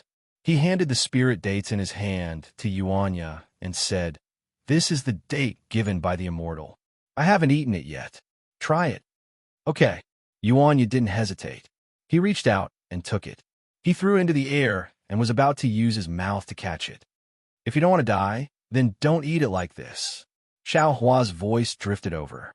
The thumb-sized spirit jujube stopped in midair. Yuanya raised his head and waited foolishly. At this moment, the carriage suddenly sped up. Yuanya's body involuntarily fell down on the carriage. With a pada sound, the spirit jujube fell down and hit Yuanya's nose. "Gidge!" A burst of laughter suddenly sounded, like a string of silver bells swaying to the left of Yuanya. A red pony happily ran past Yuanya. Not only was the pony's mane fine and smooth, but there were also strands of light coming from the saddle and other things on the pony's back. There were also traces of red mist coming from where the pony's hooves touched the ground. It was as if the pony didn't touch the ground at all, and it didn't make the slightest sound. Looking at the little red horse, there was a woman dressed in red. Her face was covered with a layer of red veil. Although her figure was graceful, her face couldn't be seen clearly. The laughter came from the woman's veil. As the woman laughed, the little red horse galloped past Yuanya's carriage, and a faint fragrance wafted through the wind. "Dia Wu." Yuanya was originally lying on his back, but when he heard the laughter, it was as if he had seen a ghost. His face suddenly turned pale, and he used all his strength to push his arms back. His entire body flew out of the carriage as he screamed in disbelief. "Gidge! Gidge!" The silver bells continued to ring, but they were getting further and further away. The little red horse was very handsome. In a short moment, it had already caught up to the front of the Sunhai Trading Company. "Dia Wu!" Yuanya groaned. Before he even landed, he stepped on the horse, pulling the carriage, and wanted to chase after Di Fui. "Get out of the way! Get out of the way!" A rough voice came from behind, followed by the rumbling of horse hooves. The entire avenue was shaking. Everyone looked up and saw a cloud of dust rising from the bridge that they had just stepped off. A group of cavalrymen wearing pitch-black armor and riding pitch-black horses were chasing after them with long spears in their hands. Although this group of soldiers was quite far from the woman in red, everyone, including Xiao Hua, thought that this group of soldiers was the woman's bodyguard. The soldiers were in a line of 3, almost occupying the entire road. Under the rough shouts, the workers and bodyguards of the Sun Hai Trading Company hurriedly moved the carriages to the side, trying their best to make way for the soldiers. As for Yuanya, he had already landed on the second carriage in front of him. However, the soldiers in front of the group of soldiers had already raised their spears, hidden behind their helmets. Their gazes were like sharp swords as they stared at Yuanya. "Yuanya, come down," Xiao Hua said indifferently. "You won't be able to catch up." But Yuanya stood on the roof of the carriage. His face was filled with an indescribable excitement and reluctance. In the distance, at the end of the road, the woman's figure was like a burning cloud. Yuanya knew that he really wouldn't be able to catch up. Hurry up, and come down." Seeing the dozens of soldiers in black armor turn their heads to look at Yuanya, the spears in their hands were raised. If Yuanya made any strange movements, these spears would not hesitate to stab at him. Xiao Jin hurriedly shouted, I don't know which country's black armor army this is." "Yes." Yuanya looked into the distance with some unwillingness before looking to the left and right. Only then did he jump down from the carriage. Rumble.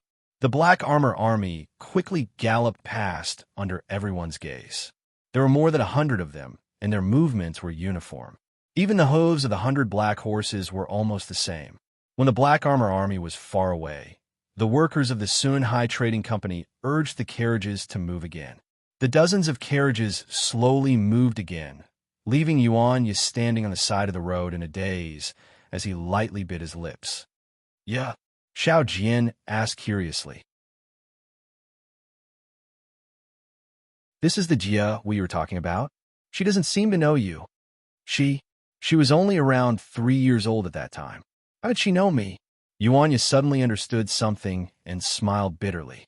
"Also, I gave her the name Jiawu. She might not know it herself." "What?" Xiao Jian's eyes widened, and he almost laughed out loud. The woman you yearned for day and night, was actually with you when you were 3 years old? How could she possibly know you? You aren't joking with your master, right?" "No." Yuanya's emotions surged, and he lost his usual calmness. "Have you only seen her once? Also, you couldn't have seen her real appearance just now." Xiao Hua was also curious and asked softly, "How many years has it been?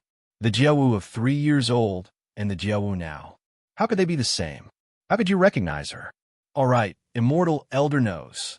Yuanya's face finally revealed a trace of blood as he proudly said, "When I heard her laughter, I knew it was her. Also, whether immortal elder believes it or not, I can smell Jia Wu's scent."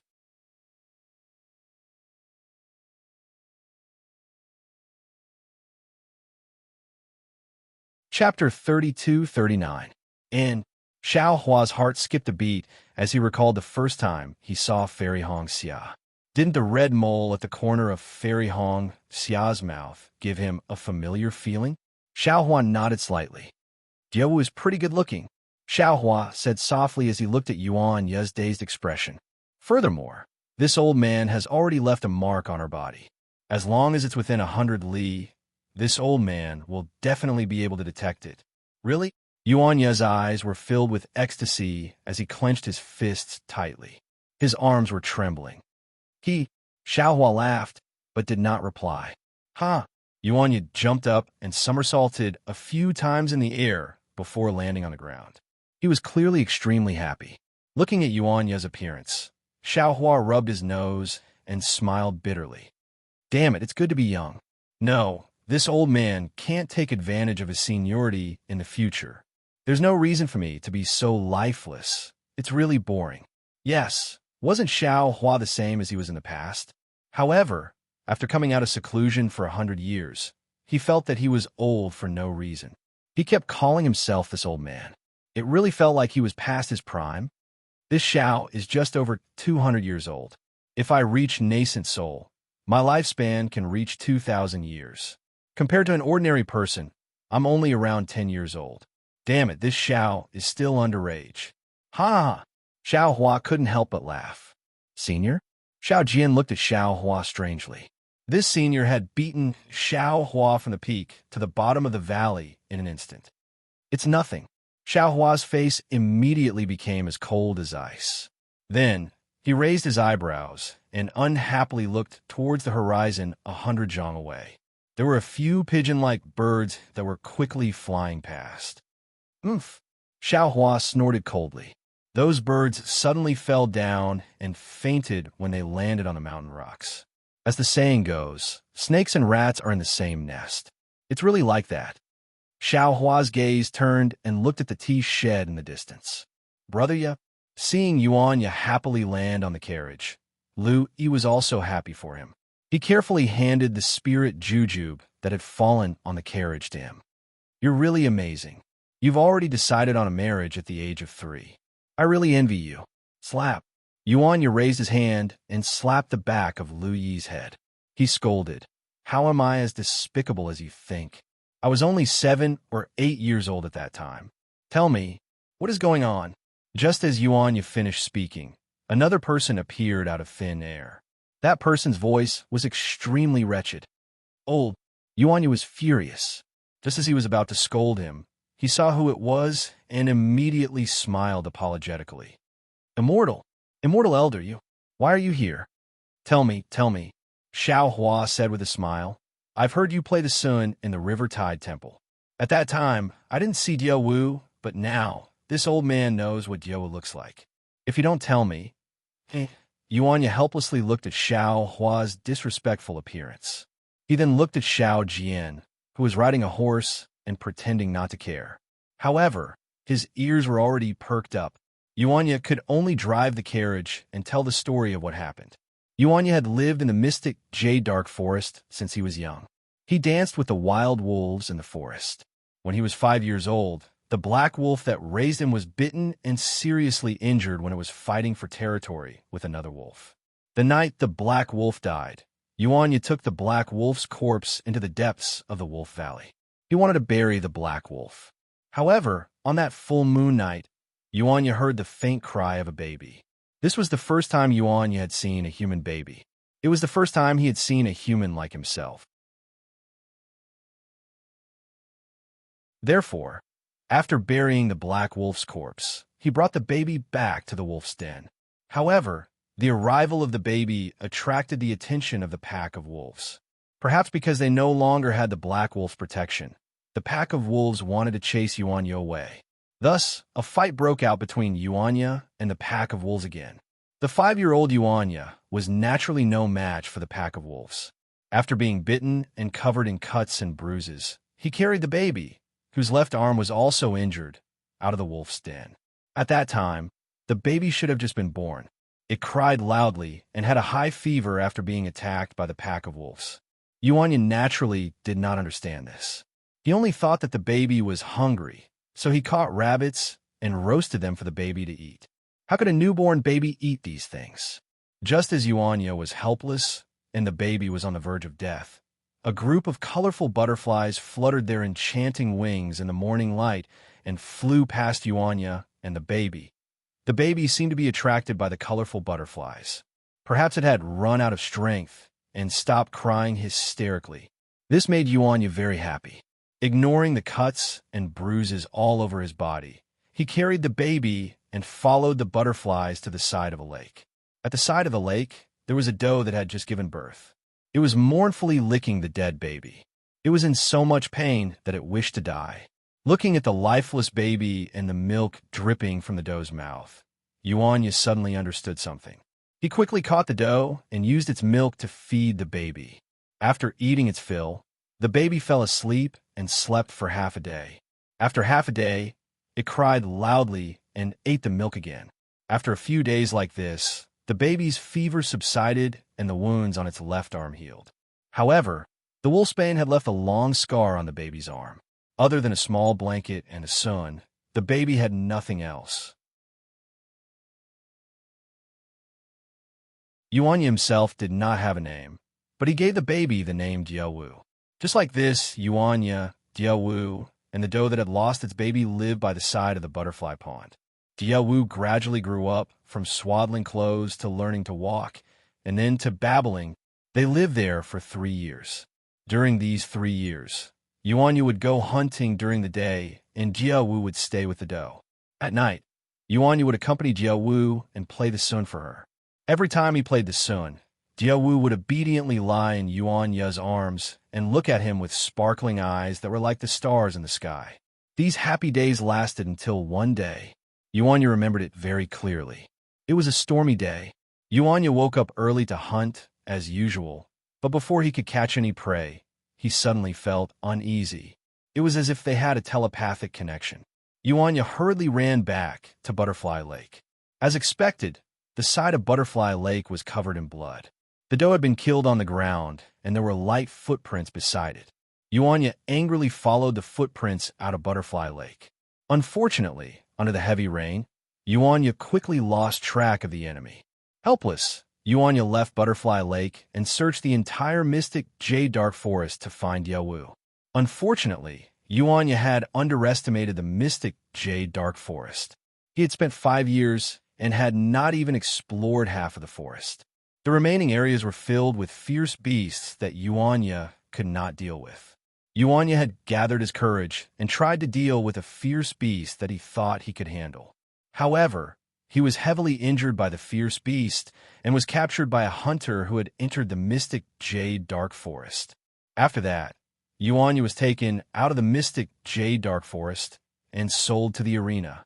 Speaking of the arena, Yuanya seemed to be touched by something sad.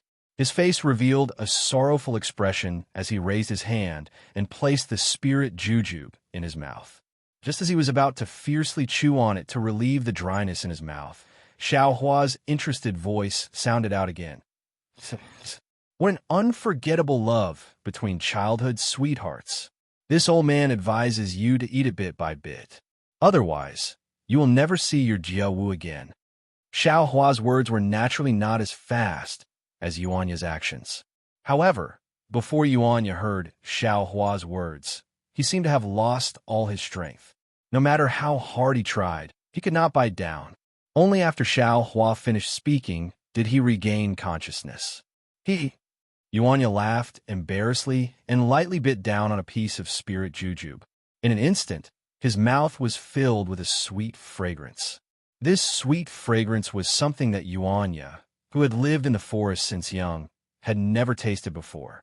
When he greedily chewed up the spirit jujube and swallowed it into his stomach, an indescribable warmth rushed into his 5 viscera and 6 bowels. A comfortable feeling spread through his limbs and bones. Yuanya could not help but moan. He licked his lips, wanted to take another bite. However, he was extremely reluctant. Seeing that Yuanya was about to hide the spirit jujube in his bosom like a meat bun, Xiao Hua laughed. No need to be so stingy. This old man has a lot of these things. If you want to eat some, you can ask this old man anytime. As he spoke, he took out 2 more spirit jujubes and threw them to Yuanya. Yuanya stretched out his hands and very nimbly caught them, immediately keeping them in his bosom. AI, how pitiful. Xiao Hua stood up and stood on the carriage. He sighed. Yuanya, you and Jiawu. Perhaps it was the enmity from your previous life. If you don't owe her, then she owes you. However, the heavens threw the 2 of you together at such a young age. TSK now. You know her, but how could she know you? Moreover, she is now a descendant of some royal family. What about you? Such unrealistic thoughts should be put aside for now. At this point, Xiao Hua suddenly froze. He looked at Lu Yi, who was eating a spirit jujube with his eyes closed. Although Yuanya and Jiawu's story sounded a little absurd, wasn't it similar to Lu Yi and Xiaoyan's experience? One was a wild boy who grew up in the forest. The other was a descendant of a royal family. One was a shrew in the marketplace. The other was a princess of the water tribe. Immortal elder. Yuanya's face was slightly red. He smiled and said, "You're thinking too much. Jiawu is a family member to this junior. Moreover, she's his first family member. This junior is very concerned about her life and death. Since she is living well, this junior can rest assured. Whether she knows this junior or not, whether she sees this junior or not, it doesn't matter." AI, what an ill-fated relationship. Not far away, Xiao Jian's ears drooped. He sighed and did not say anything else, as if he was warning Yuanya. Taoist elder. Just as Xiao Hua was about to say something, Lu Yi suddenly opened his eyes in surprise and shouted, This junior knows what spiritual energy is.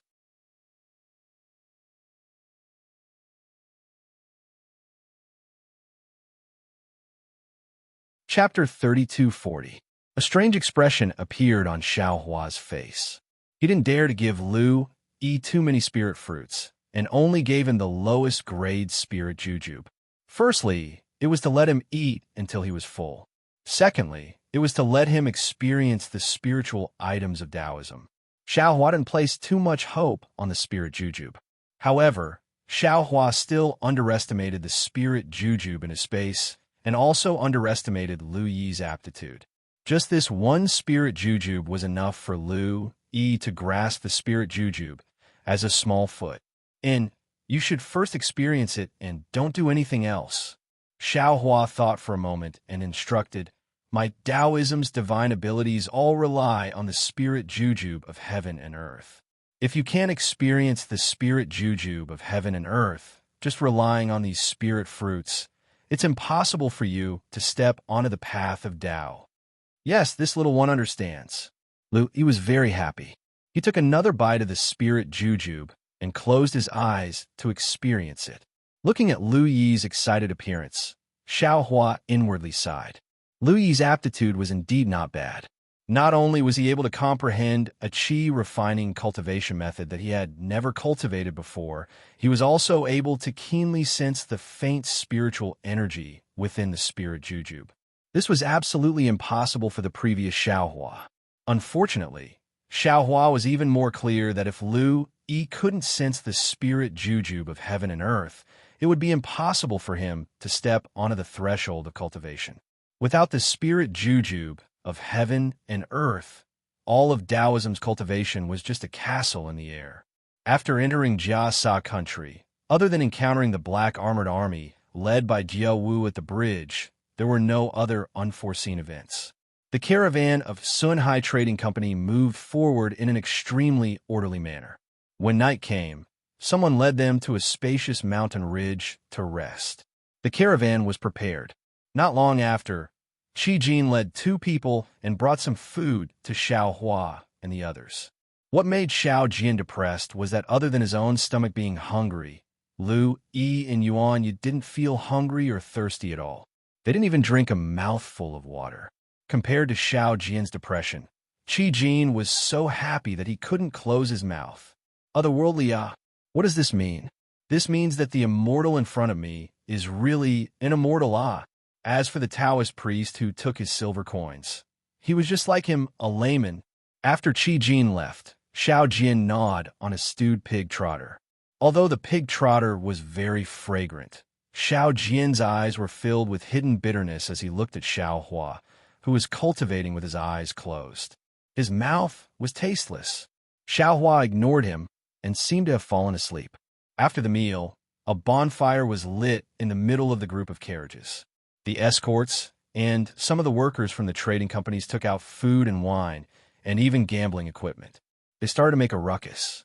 Seeing this lively scene, the eyes of Xiao Jian, who had been silent all this time and felt somewhat out of place with Xiao Hua, suddenly lit up. He glanced at Xiao Hua from the corner of his eyes and quietly walked over. However, he had only taken a few steps when Yuanya hurriedly got up and followed him out. When they reached the shadow of a carriage, Yuanya hurriedly caught up with Xiao Jian and said in a low voice, Master, for you. What? Xiao Jian was stunned. When he saw Yuanya carefully take out a spirit jujube wrapped in an oil bag from his bosom, his face turned cold. Ha! He slapped the oil bag away and said, This old man doesn't need the pity of others. This old man has eaten a lot of these spirit fruits in the past. After he finished speaking, he ignored Yuanya and quickly walked away. The embers of the bonfire gradually extinguished in the night wind.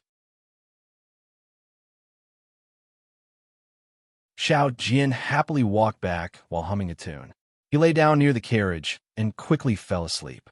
In the night, Xiao Hua opened his eyes and indifferently swept a glance at everything that was somewhat messy. The corner of his mouth revealed a trace of ridicule. The Taoist divine sense was actually used by Xiao Jian in gambling.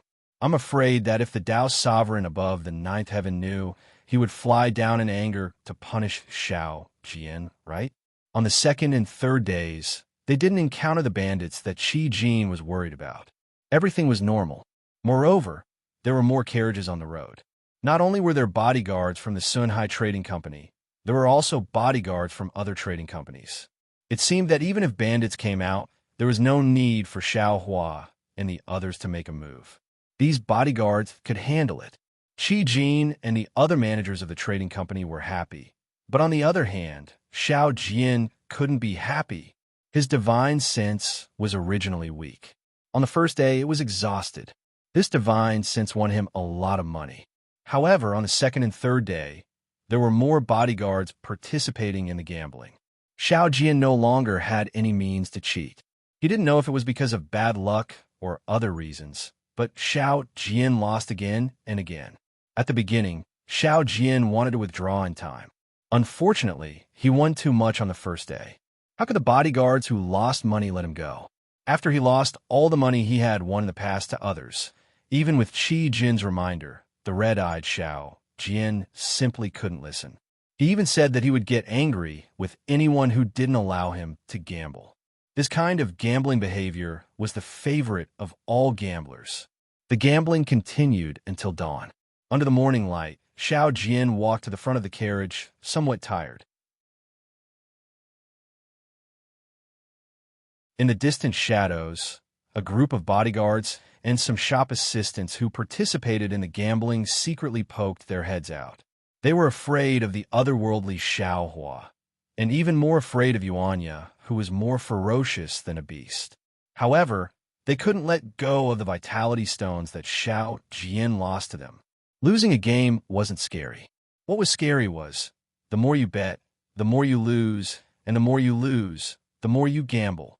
On the third night, no one came to wake Xiao Jian up. However, as he looked at the bustling scene around the bonfire and heard the bets being placed, Xiao Jian felt as if there was a pair of small hands clutching at his heart, making it impossible for him to fall asleep and calm his heart. Finally, Xiao Jian resolutely walked to the side of the bonfire. Looking at Xiao Jian's long shadow in the bonfire, Xiao Hua seemed to have understood something.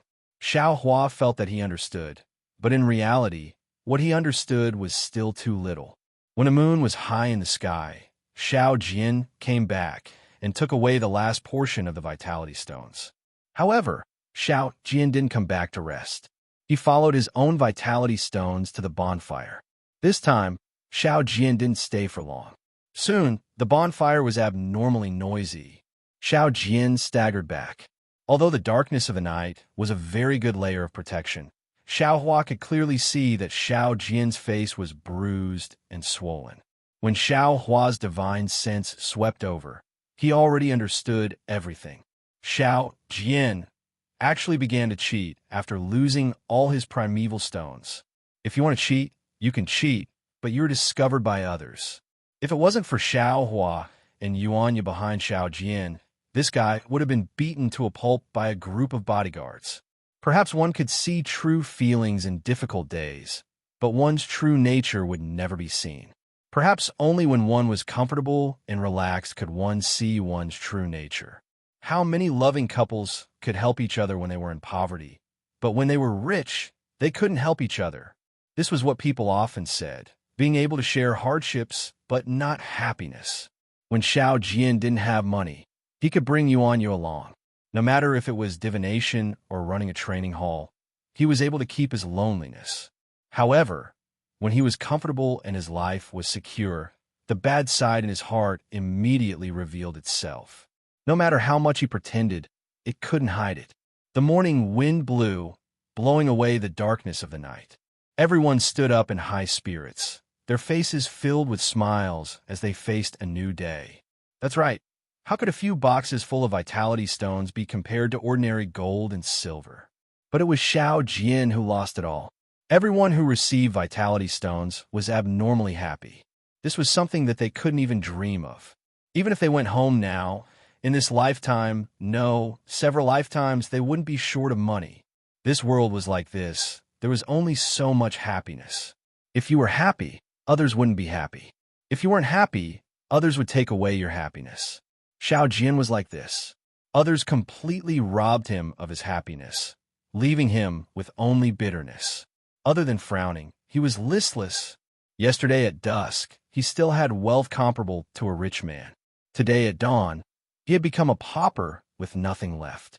However, contrary to the expectations of Xiao Hua, who was coldly watching from aside, after the carriages had left for half an hour, the dejection on Xiao Jian's face had already disappeared.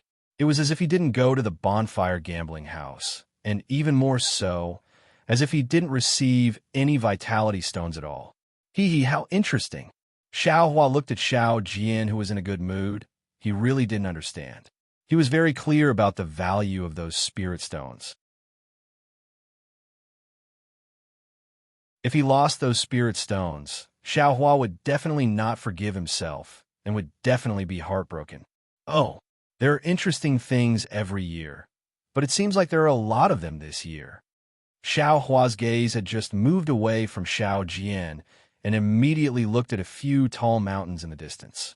Those tall mountains surrounded the main road, and it was unknown when the main road under their feet started to narrow. The weeds on the side of the road were also lush. It was as if it was a barren place. Perhaps the huge gambling house from before made these escorts' sense of smell become dull. Only when they saw the tall mountains did they become alert, and immediately sent a few escorts to rush into the mountains to investigate. Including the carriages that joined the carriages later, there were already dozens of carriages in the Sunhai Trading Company. There were also close to 40 escorts from different escort companies. They waited for a moment, but still didn't see any signal and couldn't help but feel anxious. At this moment, Qi Jin came again. The pitiful Qi Jin was now knocked out by Xiao Jian's vitality stones. Those were immortal stones. Qi Jin, who had traveled extensively, had long heard of it. His own home also had a lot of immortal stones, but seeing Xiao Jian lose more immortal stones than he had collected in his lifetime, he really didn't dare to put Xiao Jian, who had taken his money, together with the current Xiao Jian. He had already regarded Xiao Jian as an otherworldly expert. Even though this expert had been beaten up by many escorts, he only regarded this otherworldly expert as someone who was playing in the mortal world. Seeing Xiao Jian impatiently waving his hand, and then looking at Xiao Hua, who was sitting cross-legged on a horse with his eyes closed, Qi Jin confidently returned to the carriages. At this moment, the escorts who entered the mountains also sent a signal that it was safe.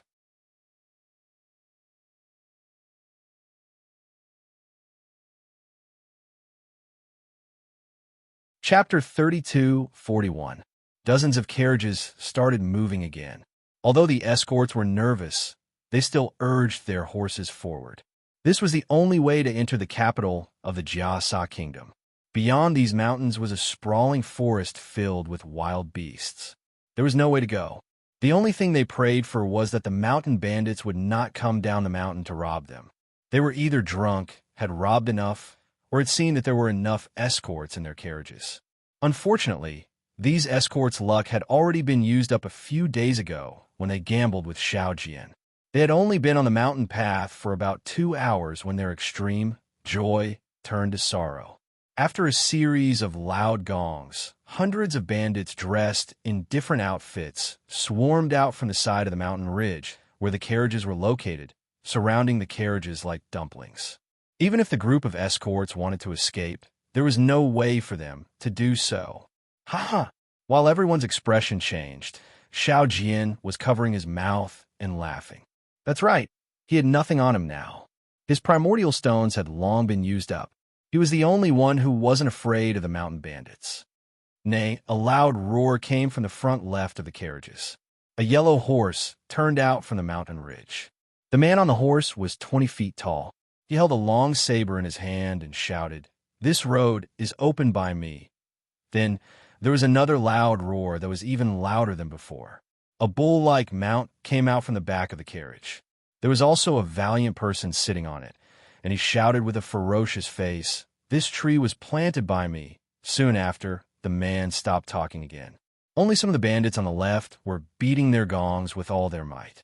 When the sound of the gongs faded away, two more burly bandits appeared from the front and the right of the caravan. They shouted, "If you want to pass through here, you have to pay the toll." That was the best song of all time. "Strange, what's going on?" Xiaohua was puzzled. He looked around and asked in a low voice, "Taoist." The quick-witted Lu, he had already opened his eyes. He wasn't nervous at all. He smiled and said, "These 4 mountain bandits belong to 4 different strongholds." They said 4 sentences at the same time, which means that the 4 of them will attack together today. I think they found out about the bet a few days ago and attracted the attention of the 4 strongholds at the same time. Normally, they would take turns and only come out when it's the turn of the village. Well, that's the only way. Xiaohua came to a realization. He had clearly killed all the birds that were sending messages, and he hadn't seen any suspicious birds flying over these past few days. How could these bandits know the exact amount of treasures in these carriages? Perhaps this was the only explanation. However, what Xiaohua didn't know was that although he was cautious, he still made a mistake. Among the information that the birds brought, in addition to the information about the trading company, there was also information about Xiaohua and the others' Taoist identities, and also a warning to the bandits not to make a move. However, since Xiaohua had killed these birds, the mountain bandits naturally wouldn't be able to find out about the warning. Naturally, they would come out to intercept him, especially with the existence of Xiao Jian, the Taoist master. Even if these bandits knew about this, would they let go of this great opportunity to make a fortune? Since Lu, he knew about it, the other escorts would also know about it. Some of the escorts had already urged their horses forward to collude with the bandits. Xiaohua put away his doubts and released his divine sense. He watched with interest as the righteous and evil sides discussed over there. This familiar scene made him believe even more firmly that his original home was in the hidden immortal continent. He was being chased by 2 nascent soul experts, but unexpectedly, he profited from a disaster and returned to his homeland. The collusion only lasted for a short moment before both sides broke down. It wasn't that the bandits wanted too much, it was that the escorts and the trading company wanted to give too little. Immediately, the sounds of fighting rang out. Under the escort of the escorts, the workers of the carriages risked their lives to break out of the encirclement. The bandits from all directions also raised their weapons and charged forward. When both sides came into contact, casualties immediately appeared. Although there were many bandits, the majority of them weren't skilled in martial arts. Although there were few escorts, they were all experts. Most of the miserable screams came from the mouths of the bandits. The escorts and escorts were rarely injured. Just like this, the carriages once again charged forward for a distance of several dozen zhang. Xiaohua and the others were also very depressed. At first, Yuanya followed behind the carriages. Later, the bandits chased from behind. When Yuanya prepared to meet the enemy, those bandits actually let go of the worn-out carriages in the carriages. They didn't even look at Xiaohua and the others. They directly passed by and challenged the escorts guarding the carriages. Xiaohua looked at these ant-like bandits and didn't know how to deal with them. He was a nascent soul cultivator. Although he could casually attack, and these several hundred bandits wouldn't be able to leave their lives behind, could he do it? Could he make the lightning from the 9 heavens fall on the heads of these bandits who didn't have any magic power? Even if these bandits' steel blades were once stained with blood. Immortal Elder! Immortal Elder! In the distance, a faint shout sounded. When it entered Xiaohua's ears, it was Qi Jin's cry for help. Xiaohua glanced at Xiao Jian, who seemed to be rejoicing in other people's misfortune and didn't seem to have any reaction to this cry for help.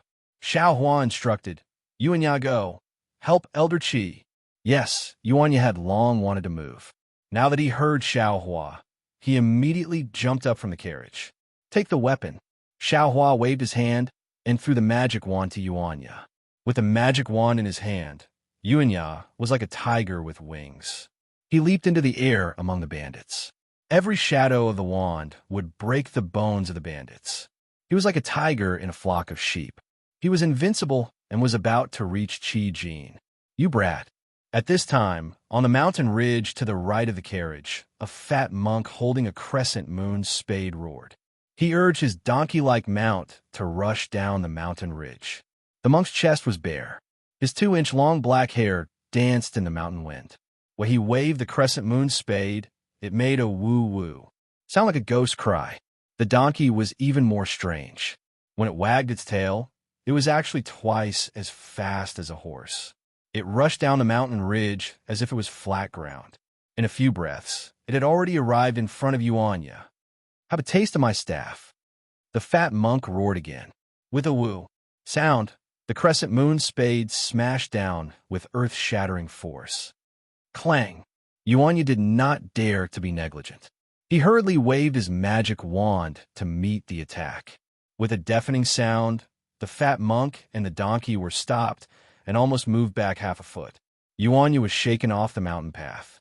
His whole body somersaulted a few times in the air, but he could not dissipate the huge force.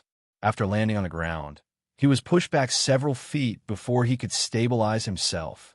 Looking at the area between Yuanya's thumb and index finger, there was a faint trace of blood. The area between his thumb and index finger was actually split by this attack. Awesome! Yuanya's eyes flashed with a fanatical expression. His legs moved, and with a trembling hand, he waved the magic wand and rushed toward the fat monk. Ha ha! The fat monk also laughed and urged the donkey to fight with Yuanya. The fat monk was also very good.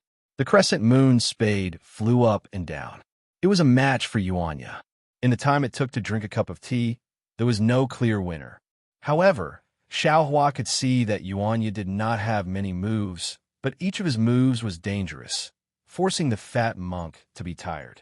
Coupled with the weight of the magic wand, Yuanya gradually gained the upper hand. Although the fat monk's moves were very tight, his strength was slightly inferior to Yuanya's. He also did not have Yuanya's fearless fierceness. Soon, he was at a disadvantage. He might be fine for now, but after a long time, he would definitely be defeated. Haha, fake monk. You also have a day like this. The fierce man who had been standing at the back of the caravan on his bull-like mount laughed loudly. He raised the steel spear in his hand and shouted, "Second brother G, if you don't help me, that cheap sister of yours will be a widow." The fat monk was finally able to catch his breath under the shadow of Yuanya's staff and shouted loudly. Just as the fat monk finished speaking, whoa! The sound of a staff whistling interrupted the fat monk's shout. This old man is coming. The fierce man called his second brother G urged the old bull under him. The bull's hooves actually emitted a faint smoke, and it rushed toward Yuanya. Oomph! Xiaohua sneered. Just as he was about to make a move, he heard the sound of hurried horse hooves in the distance. A clear and slightly childish voice sounded. Bold Mountain Bandit, you actually dare to do such a wicked thing in broad daylight. Eat my sword. Not only was Xiaohua shocked, even second brother Ji, who was about to attack Yuanya, turned around to look. Dozens of feet away, there was a large green horse. On the horse, there was a scholar who looked to be about 14 or 15 years old. This scholar was wearing a green scholar's robe. His thin lips were tightly shut, and he held a 3-foot-long green sword in his hand. Under his sword-like eyebrows, his bright eyes flashed with hatred. Although the green horse's back was as bumpy as waves, the scholar stood steadily on the horse's back. When he got a little closer, the scholar's figure jumped from the horse's back. Using the horse's momentum, he rushed into the air and pierced towards second brother G like a wild goose. Still wet behind the ears, little brat. You don't even dare to tell me your name, and you actually dare to be so serious with your grandfather. Second brother G saw that the sword light was like a star, sweeping through the air and piercing toward him. He couldn't help but sneer. Pointing his spear in the air, he roared and turned around to meet the scholar flying toward him. Clang, clang, clang. The scholar's robe fluttered in the air. The sword light was like a floating frost, and the steel spear was like a horned plum blossom in the flying frost. The moment the scholar and the bandit met face to face, They immediately exchanged several moves. The scholar's figure was forced to dodge in the air by the bandit. After borrowing the force of the attack several times, he finally had no choice but to land on the side of the mountain ridge. Where did this scholar come from? Second brother G seemed to be somewhat afraid of this scholar. He shook the steel spear in his hand and coldly said, "Which academy are you from? You have no business here, so you should leave early. You are not my opponent." Ha ha, in broad daylight. When is there a place in the hidden immortal continent where a thief can teach a scholar a lesson? The scholar waved his green sword, and a green light flashed. He coldly looked at second brother G and loudly said, "I am not willing to tell you my name because you thieves don't deserve to hear my name. If you hear my name, it will be an insult to me for no reason."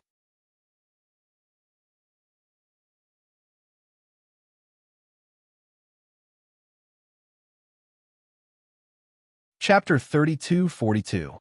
Haha, ignorant child. Second brother G laughs again, his eyes flashing with an ominous glint. Don't you think about it.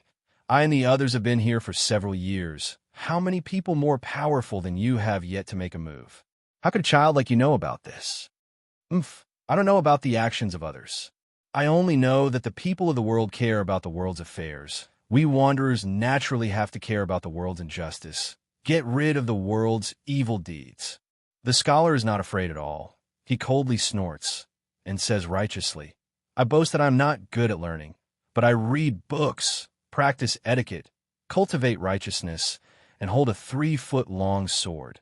So I should move forward and get rid of the world's evil deeds. Although I can't do what the ancient proverb says, but if a bandit soldier commits an evil deed, I will kill him. If a bandit general commits an evil deed, I will also kill him. If we can't get rid of evil, what joy do we have in life? Laughing proudly in the world, getting rid of the universe. What fear do we have in death?" Good. Xiaohua suddenly stood up from the carriage. This scholar's few words had instantly enlightened Xiaohua. His previous hesitation had all disappeared. He almost wanted to clap his hands and exclaim in admiration, "Since you want to die, I will let you die. Killing a nameless scholar like you who doesn't know the immensity of heaven and earth. I don't believe that the academy can find my mountain stronghold." Second brother G is furious. A man of character will not change his name. "I am the wanderer, Yu Zhongquan." The scholar's eyes flash with determination. He knows that this battle points to disaster, so he clenches his teeth and says word by word. When the scholar's name enters his ears, Xiao Hua's figure sways, and he almost falls down from the carriage. "Yu Zhongquan?" Xiao Hua is dumbfounded, a bitter face, and a desolate call immediately flashes in his mind. "Yu Zhongquan, wanderer, you, where are you?" This is the end of the tragic love story of Little Cabbage in front of Tianmen Mountain, on the bank of the cold river, and also the last words of the malicious spirit Huang before he fell into the cycle of reincarnation. Xiao Hua didn't expect that this story would actually appear in the hidden immortal continent. "This Yu Zhongquan is it that Yu Zhongquan?" Xiao Hua looked in that direction, inwardly pondering. Is it the ranger Yu Zhongquan that Huang Yi mentioned? See no indecent, hear no indecent, speak no indecent, move no indecent? However, since his name is Yu Zhongquan and he is a ranger, how can I just stand by and watch? Xiao Hua narrowed his eyes as the green light between his brows flourished. Ripples instantly appeared in the air as tens of thousands of lightning bolts began to move. But just as Xiao Hua was about to use the thunderclap lightning flash technique, his heart stirred. With a wave of his hand, a centipede that was several feet long and as thick as a fist flew out from the void. Right now, the Herculean centipede was completely different from before. On the black shell, there were some strange runes. These runes flashed with a faint black and gold light as the God Power centipede flew. The God Power centipede didn't have many legs before, but now they were even longer. Thick black smoke was coming out of each leg. The smoke supported the God Power centipede as it floated in the air. Looking at the two most eye-catching sword-like antennae on its head, The cold light had long disappeared. At the sharp ends of the antennae, curved runes spread all over the antennae and landed on the top of the Herculean centipede's head. At that place, a faint golden rune formed into a strange rune that looked like a tadpole. Go! Xiao Hua looked at the Herculean centipede and indifferently waved his hand. He wasn't afraid that the Herculean centipede wouldn't understand his meaning. Sure enough, as Xiao Hua waved his hand, woo, a gust of wind blew as the Herculean centipede urged the black smoke to charge its second brother Ji. Second brother Ji was also very powerful. He originally wanted to use his steel spear to kill Yu Zhongquan, but when he heard the wind, he immediately turned around. Seeing the Herculean centipede in the black cloud, he frowned and patted Yellow Ox. He pointed his steel spear at the sky and shouted, "Which immortal friend from the Black Cloud Ridge is here?" Unfortunately, the Herculean centipede didn't talk to him at all. The black cloud was activated, and the air within a few feet was condensed into a beam. As the Herculean centipede attacked second brother Ji felt like he was suffocating. Second brother Ji was shocked. He tried his best to use his steel spear to stab the Herculean centipede. Crack! The steel spear touched the centipede's feeler. The tip of the spear slid slightly and was unable to exert any force. Moreover, an inhuman force came from the shaft of the spear, causing the spear to be sent flying. Second brother Ji was scared witless. He immediately wanted to retreat. However, before he could think of a second idea, he saw another black smoke streaking across the sky. The Herculean centipede's antennae easily split second brother Ji and his mount in half. A gust of blood instantly rushed into the air. Seeing second brother Ji abandon him to deal with the Herculean centipede, Yu Zhongquan was a bit embarrassed and angry. However, before he could fly forward again, second brother Ji, who was extremely powerful in his eyes, was killed by the Herculean centipede in a flash. Yu Zhongquan couldn't help but suck in a breath of cold air. Immediately after, a cold thing swept past his body, making Yu Zhongquan's hair stand on end. He immediately raised his Qing Feng sword and prepared to be on guard. However, before he could raise his Qing Feng sword, the Herculean centipede actually flew up again. It rode the black cloud and rushed in another direction. It seemed that its target was another bandit general. "Who is this?" Yu Zhongquan let out a sigh of relief. Just as he was about to look around, a young man who wasn't much older than him suddenly appeared in front of him. He was so scared that he almost screamed.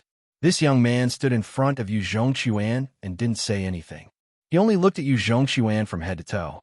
Under his curious gaze, he almost stretched out his hand and tore Yu Zhongquan apart to take a look. Sensing this malicious gaze, the goosebumps that had just appeared on Yu Zhongquan's skin again. He hurriedly shrunk his neck and raised the Qing Feng sword. As if to boost his courage, he anxiously asked, "Who are you?" This person was naturally Xiao Hua. Xiao Hua looked at Yu Zhongquan with a smile, as if he was looking at something very interesting. When he heard Yu Zhongquan's question, he smiled and said, "Don't ask this Xiao first. This Xiao will ask you, you're Yu Zhongquan. How old are you? Where do you live? Are you married? Do you have a wife named Huang Yi? Where did you come from, and where do you want to go?" Yu Zhongquan was stupefied. He looked at Xiao Hua with extreme disbelief. He was simply drowned by Xiao Hua's questions. After a while, he finally reacted and said in a flustered and exasperated manner, "Is your brain damaged?" As he spoke, Yu Zhongquan walked past Xiao Hua in a few steps. He wanted to rush over and kill the mountain bandit, but strangely, Xiao Hua smiled and appeared in front of Yu Zhongquan like a ghost. He said with a smile, "Yu Zhongquan, if this Xiao's brain is damaged, then I'm afraid there isn't anyone in this world with a good brain. How about this? This Xiao sees that you are a talented person and wants to matchmake you. Tell me, what kind of girl do you like? How about this Xiao introduce a little cabbage to you? You, get out of the way." Yu Zhongquan's face was completely red. He pointed his Qing Feng sword at Xiao Hua's nose and said, This one knows that you are not a mountain bandit, so this one will not sacrifice you to my sword. But if you continue to slander this one and continue to nag like this, don't blame this one for being impolite. AI, you really don't know what's good for you. Xiaohua shrugged and retreated a few steps. He said helplessly, "This Xiao is the moon elder of the heavens. I fell into the mortal world and wanted to matchmake you a 10,000-year red string. If you're the moon elder, then this one is the sword immortal." Yu Zhongquan unhappily walked a few steps forward. As he spoke, his Qing Feng sword danced and rushed toward a mountain bandit. "Go wherever it's cool." All right. Xiao Hua clapped his hands and said with a smile, "The sky is cool. This Xiao will go to the sky and stay there." As he spoke, Xiao Hua activated his flying talisman and flew into the air. He sat there with interest. You can go wherever you want. What does it have to do with this one? Who would have thought that Yu Zhongquan would completely ignore him? His Qing Feng sword lifted the bandit's padao and stabbed towards the bandit's throat. The bandit's padao flashed. He originally wanted to defend and counterattack, but suddenly, panic flashed across the bandit's face. He actually did not dare to fight against Yu Zhongquan's Qing Feng sword and wanted to dodge. This bandit's underling was originally not Yu Zhongquan's opponent. If he fought with his life on the line, he might have been able to escape with his life. But now that he was so afraid, he only wanted to dodge. Naturally, after a few moves, his throat was stabbed by Yu Zhongquan and he died on the ground. Yu Zhongquan sneered. He ignored the blood on the tip of his sword and the bandit's eyes that were still open on the ground. He jumped up again and chased after another bandit. However, soon after, Yu Zhongquan was extremely puzzled as he discovered that he was really invincible. Not only did the sword light hit him, all the underlings were scared witless. Even before he could catch up, those bandits who saw his shadow also fled. This made him really excited. With righteousness in the chest, evil ghosts will be easily defeated. With righteousness in mind, one will fight 100 battles without hesitation. Yu Zhongquan could not help but roar towards the sky. He shouted with extreme joy, "Come, come, come! Who dares to fight 300 rounds with me?" At this moment, Yu Zhongquan had already reached the side of the carriages. The originally terrified shop assistant's face was now filled with ecstasy. He welcomed Yu Zhongquan and shouted, "Thank you, immortal master, for your kindness. You're welcome. You're welcome." Yu Zhongquan was in high spirits. The Qing Feng sword in his hand trembled slightly as he responded proudly. But suddenly, he seemed to have realized something. "What? Immortal master?" Yu Zhongquan suddenly turned around and saw Xiao Hua standing with his hands clasped behind his back. He stood there with a smile, and there was an indescribable wretchedness in his eyes. Yes, the ranger Yu Zhongquan actually understood wretchedness in the eyes of the so-called Namo Guanyin Bodhisattva. You really are, immortal master?" Yu Zhongquan's left hand trembled as he raised it. He pointed to Xiao Hua and asked in shock. When Yu Zhongquan finished speaking, he felt that it was inappropriate. He hurriedly withdrew his hand and hid it behind his back. "This Xiao is a mortal master?" Xiao Hua said with a smile. "Didn't I just tell you? This Xiao is the moon elder in the sky."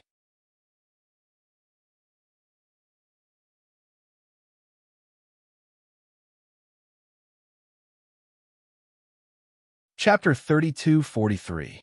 Young Master, Young Master. Just as Xiao Hua and Yu Zhongquan were talking, there was a rush of horse hooves in the distance. An old man with white hair and beard was also riding a big cyan horse. He rushed over without a care for his life. Although the old man's face was full of fear, the concern in his eyes was obvious. Seeing that the old man was about to catch up, Yu Zhongquan's face showed a trace of unnaturalness. He hurriedly shouted, "Seventh uncle, I'm fine." Hearing Yu Zhongquan's impatient answer, the old man's eyes showed a trace of comfort. Then he shouted behind him, "You too. Hurry up and save the young master.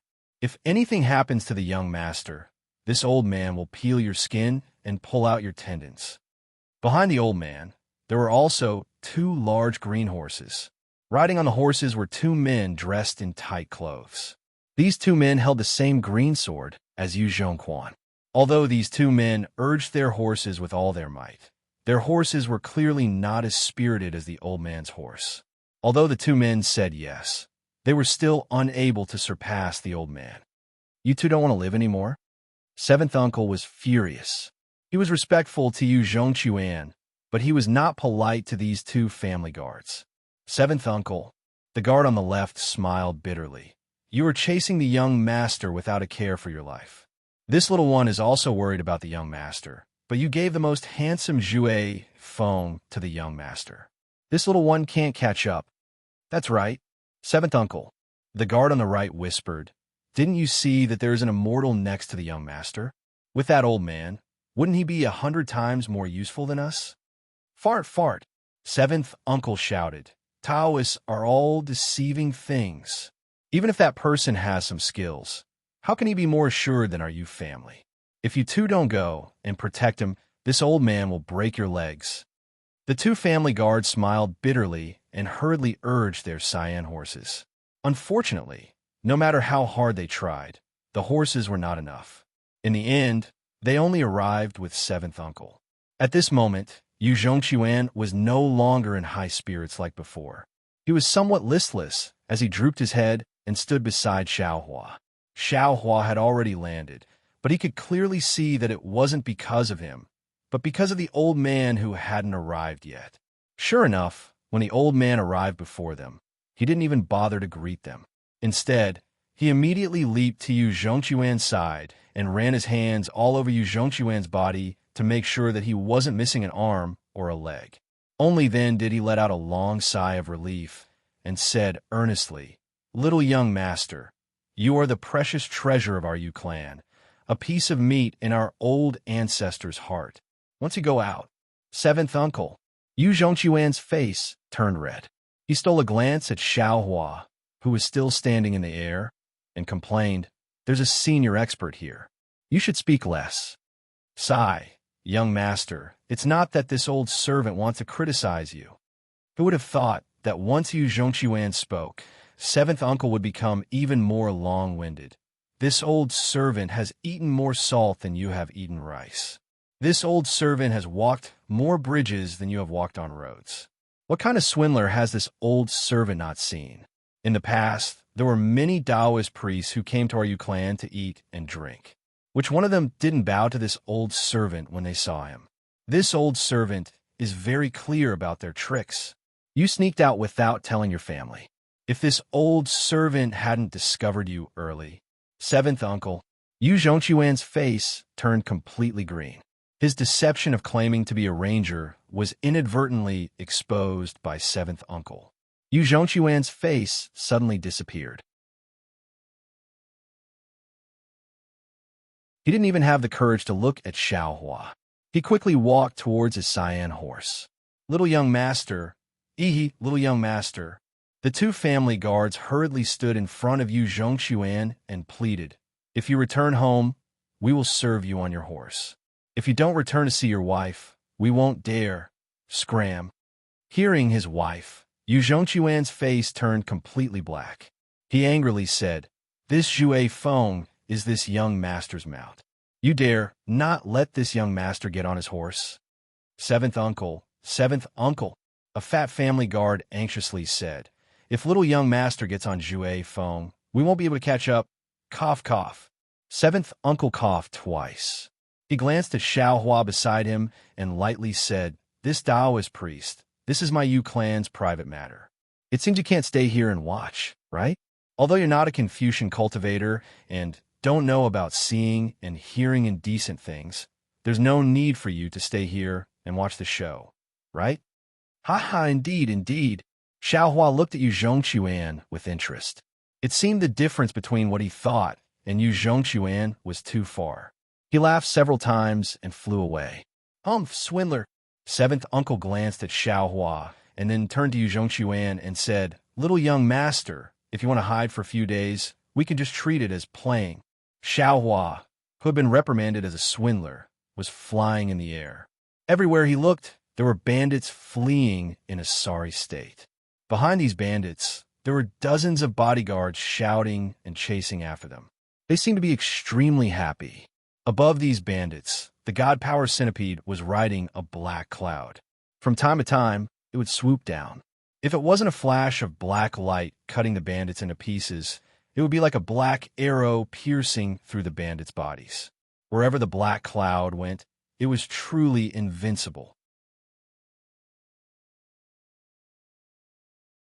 No one dared to fight it. Xiao Hua proudly looked at the god power centipede's devastation. He secretly said, "With this Zhao's identity, I naturally can't lower myself to the same level as these bandits." But this fake ranger who ran away from home said it well. "If the bandits commit evil deeds, I will kill them. If the bandits commit evil deeds, I will also kill them.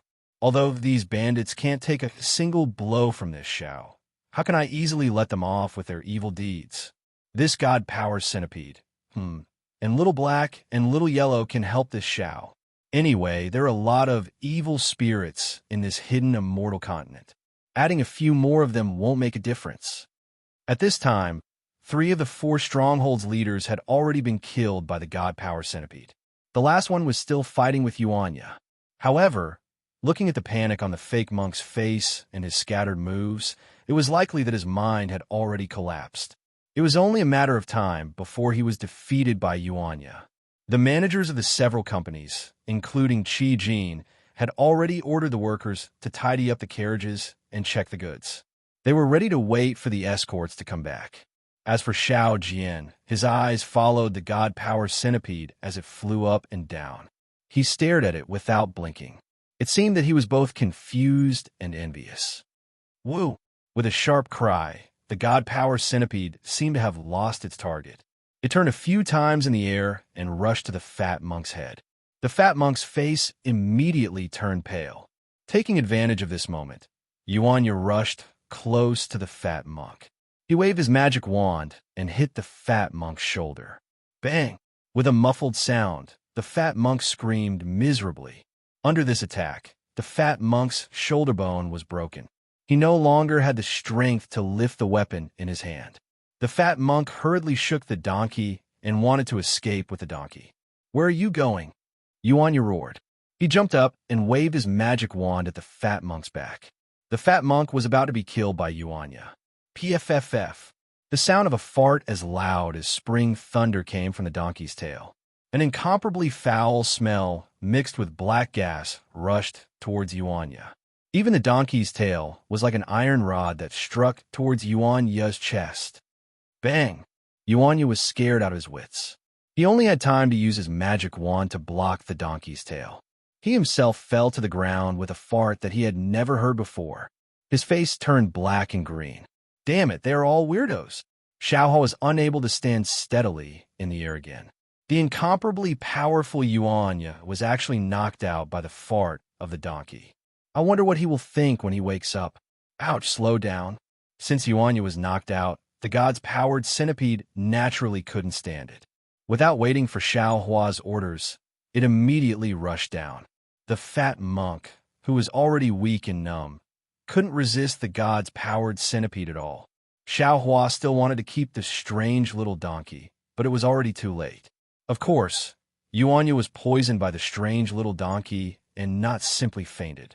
However, in front of Xiaohua, this little bit of poison was nothing.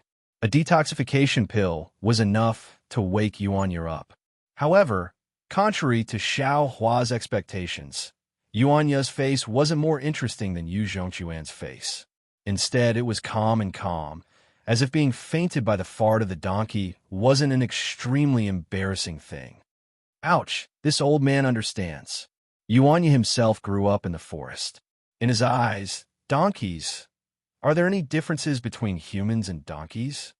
Xiaohua, who was watching the show, suddenly slapped his forehead and came to a realization. Since the 4 bandit generals were killed, the escorts who stayed behind to guard the carriages immediately sent out a signal. The escorts who were chasing after the bandits immediately gave up on their targets and returned. Their mission was to protect the carriages of the trading company, not to kill the bandits. Killing bandits was the job of the soldiers.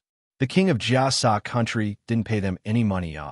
However, all the escorts looked at the gods-powered centipede with fear when they returned. In this battle, the one who deserved the most credit was naturally the gods-powered centipede. The 4 bandit generals were beheaded, and more than 10 powerful bandits were killed by the gods-powered centipede. If it weren't for the gods-powered centipede, the escorts who represented justice wouldn't have been able to obtain victory. The escorts, who were the first to be dissatisfied with Xiao Hua and then disdainful of Xiao Jian and the others, suddenly discovered their own shallowness. Their hearts filled with fear and anxiety. They each began to make their own plans. As soon as they returned to the side of the carriage, they began to discuss. Not long after, Qi Jin was pushed out by the crowd. He walked in front of Xiao Hua with a smile on his face. At this moment, Xiao Hua had just put the gods-powered centipede into his space. He looked at Qi Jin with some confusion. "Senior Immortal," Qi Jin said cautiously. Although Senior Immortal disdained to make a move, Senior Immortal Spirit Pet was very brave. It saved our trading company from the bandits. We just discussed that we are willing to pay half of the celestial stones we won from Senior Immortal's disciple.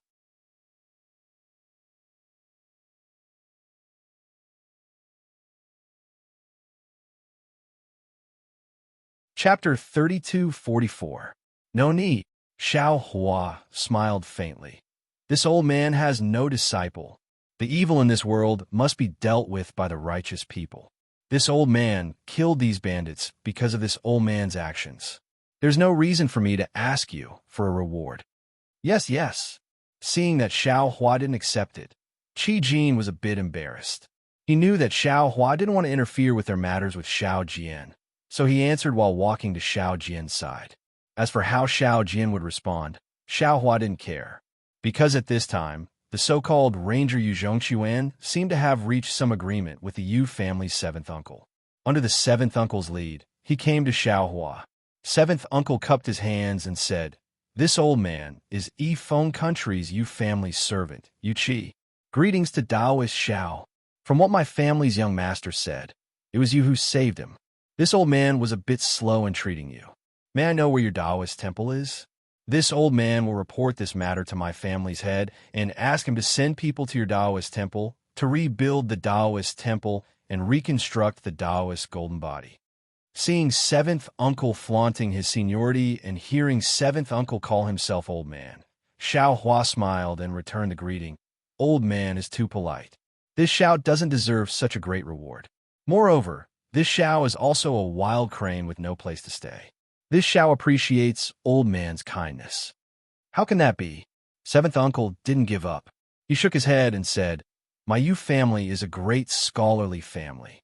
My ancestors have passed down poems and books. Everyone in Yi Feng country knows that my Yu family rules with etiquette. If you don't repay such a great favor, how can my Yu family face the world?" Damn it. Xiao Hua saw that every word of 7th uncle's was a great scholarly family. Even if he didn't ask for repayment, he would tarnish the Yu family's reputation. He couldn't help but mutter in his heart. However, he waved his hand and said, "Old man's words are wrong." "Oh." 7th uncle was surprised and asked curiously, "What advice does Taoist have?" Although this Xiao isn't a scholarly cultivator, I admire the righteous spirit of scholarly cultivators. Just a few moments ago, the young master of the noble clan was facing hundreds of bandits and the leader of the bandits, whom he could not resist at all. The young master said, "Read books, practice etiquette, cultivate righteousness, and hold a 3-foot sword. Then we should move forward courageously and sweep away all evil in the world." Such words are like divine thunder from the 9 heavens that awaken this Xiao. He is only a scholar in his teens, but he can rely on the righteous spirit to reach the realm of, even if there are tens of thousands of people, I will still go forward. Isn't that the ranger in this Xiao's heart? Wasn't he one of the rare and magnificent men in the world? This Xiao is only fighting the enemy together with him. So what help is there? Old Sir is worried about the face of the scholarly cultivator clans, but I still have to worry about the face of my Dao sect. In the future, Old Sir must not mention this matter again. Xiao Hua's words made seventh uncle's face glow. He naturally didn't know about Yu Zhongquan's performance.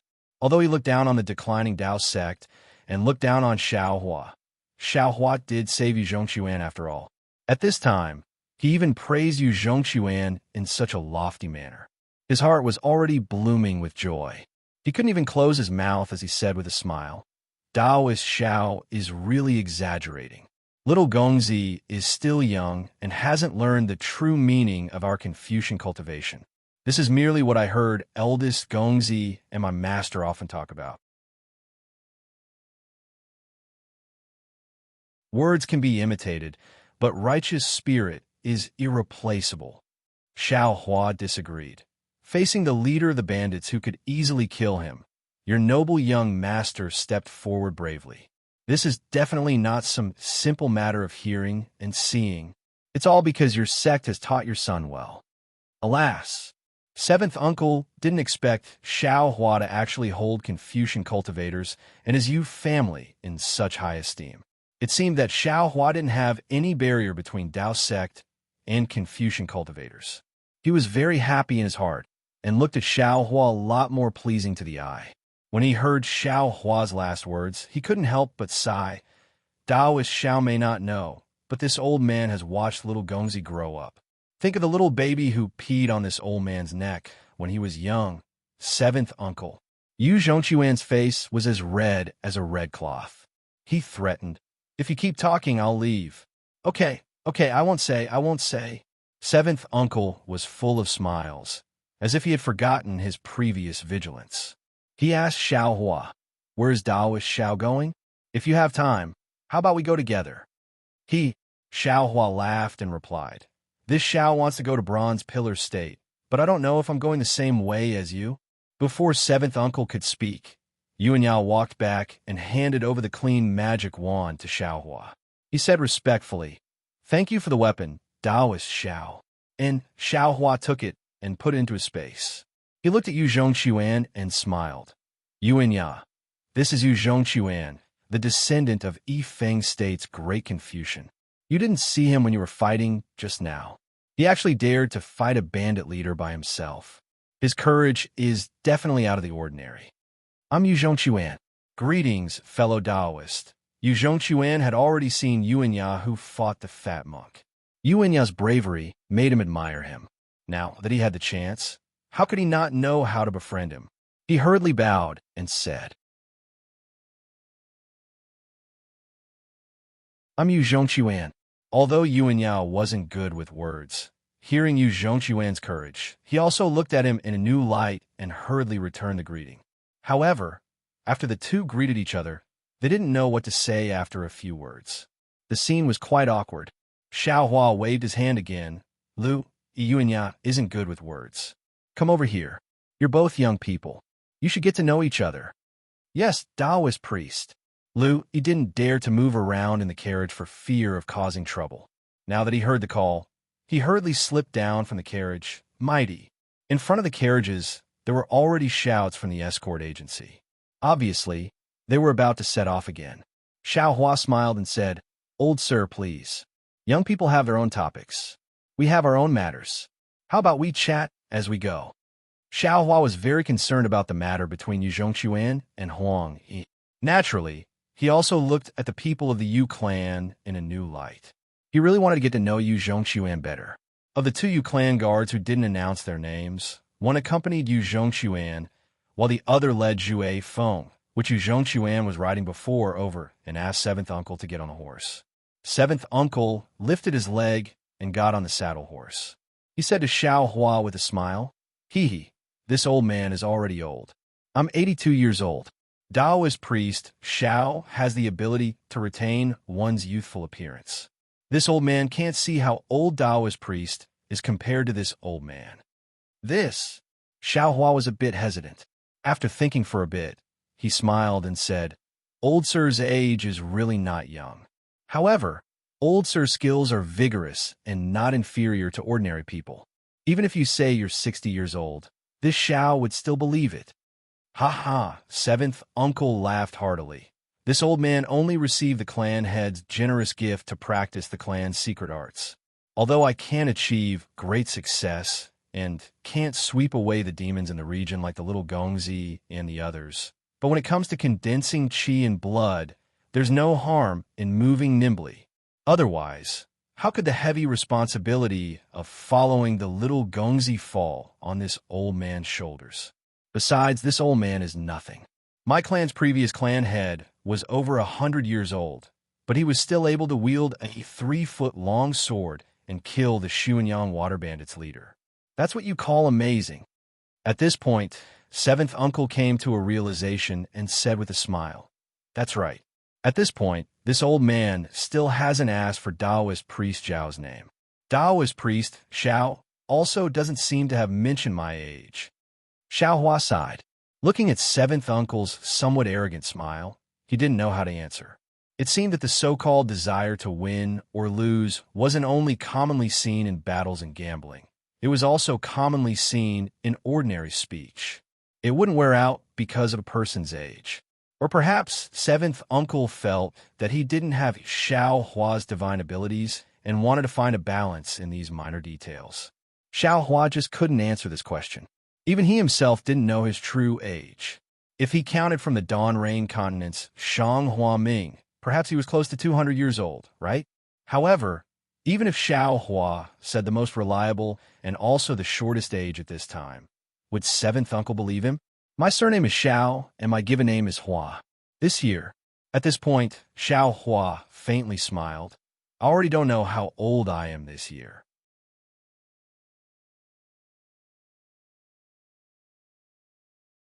I only know that the last time I went into seclusion was 100 years ago. At this point, Xiao Hua suddenly remembered that he didn't know how long it had been since he entered the eye of the sea and woke up in front of the river and tide temple several dozen days ago. Seventh uncle stared blankly, then immediately smiled and cupped his hands, saying, "Taoist priest Xiao is truly a deity. This old man admires you." Ha ha ha. Xiao Hua also laughed heartily and casually cupped his hands. He knew in his heart that seventh uncle's deity didn't mean that he was a deity in cultivation, but rather a deity who bragged. He didn't mind. Wasn't his true situation what Xiao Jian, this so-called Taoist priest, often bragged about? He also didn't need to explain anything to seventh uncle. The carriages continued to move forward. Lu Yi, Yuanya, and Yu Zhongquan were chatting at the front. From time to time, some laughter could be heard. Seventh uncle looked at Yu Zhongquan's beaming face and felt happy in his heart. He unconsciously told Xiao Hua everything that Yu Zhongquan didn't want to say. The Yu family was a scholarly family of Yifeng country. It could be said that the entire Yifeng country was supported by the Yu family. Even the king of Yifeng country had to bow his head and greet the Yu family. The Yu family had many heirs and many side branches. Yu Zhongquan was the youngest among the main branches. Yu Zhongquan was exceptionally intelligent since childhood. He was familiar with poetry and books at a very young age. When he was a little older, he had thoroughly read the classics of the scholarly families. He would often put forward his own unique views and was doted on by the family head. Furthermore, he was also expected to produce another great grandmaster in the Yu family, or even a literary sage. Unfortunately, Yu Zhongquan's cultivation path was out of everyone's expectations. When he first stepped on the path of refining essence in a qi, it was very easy, but when he started cultivating, it was abnormally difficult. Others used a day's effort, but he could only use 10 days to achieve it. The true qi in his chest couldn't be refined and purified. Now, he was already 14 or 15 years old, but he was still in the realm of a scholar. This was still nothing.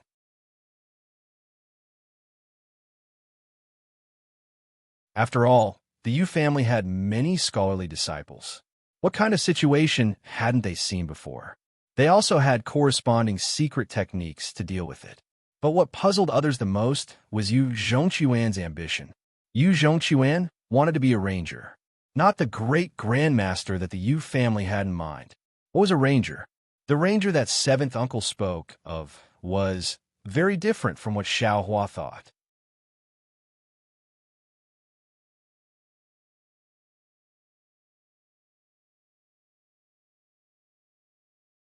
Chapter 3245.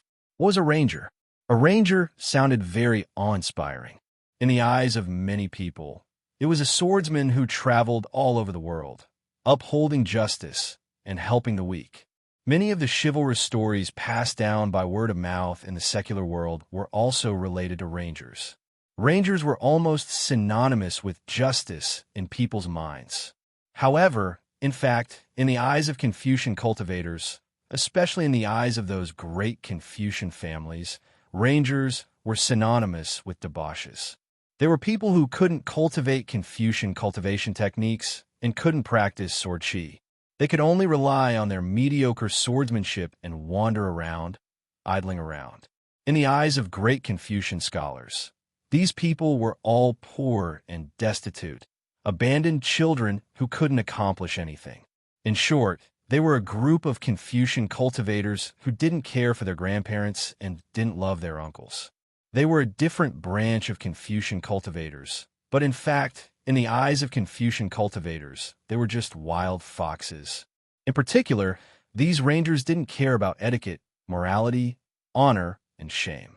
They were like male dogs in heat, teasing good women everywhere, destroying their chastity, and then patting their hands. They once again wandered around the world. They even said that they were in love with each other, so there was no need to spend all their time together. Rangers are the scum of us Confucian cultivators. Listening to Seventh Uncle's somewhat teeth-gnashing shout, Xiaohua almost thought that some of Seventh Uncle's women had an affair with the rangers.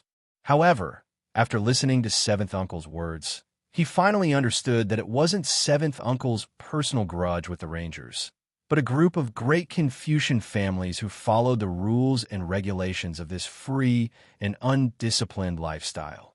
Confucian cultivators are upright cultivators between heaven and earth. Oh, Taoist Xiao, it's not that this old man wants to slander your Taoist school, but Taoist school steals the essence of heaven and earth for their own use, not thinking of giving back to heaven and earth for marriage, which is exactly what we Confucian cultivators despise. The disciples of Confucian cultivators should read the books of the sages, know etiquette, know right and wrong, hold the outline of heaven and earth, and follow the rules of heaven and earth. Use the outline of heaven and earth to rule the world.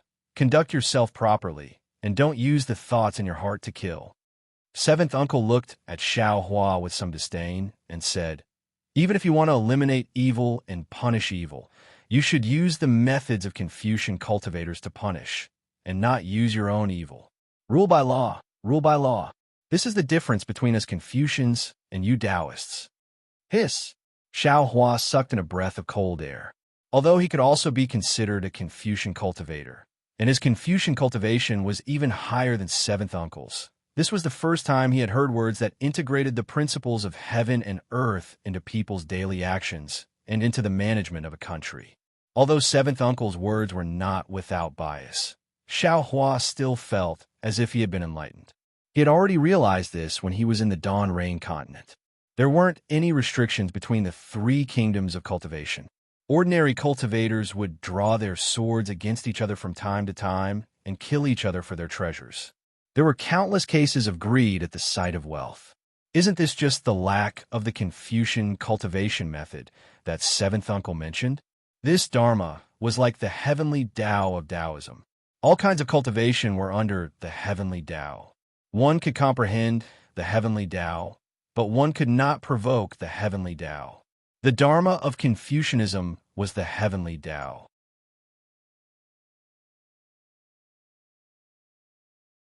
If one violated the Dharma, they would be punished by the Dharma. Naturally, the heavenly Tao was far grander than the Dharma. The Dharma was merely a small shadow of the heavenly Tao under the governance of Confucianism. Seeing Xiaohua's expression change, Seventh Uncle said proudly, although this old man is not good at our Confucian cultivation method, I often read the historical records of our Yu clan's ancestors. From the ancient history, Taoism didn't follow the rules, didn't know etiquette, and didn't establish the Dharma. This was why they lost their own rules. If you say they were annihilated by our immortal and Buddhist sects, it would be better to say they lost their way. They lost their direction of survival under your so-called heavenly Tao. Seeing that seventh uncle was talking nonsense again, Xiao Hua smiled and said, "Old sir, some of your words are indeed enlightening and deafening. This Xiao can't deny it. However, if you want to generalize and use Dharma to cover up the annihilation of Taoism, it's not appropriate. No matter if it's Confucianism, Buddhism, or Taoism, they're all cultivation paths between heaven and earth. Although their paths are different, their directions and goals are not necessarily different. Since each of them can exist, they naturally have their own reasons for existing. Old sir, you're pointing out the annihilation of Taoism right now. Your words have evidence, but maybe there are other reasons. You're pointing out the annihilation of Confucianism and Buddhism with similarly conclusive evidence? Nonsense. Seventh uncle felt that Xiao Hua was speechless and was acting shamelessly here. He smiled and said, "No matter where it is, Dharma is the epitome of heavenly Tao. Everything must be done under Dharma." As he spoke, he seemed to have thought of something. He pointed behind him and said, "Take those bandits from before, for example. Exterminating bandits is an act of the country, the duty of the officers and soldiers. What we need to do is to capture them and send them to the government, not to let you kill them yourself." "Oh, that's right, this old man was talking to you about the ranger. This ranger carries on your Taoism's idea of freedom. He does whatever he wants and doesn't respect Dharma. As the saying goes, a ranger uses martial arts to break the law. A ranger only emphasizes martial arts, not Dharma. He kills as he pleases. How can he enter the Hall of Elegance?" This, Xiao Hua touched his nose and said with a bitter smile, "As far as this Xiao knows, these bandits seem to have some connections with the government. If we send them to the government, it may not be of any use. Even if someone sends them to the government, I'm afraid that they will suffer some kind of retaliation. Moreover, if this Xiao only wants to capture these bandits, there will certainly be some misgivings. The difficulty will also increase. Since they have blood on their hands, why can't this Xiao enforce justice on behalf of heaven? Who are you?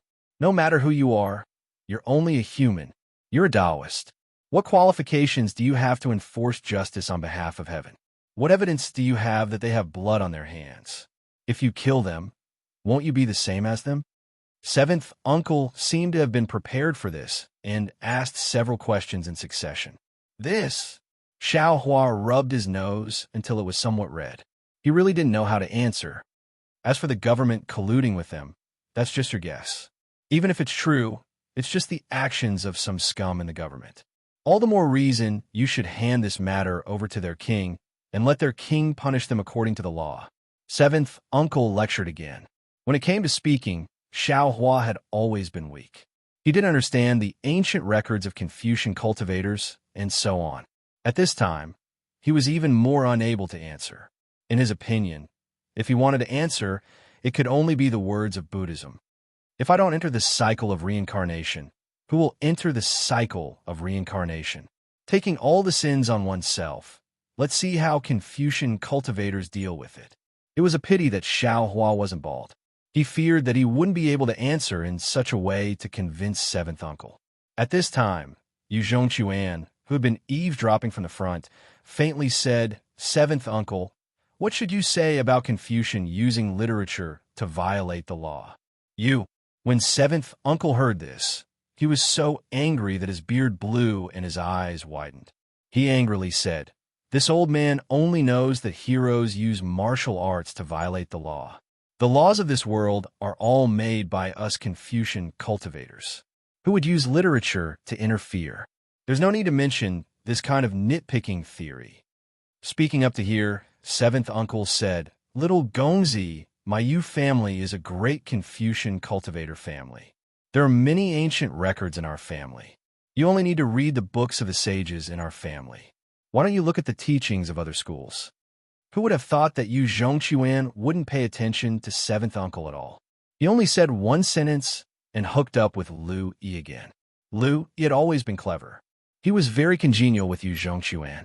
The two of them talked passionately. If it weren't for the fact that they were on the main road, the two of them would have already beheaded a chicken and burned yellow paper.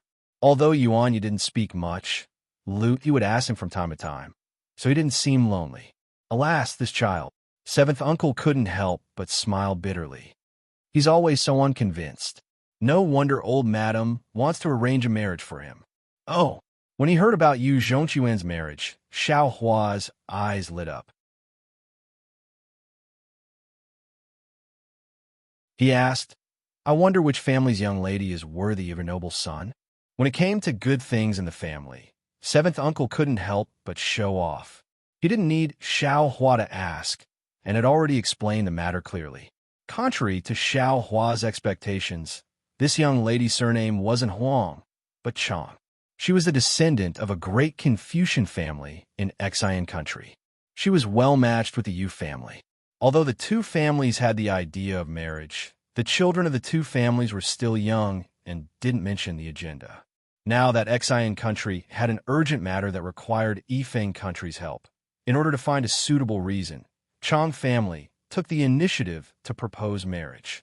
Since Yu family had the intention of forming an alliance, the two families hit it off and settled this marriage. Yifeng country could legitimately send troops to Xian country. This was originally a good thing that would benefit both the country and the family. However, when it came to Yu Zhongquan, it was tantamount to a bolt from the blue. He had always had the ideal of being a ranger. He hoped to wield a 3-foot-long sword and sweep away all the injustices in the region. Now that he was trapped by marriage, how could he allow himself to be captured? Therefore, before the engagement ceremony was completed, he fled from home. Yu family's old ancestor felt sorry for Yu Zhongquan, so he sent seventh uncle and 2 family guards to protect him. He also brought Zhue Feng along. When seventh uncle caught up to Yu Zhongquan, he naturally gave Zhue Feng to Yu Zhongquan, who knew that Yu Zhongquan would ride a horse and flee. Seventh uncle and the other 2 chased after him bitterly. If they hadn't been robbed by bandits, the 3 of them probably wouldn't have been able to catch up to Yu Zhongquan. Ha, with little friend Yu's character. As long as you practice a little more in the future, this Confucian cultivator's flying sword will definitely reach great success. Old Sir doesn't need to be too worried. Xiao Hua laughed heartily when he heard this, and looked at Yu Zhongquan with interest. Although Yu Zhongquan wasn't a ranger right now, and didn't even have the means of a ranger, he was able to pull out a sword at a critical moment. Others could call him stupid or rash, but Xiao Hua just happened to like this kind of righteous person. For this kind of person who would rather throw away his life for his own ideals, how bad could his character be? Hearing Xiao Hua mention the Confucian cultivator's flying sword, seventh uncle sneered and said without any trace of politeness, Taoist priest must also have some magical powers. But do you know what the real magical powers of us Confucian cultivators are? It's not those people who hold a treasure sword, nor are it those swordsmen who step on a flying sword and spit out a flying sword to take a person's head from 1,000 miles away. It's those great scholars who set the universe with a single word and soar to the 9 heavens. My Yu family's little Gongzi didn't walk on the righteous path of Confucian cultivators. But why did he walk on the path of flying sword?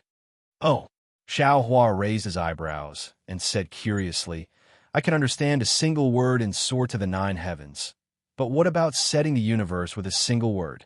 You're tuning in to the Romance Rendezvous YouTube channel. We're so grateful for your support, and don't forget to subscribe to join us on this incredible journey through captivating stories. Your generosity through donations truly makes a world of difference, as it's the primary source of revenue that allows me to expand and enhance this channel for you. Thank you from the bottom of my heart for being a part of this adventure.